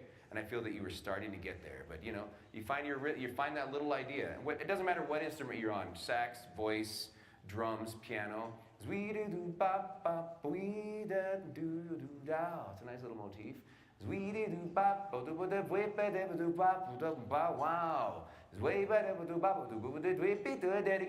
Wow. Wow. Right? All those kind of start in the same place and end in the same place, but I took a journey on each one, right? And then they hear it, they recognize, like bum, bum, bum, bum, bum, bum, bum, bum. They recognize it, right? It's a motif. But you can expand on it, just like Beethoven and people like that, right? So, was the tune, I think it was Riley. Are you Riley? Okay, so it was the second piece. You were a little nervous right up front, just a little bit, right?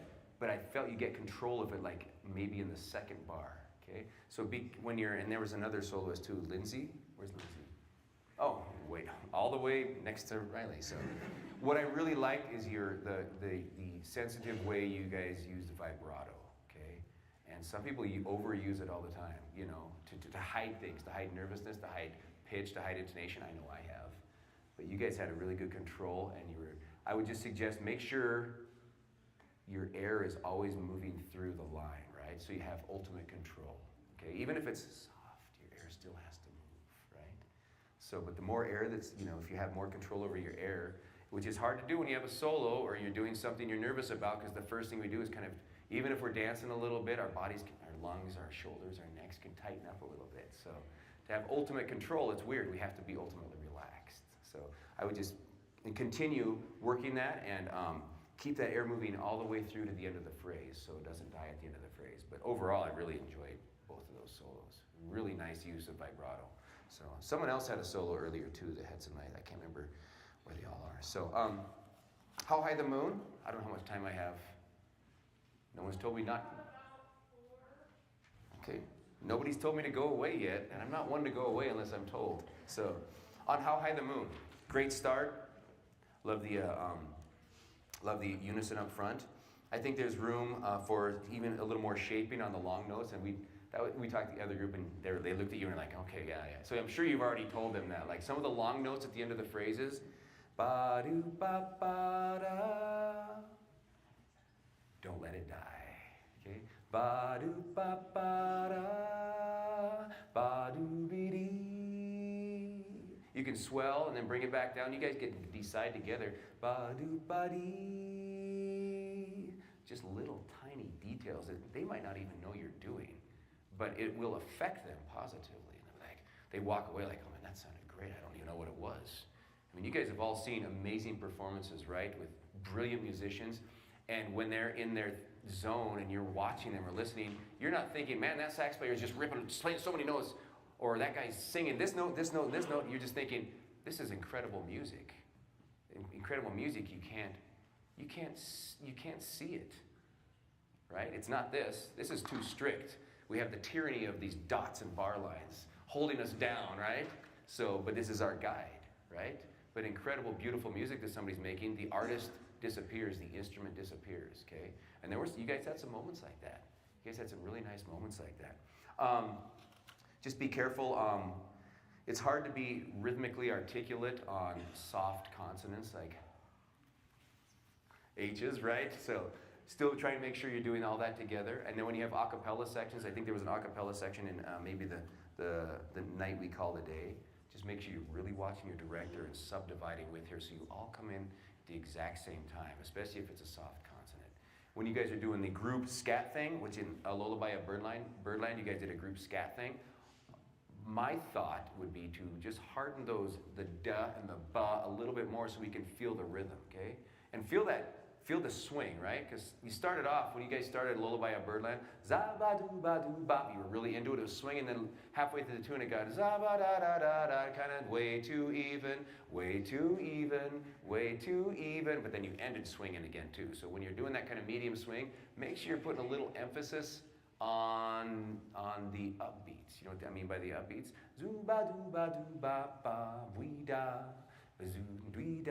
So I'm putting some accents here. It's not zoo-ba-doo-ba-doo-da, dee-dee-dee, which is more the way we'd sing in a classical setting, even though there's certain notes that need to be emphasized there too, right? But that swing, to learn swing as a vocalist, I think sometimes it's great to listen to your favorite instrumentalist. Go listen to Billie Holiday, she's a vocalist, but then go listen to the sax solo on this exact song and hear how they're swinging and then emulate that, right? So we can all learn from people who don't play our instruments. I think it's really important. And that's one of the reasons I enjoy doing this, playing multiple instruments, as does Mr. Baglio. He's a bass player, he plays piano, and he's a great choir conductor, right? So it's really good to come at it from different perspectives. How much time do I have? 2 minutes. Can we just try Lullaby of Birdland at the beginning and really, I want to just get into 17 really. Or no, 7 is fine. But I don't know how much you guys learned from the actual music, but if I see the music, to me it looks like da da da da da da da dee da. That's what it looks like to me. But you would never sing it like that, would you? Unless you were like really right? No. Zoo-ba-doo-ba-doo. So put a little emphasis on the upbeats and make it swing a little more. Right on 7, where you come in. 1, 2, 3. Lullaby of Birdland, that's what I always hear when you sigh. Never in my woodland could there be ways to be clear in a phrase how I feel. Okay. So where I really want to hear it is za-ba-doo-ba-doo-ba-voo-wee-da. On that last note, okay? On that last note, I think you're in your minds, you're doing it, but it's not coming across. I over-exaggerate. I'll let you know, or your director will let you know if it's too much, but let's over-dramatize. Don't be so dramatic. No, be dramatic, okay? Da-ba-doo-ba-doo-ba-voo-wee-da. Okay?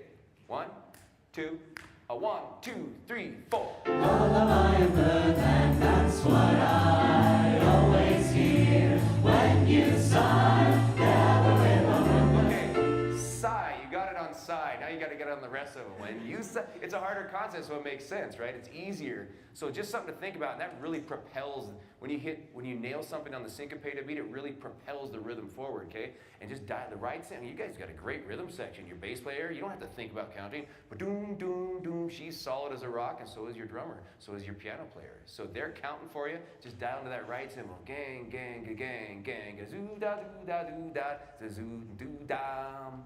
All right, I'm getting the cane, getting yanked off the stage. Thank you all. Good to see you. Let's hear it for Evanston.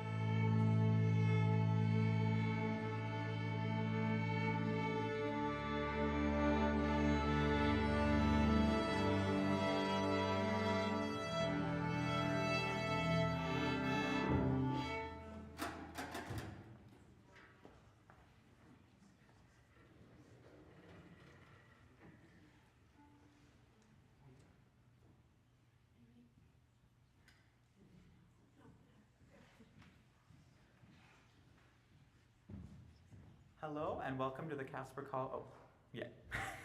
Welcome to Casper College and the Kinser Jazz Festival. My name is Sam. I am a freshman music education major here at Casper College. Our next band is the Bison Orchestra from South High School, Cheyenne, directed by Jaylene Wilhite. Get that right? Awesome, awesome. All right. Well, I believe you guys are the last group of the day. So we hope to see you all tonight at our headliner concert at NCHS featuring Randy Brecker, Eric Marienthal, Chris Berg, and the Metroplexity Big Band. If you don't have tickets yet, you can purchase them at the music office. And again, welcome to Casper College and the Kinser Jazz Festival. Now please enjoy the Bison Orchestra.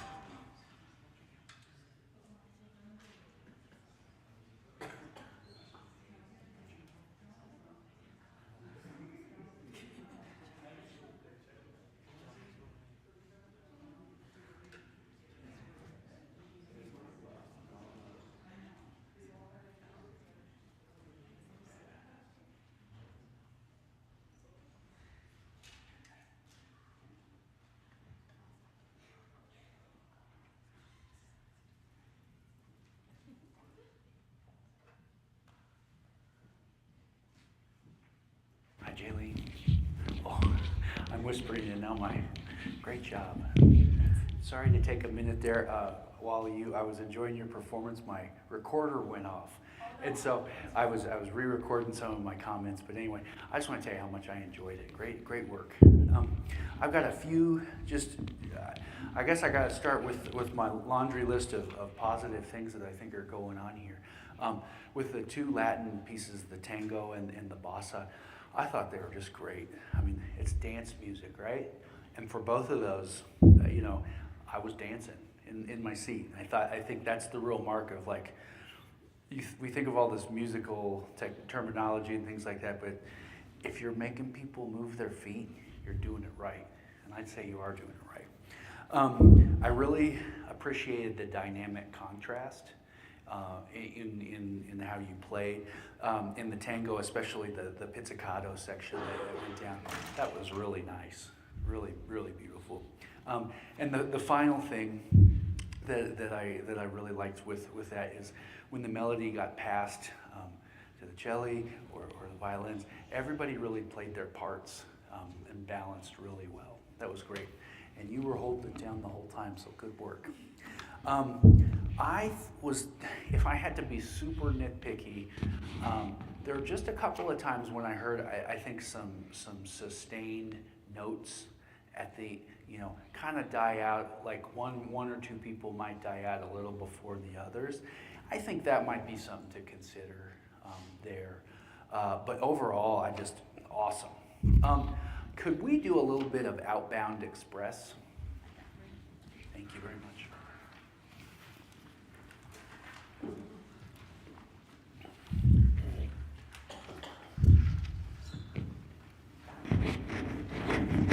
Sorry, I'm going to this down slow. Okay. Would you mind counting us off? Or, yeah, start. Well, it starts slowly. Oh, it does. Could we do, I knew that. Can we go where it kind of speeds up into the, or wherever? You guys want to start at 21? Yeah. Okay.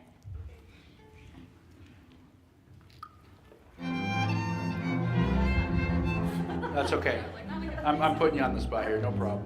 Let's start at 13. Okay. 1, 2, 3, 4.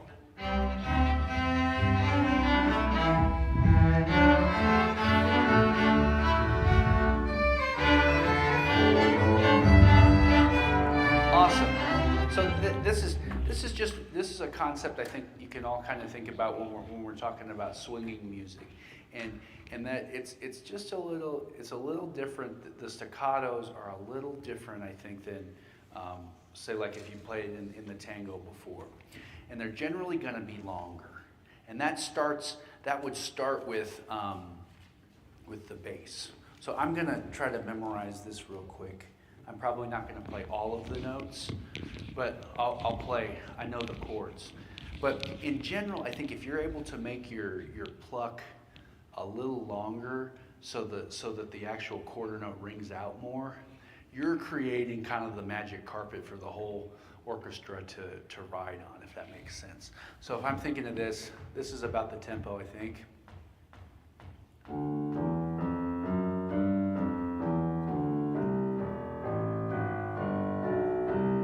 If you hear the difference, sometimes if it's shorter,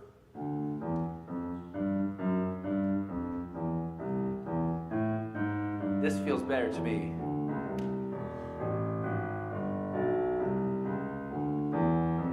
So that's something just to kind of think about your note lengths there. Could I put you on the spot and have you try that? I'll try. Okay, I appreciate you're a good-spirited young man. And it can just be whenever you're ready. It can be slower than that. But I just want you to think about note lengths.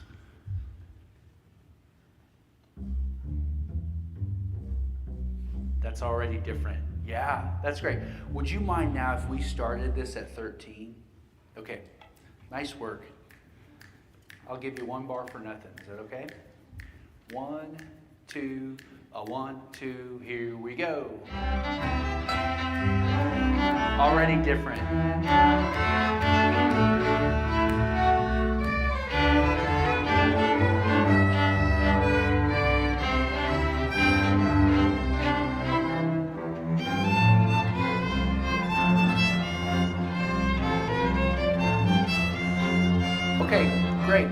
this is kind of the other point I wanted to just take a minute to get to is you did such a great job, I think, in the bossa and in the tango of creating contrast and really just letting the bottom drop out of stuff dynamically.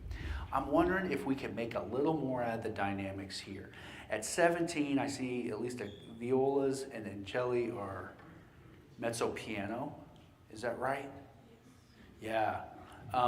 And then I see when we come back in at 21, almost everybody else is forte. Is that right? I know violin. No, first violins are mezzo piano, but everybody else is a little louder. Am I looking at that right? Can we try to make just a little more contrast when we get there? Let's start at 13. 1, 2, 1, 2, ready, go.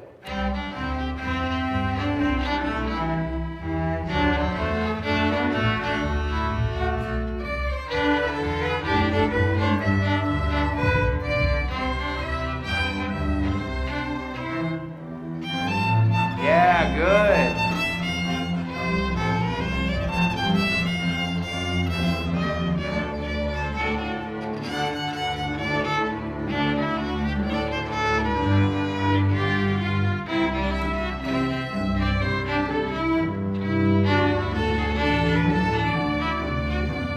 Awesome. Good work.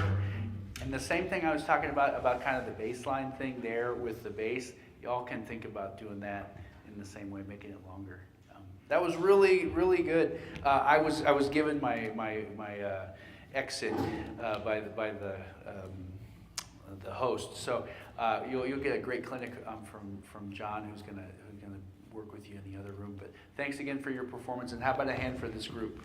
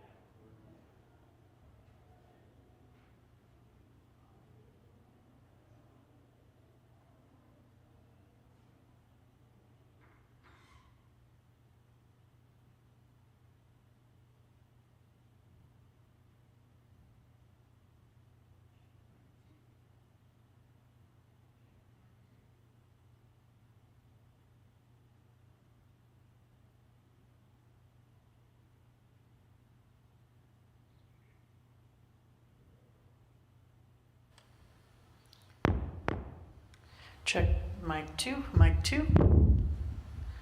Check, check, check. Check, mic 2.